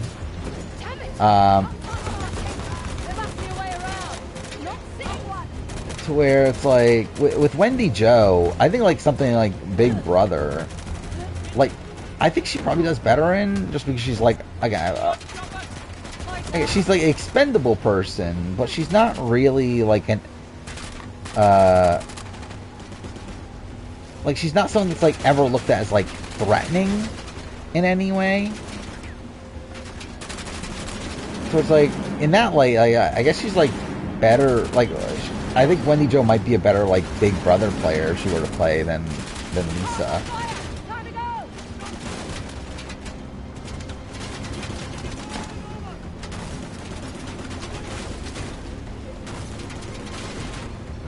I mean, at least this game is terrible. Just all around. Can I not jump from this? There we go.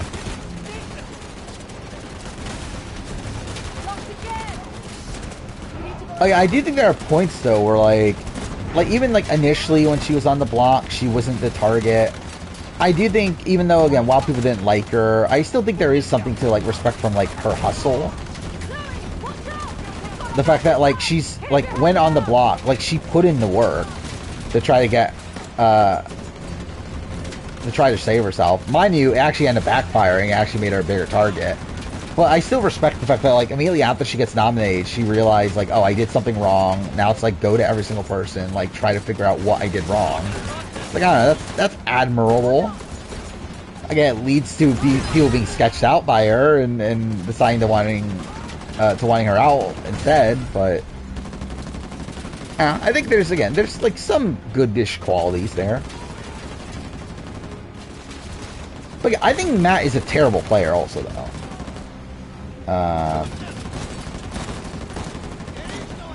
Really, I think the only, like, real strong suit to Matt as a player comes from the fact that he is a young, attractive guy. Like, everything else about him is terrible.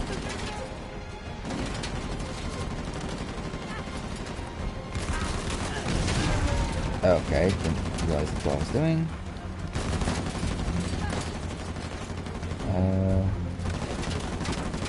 What does the game want me to do?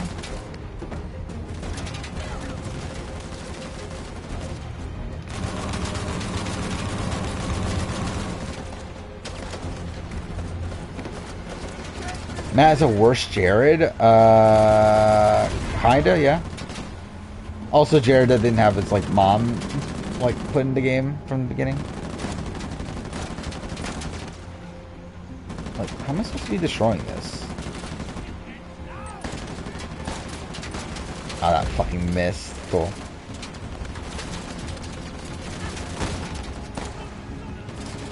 Am I just jumping onto this? Okay, I think that's, okay, that worked. Any thoughts on how to get on that truck? We can grapple to it. Are you joking? Let's do this. Today!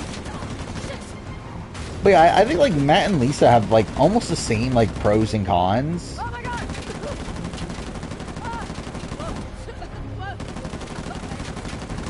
Where Lisa also ends up surviving an extra week, but I think the context probably makes her game worse. Even though their games are actually, like, mostly similar in terms of, like, how they were, like, playing their games. Just that Matt obviously had, like, more, like, allies, but even then, again, like, did he do that much to gain those allies outside just being an attractive younger guy?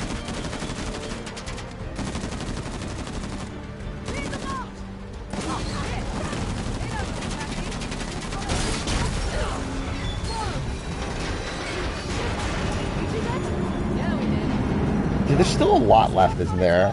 Fuck me, dude.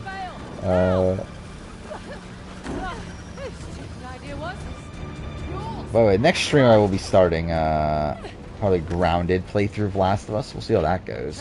Probably not well, to be honest, because I'm going to be streaming it, but we'll see. Making it all the sweeter when we bollocks it all up.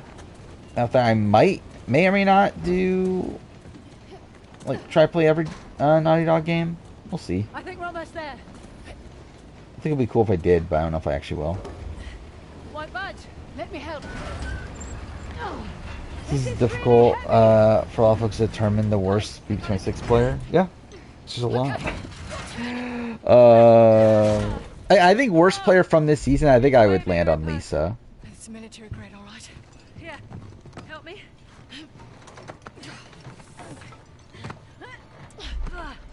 It's too heavy. That's what I gotta figure out. I need to find out where Wade the Warrior lands. I need to find out where, Let's get to the engine. Oh my god, I forgot what that game's called. The Genesis game. What's the Genesis game called? You coming?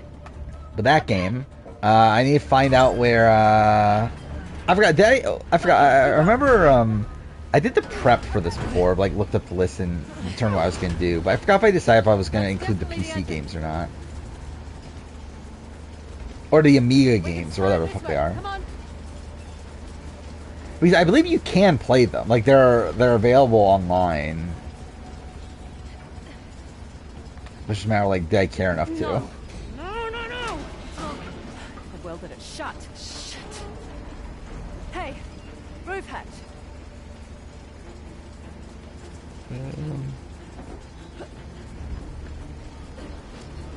I think the thing about Lisa though, again, like it's like, even in her boot round though, she does come like somewhat close to potentially staying. Don't think about what you're doing. Like she just spend like Just do it. half the week like with Angela as the target. So I mean that's something at least.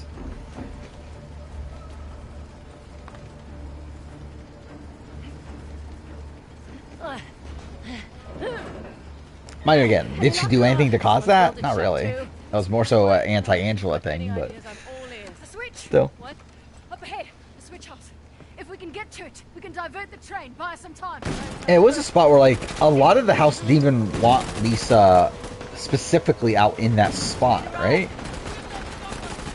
Where like it felt like it was like mostly just like Tucker was like really fighting for Lisa to go, and like he was one of like the only active players at that point. So like they just said, okay, I guess. Commandeer that 4x4. I'm right behind you. He's like Quinn was very much wanting, like Quinn and like T-Core, they were wanting Angela to go, right?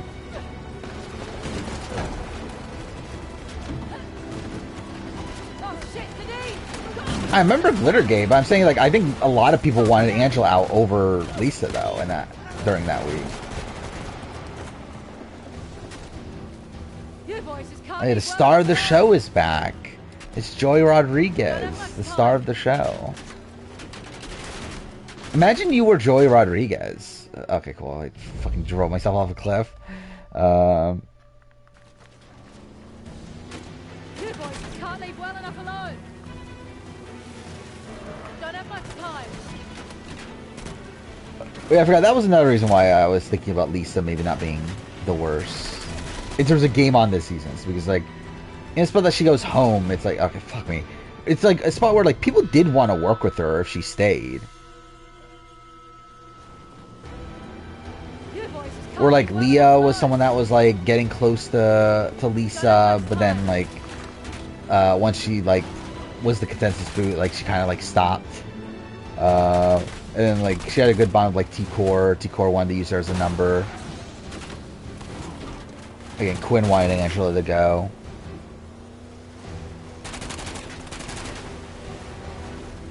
Holy hell! Sam! Hey, Sam!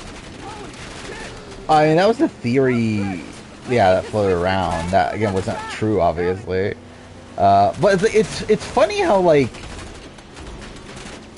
how Angela like fully believed it, right? Because like she even says like after Lisa goes that like, oh, Lisa told me she had the power, which like that never happened.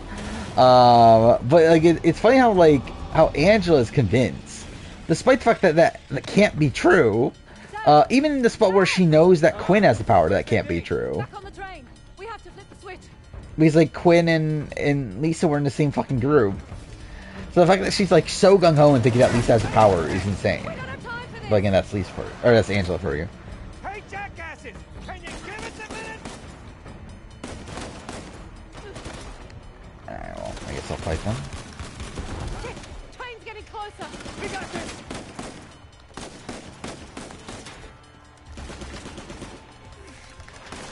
I mean, I think Angela believes a lot of it, though. I think is the thing. Like, I think Angela's just delusional. I think is what's happening.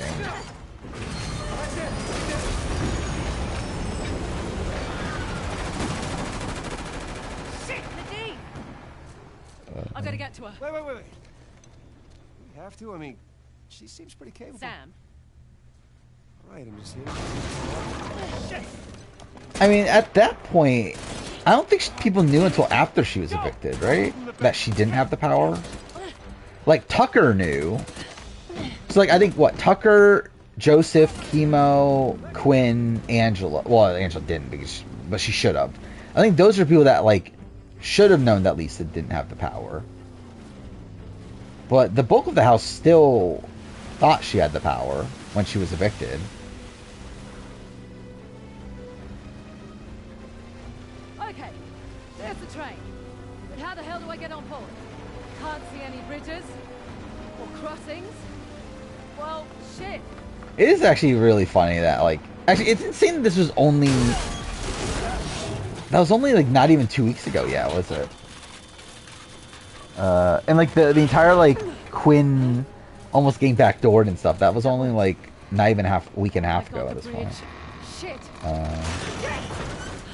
No, I think Lisa's the worst, like, player on the season. I just think there's probably, like, again, like, some minor, like, pros to give her.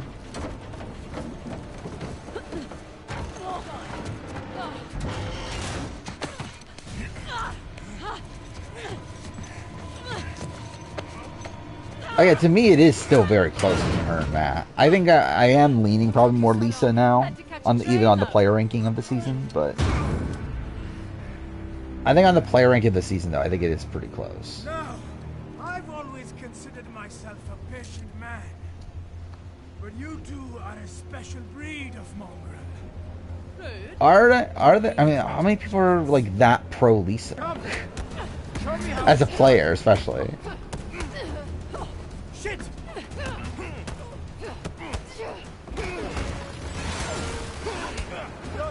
And I'm sure there's gonna be the casual fan base that's like upset that Matt's not higher.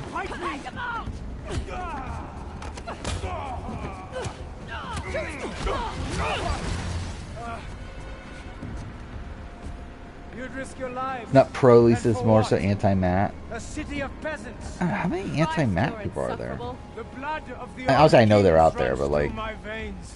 no. My people shall rise again. Take a shot. Not you, it's supposed to be Either way, Matt would be 15 anyway, right? This is my land. What could you possibly stand to gain? Oh, it's all about what you have to lose. The bomb. I'll just Most people are anti Matt. I feel like that's definitely not true. The casual fan base loves Matt. Now we're talking about the Twitter. Definitely, there's more anti Matt than pro Matt. But casual wise, casuals love Matt. Okay, cool. Like, they look at Matt as like the hero of the season.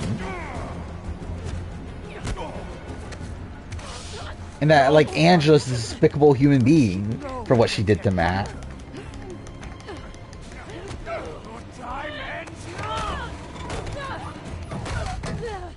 Oh, shit. It ain't coming.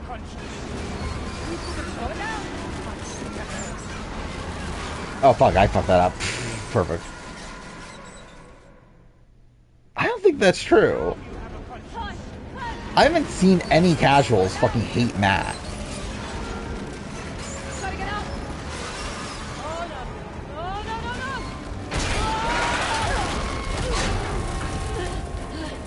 no. Oh, Quinn and Angela. Yeah, 100%.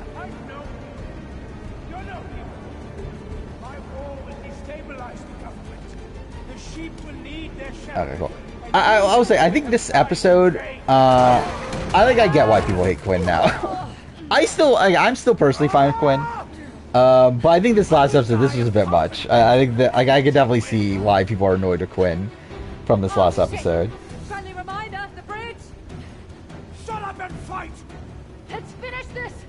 Oh, I forgot about that, actually. I forgot about the aspect of it, that people were upset at that.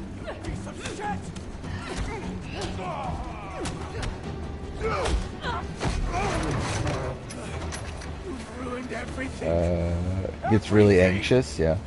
Yeah, I do really feel for Quinn, like, as a person in the house. Where, like, he started to, like, sleepwalk. due to his like, anxiety and all that stuff. And it's uh, like I do think the house is kind of getting to him at this point.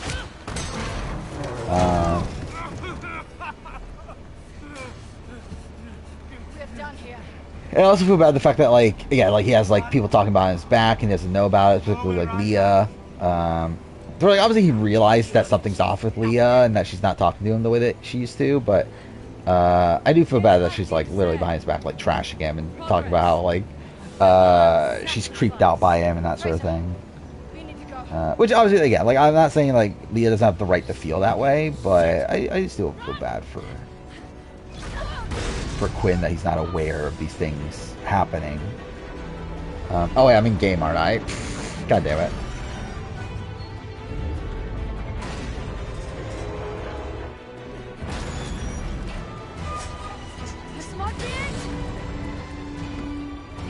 Okay.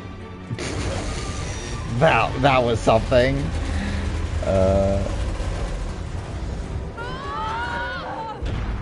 There you go, that was a fun bit of gameplay, right?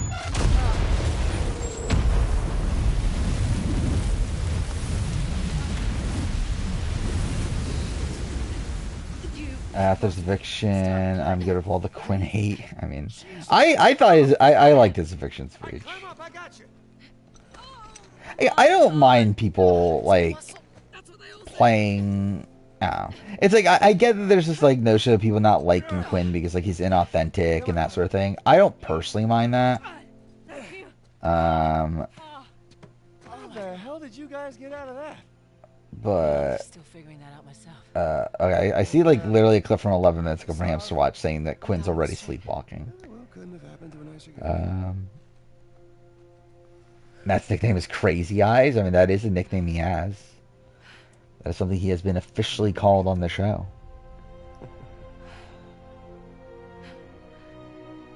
They talk themselves into feeling that way about Quinn rather than something he specifically did. Yeah, I think it's like I think the fact that his game got like so exposed last week, I think like kind of gave them the reign to feel more sketched by him and that sort of thing, to where I think it just kind of like really just lessened his social capital along the way. To the point where like now he's kind of this like kind of social pariah. I'm done with Shoreline. Really? Really. If anything, I was thinking I see right here 1 hour ago. Dragon Age Vanguard Selfish dickheads who might be in need of a partner. announced for October 31st. Oh yeah, I see also the thing about Marvel vs. Capcom Fighting Collection for November 22nd. Right. Where's the tusk? I think the overhate on Tucker for not using the veto on himself is kind of overblown. What? I'm just joking. I don't know. I think it's still really dumb. I think it's fair. I don't think people are hating on it enough. Because I think people are now looking at it as if it was like a good move. Because like it didn't backfire on him. It's like he almost got himself voted out. Like if he didn't win AI Arena, he was dead in the water.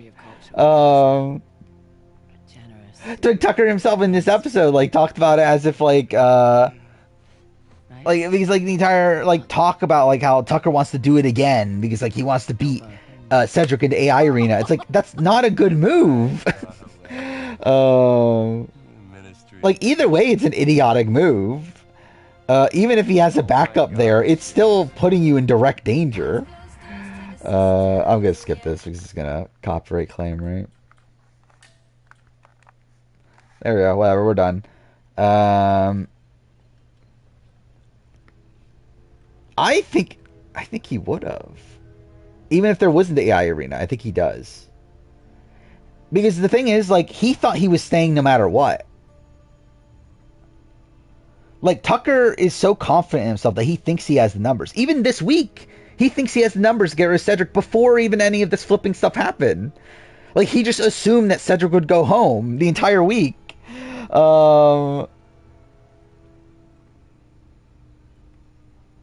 Like, I think in the spot where it's... Because if we're looking at this world where, like, he's on the block against Kenny. Or even he's on the block against Angela. Let's say he's on the block against Angela. Which, to be fair, I guess, like, would he even be dominated because, like, Kenny would be a pawn, and that's it would be the way. Like, if he's on the block against Angela, I still think he uses the veto on Angela. Leaves himself on the block against Quinn, because he thinks that he can stay over Quinn over Angela, who would go home over Quinn. I 100% think he would do that.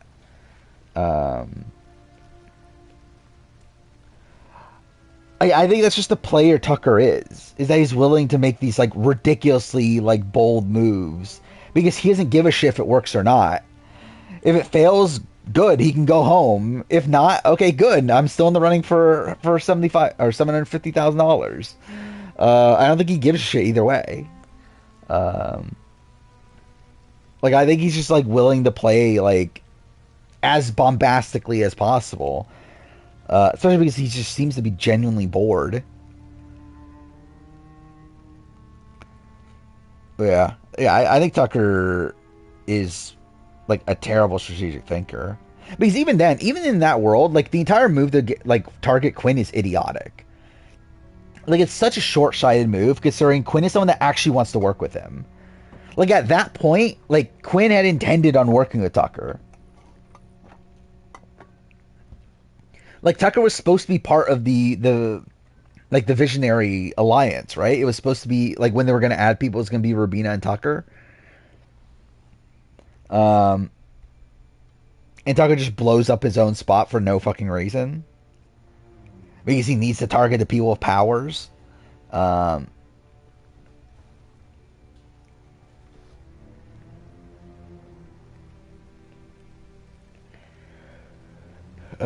Trying to move with Kenny on the block is so bad. Yeah, because Kenny's always the backup, right? And even then, like, he made himself the bigger target over Kenny. I guess, to be fair, like, maybe that's the justification for it, where he thinks that, obviously, like, okay, worst case scenario on the block against Kenny goes home. But also, it's like, that wouldn't have happened. Again, yeah, like, Tucker, incredible TV. Same thing with Angela. Both incredible TV, fun TV presences.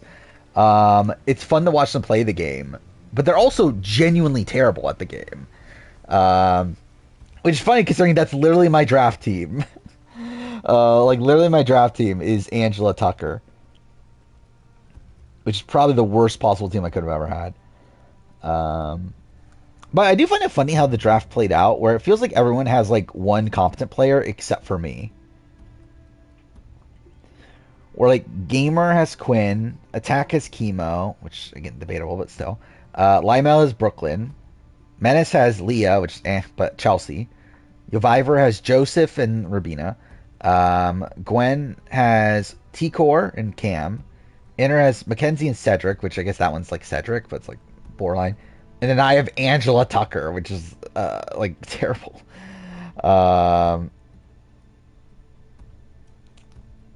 Yeah, Quinn's just a mess. And yeah, I find Quinn fun to watch too. Like, again, like, just how messy of a player he is really interesting. Yeah,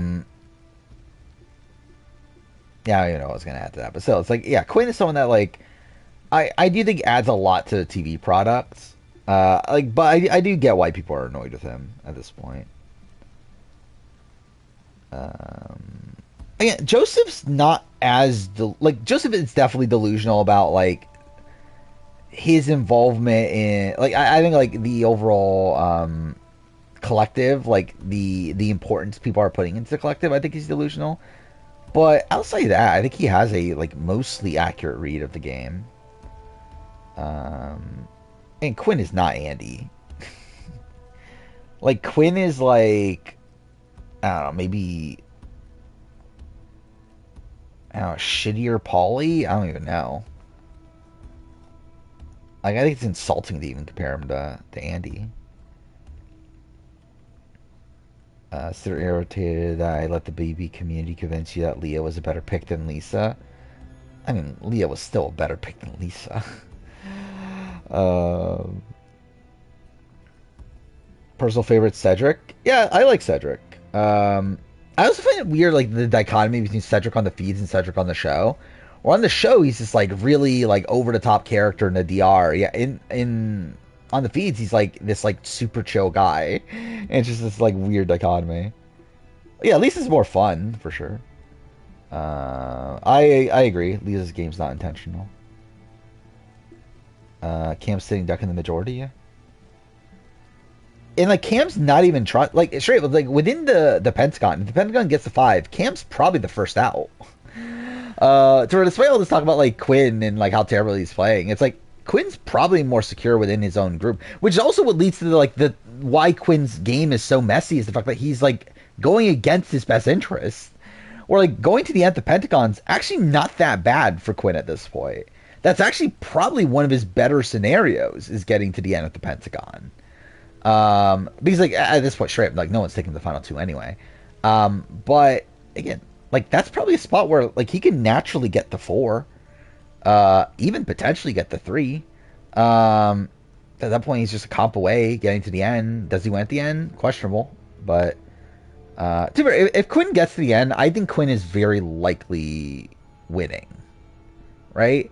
Like I think like the fact that Quinn has this big target on him from this far back, if he gets to the end, I think it'd be like it would essentially be he really fucked up his social game to get to that point. Like it would be essentially like a Paul, right? Obviously, like yeah, Quinn's not playing as well as Paul was, but like it would be on that like level of like the fact that like people are overtly like looking at him as this like massive threat in the game currently. And if he were to somehow get to the end, I feel like there's no way they don't reward him to win. Unless he just, again, fucks up in the way that Paul did. Well, I could see, like, Leah being bitter at Quinn. But, yeah, I don't see, like, Chelsea, Brooklyn, Cedric, like, that sort of grouping. And, like, Tucker also. I think Tucker will definitely vote for Quinn if he gets to the end.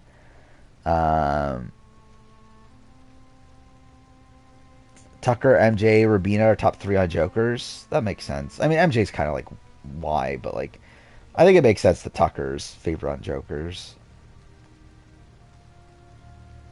And then Chemo, T-Core, Leah, Cedric, Matt, Angela. Angela made a recovery. Kenny, Joseph, Lisa, Chelsea, Quinn, Brooklyn. Wow, Brooklyn and Cam are lower than Quinn. That's kind of surprising.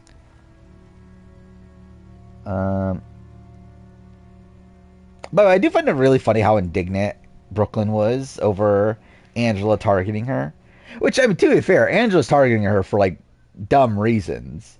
But it is funny, like, Brooklyn's reaction when, like, she herself is also targeting Angela. And would have done the same thing, but whatever. Oh my god, we're at 340 already. Alright, I think we'll probably end here. So, yeah, we're done with Uncharted. This took, what, a month and a half to play all the Uncharted games? I don't know how it took that long, but anyway, that's done. So again, I'll play Last of Us Part 1, Ungrounded. We'll see if I can get through it on stream. So that'll be the next stream series, and then we'll see after that. What's annoying is that, okay, so yeah, I do want to do, finish the game. Like, I do want to do the Naughty Dog ranking, but I also want to play other games, though, which is, like, kind of my dichotomy right now. It's like, so, like, I could play Crash, like, the Crash Bandicoot games. I could play Jack's, 1, 2, 3, and X on stream. But also, like, I also kind of want to play other things. Like, I want to play, like, the Prince of Persia game. I want to play, I do want to replay Rebirth at some point, just because I think it'll be funny. Play a parkour game? What is the parkour game?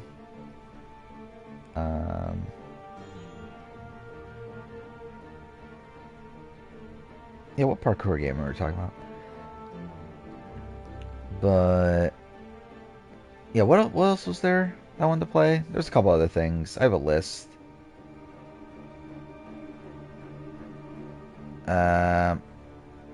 Perfect Dark or what?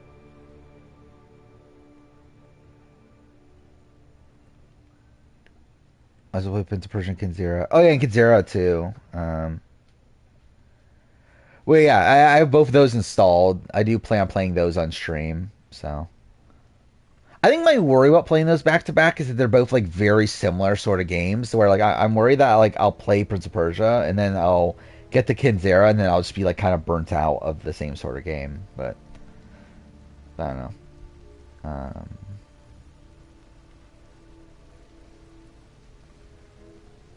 But yeah, what else do I want to play? Again, I made a list. I forgot what I talked about on stream. But I did make my list of like games I wanted to stream. Which is long. But I wanted to go back to AC Mirage and do New Game Plus. That was also a thing. I want to stream Borderlands at some point too, but I'll probably wait. I have a lot. I mean, this is literally like I literally like, look through all my games and like just jot down anything that I could see myself streaming. So we got Alice Madness Returns, another Crab's Treasure, whatever the fuck the game's called, Armored Core 6, AC Mirage, Avatar, Batman Arkham series, Bayonetta, Borderlands series, Brothers: A Tale of Two Sons, Bug Snacks, Catherine Full Body, Crash Bandicoot series, Crisis Core, Cyberpunk, Dark Void, Darksiders series, Dead Island 2, Dead Rising series, Dead Space, Doki Doki Literature Club, Dragon Age Inquisition, Dragon Quest XI, Duke Nukem Forever, Dungeons of Hinterberg, Yuden Chronicles, Fall Guys, Far Cry 6, Final Fantasy 7, Final Fantasy 7 Rebirth, Flintlock, Gears of War series, Ghost of Tsushima, God of War series, Grand Theft Auto series, Halo series, Harold Halibut, Horizon series, Immortals of Avium, Infamous Second Son, Injustice series, Inscription, Jack and Daxter series, Kingdom Hearts series, Klonoa series, Katsunagami, LA Noire, Little Nightmares series, Marvel's Avengers, Marvel's Guardians of the Galaxy, Mass Effect series, Minecraft Story Mode, Mirror's Edge series, Neon White. Is that the park game you're talking about? Neon White? Either way.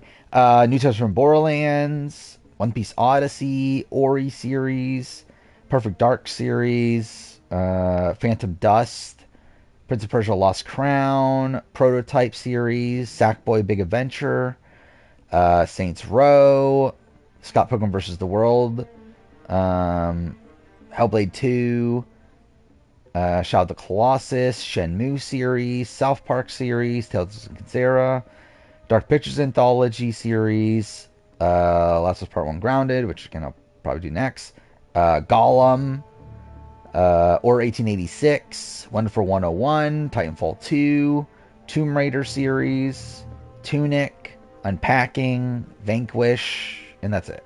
So yeah. That's everything I jotted down of something that I would be willing to stream in the somewhat near future. There's definitely like other things that like I thought of, but I was like, I probably won't do this anytime soon, so I just won't write them down. Because when Naughty Dog made a game with a female Asian protagonist that was parkourish, they haven't. Are you thinking about Don't Nod? Like, are you thinking about Remember Me?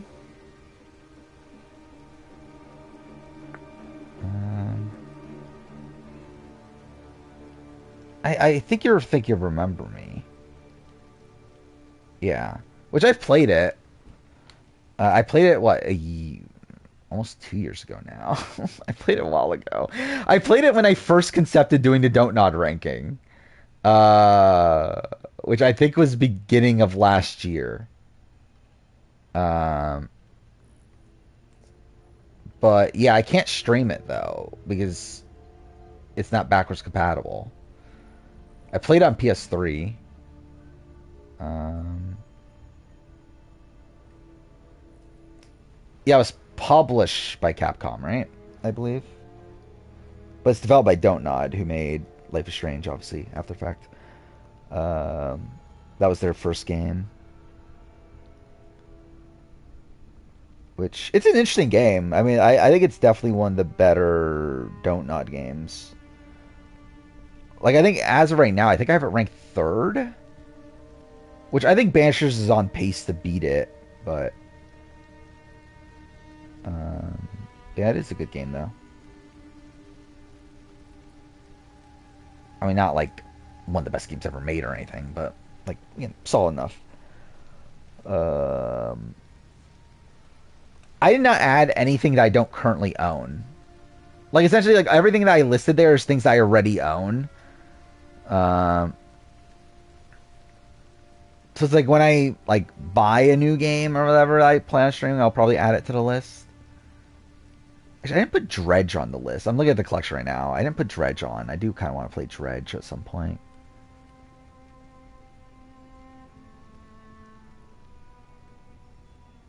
I mean, yeah, I probably won't play Indica next year at this point. I'll play Indica on my own. I think that's like more of a narrative sort of thing, right? Or like I feel like I would want to like play that on my own.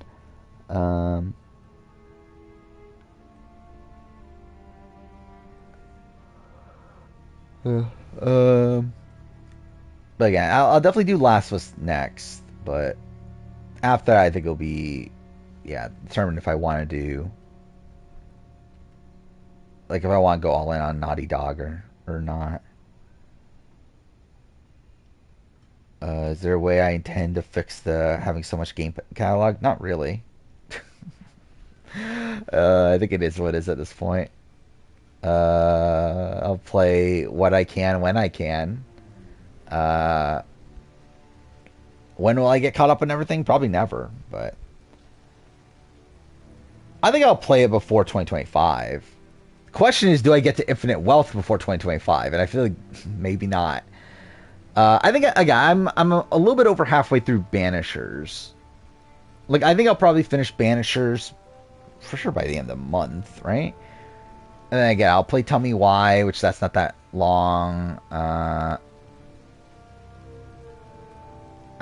would say like a month-ish from now, I would expect to start Persona 5, but also I expect to start Persona 3. But then again, I like intended on starting Persona 3 like 2 months ago now, so never know. Before Metaphor, I mean, I'll play Persona 3 before Metaphor because like I don't know when I'm playing Metaphor. I'm not buying it at launch, but I forgot. I'm gonna have to play Life is Strange at some point too, aren't I? Double exposure. See how that goes.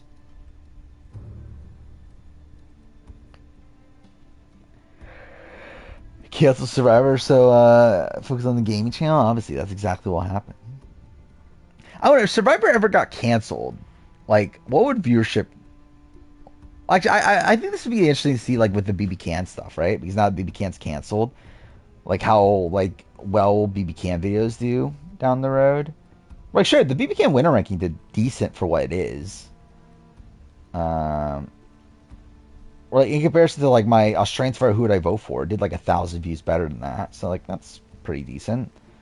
Again, it's never a video I intended on doing better than like Survivor US or Big Brother US videos, but that's decent there at least. Become a Traders channel, imagine. By the way, Traders got renewed for seasons 4 and 5 today, so we're gonna get more.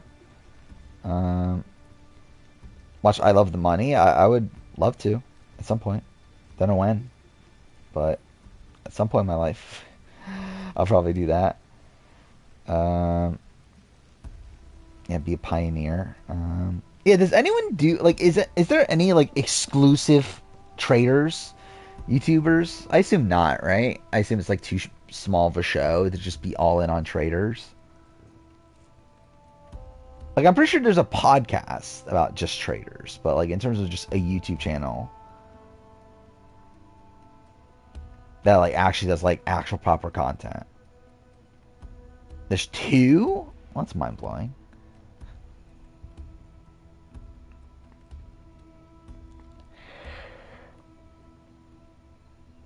Let's see. Hey, I can't imagine me just doing just one thing though. That would bother me. Just do like one topic and that's it.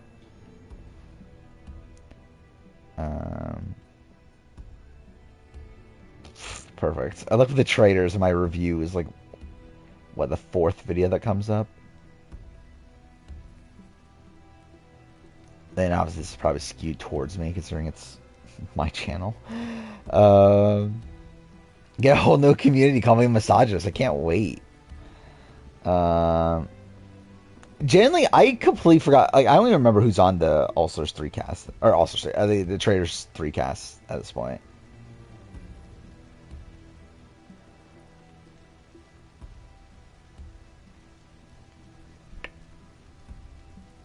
It is kind of funny looking at YouTube searches are just kind of fucked nowadays, right? Or like I think unless you like completely log out, like you never really know what other people are like seeing when they like search things, right? Who is this? The Trader Full? That's something. He actually did stuff on Traders NZ. Started 7 months ago. Yeah, good for them.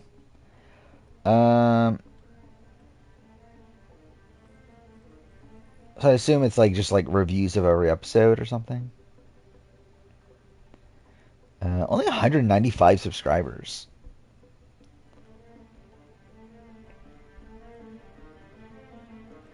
Actually, are they still? Well, I guess they just had Traders NZ, didn't they? To do content about. But it's like the type of channel that like just disappears when like Trader seasons aren't happening.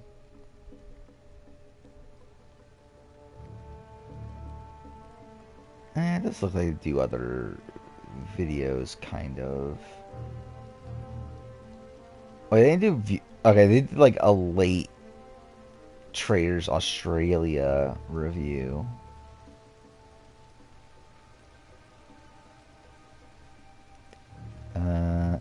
These two Traders have been expanded. My engaged rants. Yeah, I see like Survivor, Big Brother stuff now.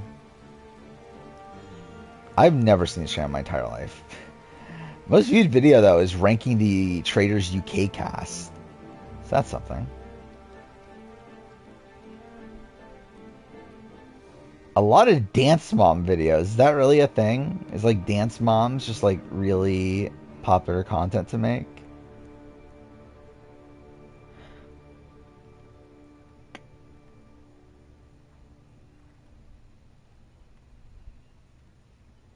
Yeah. It is actually fun. Like I feel like there's like probably so many channels that I like have never seen in my entire life that do like reality TV content. Actually, I want to look this up right now. What is my because like on YouTube, like they give you like the channels that your audience also watches. I haven't seen that in a bit. I want to see this right now. Like what channels show up there? It's got RHAP, Athanamal, Idle Doubt, Peridium. Peridium's 4. That's kind of low for Peridium. Big Brother Boy. What's Big Brother Boy doing nowadays? Oh, Big Brother Boy passed me subwise. Oh no. To be fair, this is probably like the time that Big Brother Boy would. Oh my god, Big Brother Boy's doing a video every day. That sounds miserable.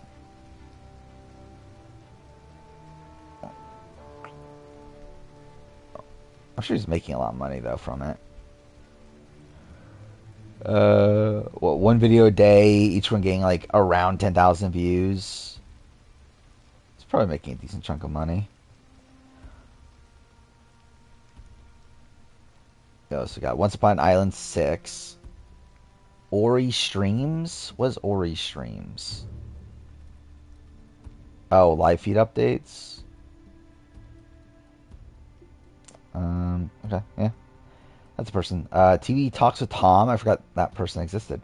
Yeah, doing the same thing. Yeah, really. There are a lot of just like live feed update channels nowadays, isn't there? Or like I didn't realize that was a thing. Like it was like getting that prominent. Where obviously like yeah, Taryn's been doing it for forever, but I didn't realize like so many people were just doing like similar sort of things now. Um, yeah, See When I Want is next, which is just a channel that posts all like the VODs of all these things. Gumball's 10. What's Gumball been doing recently? I assume Big Brother. Yeah, Big Brother rankings. That makes sense. Then K Lo Fro.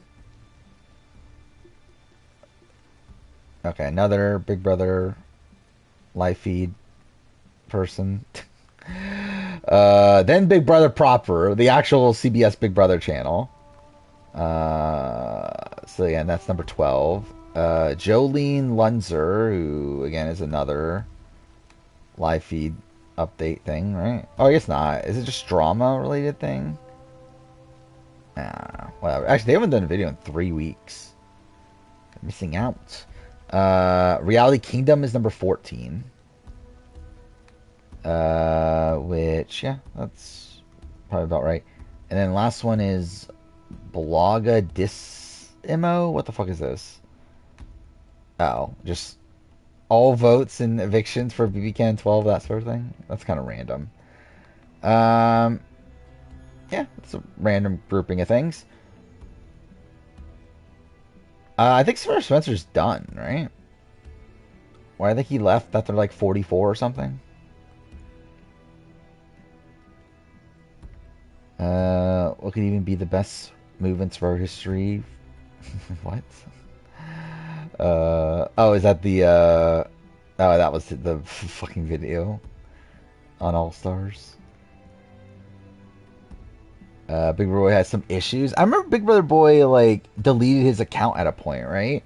But then he came back. I don't remember, like, what that was about, but whatever.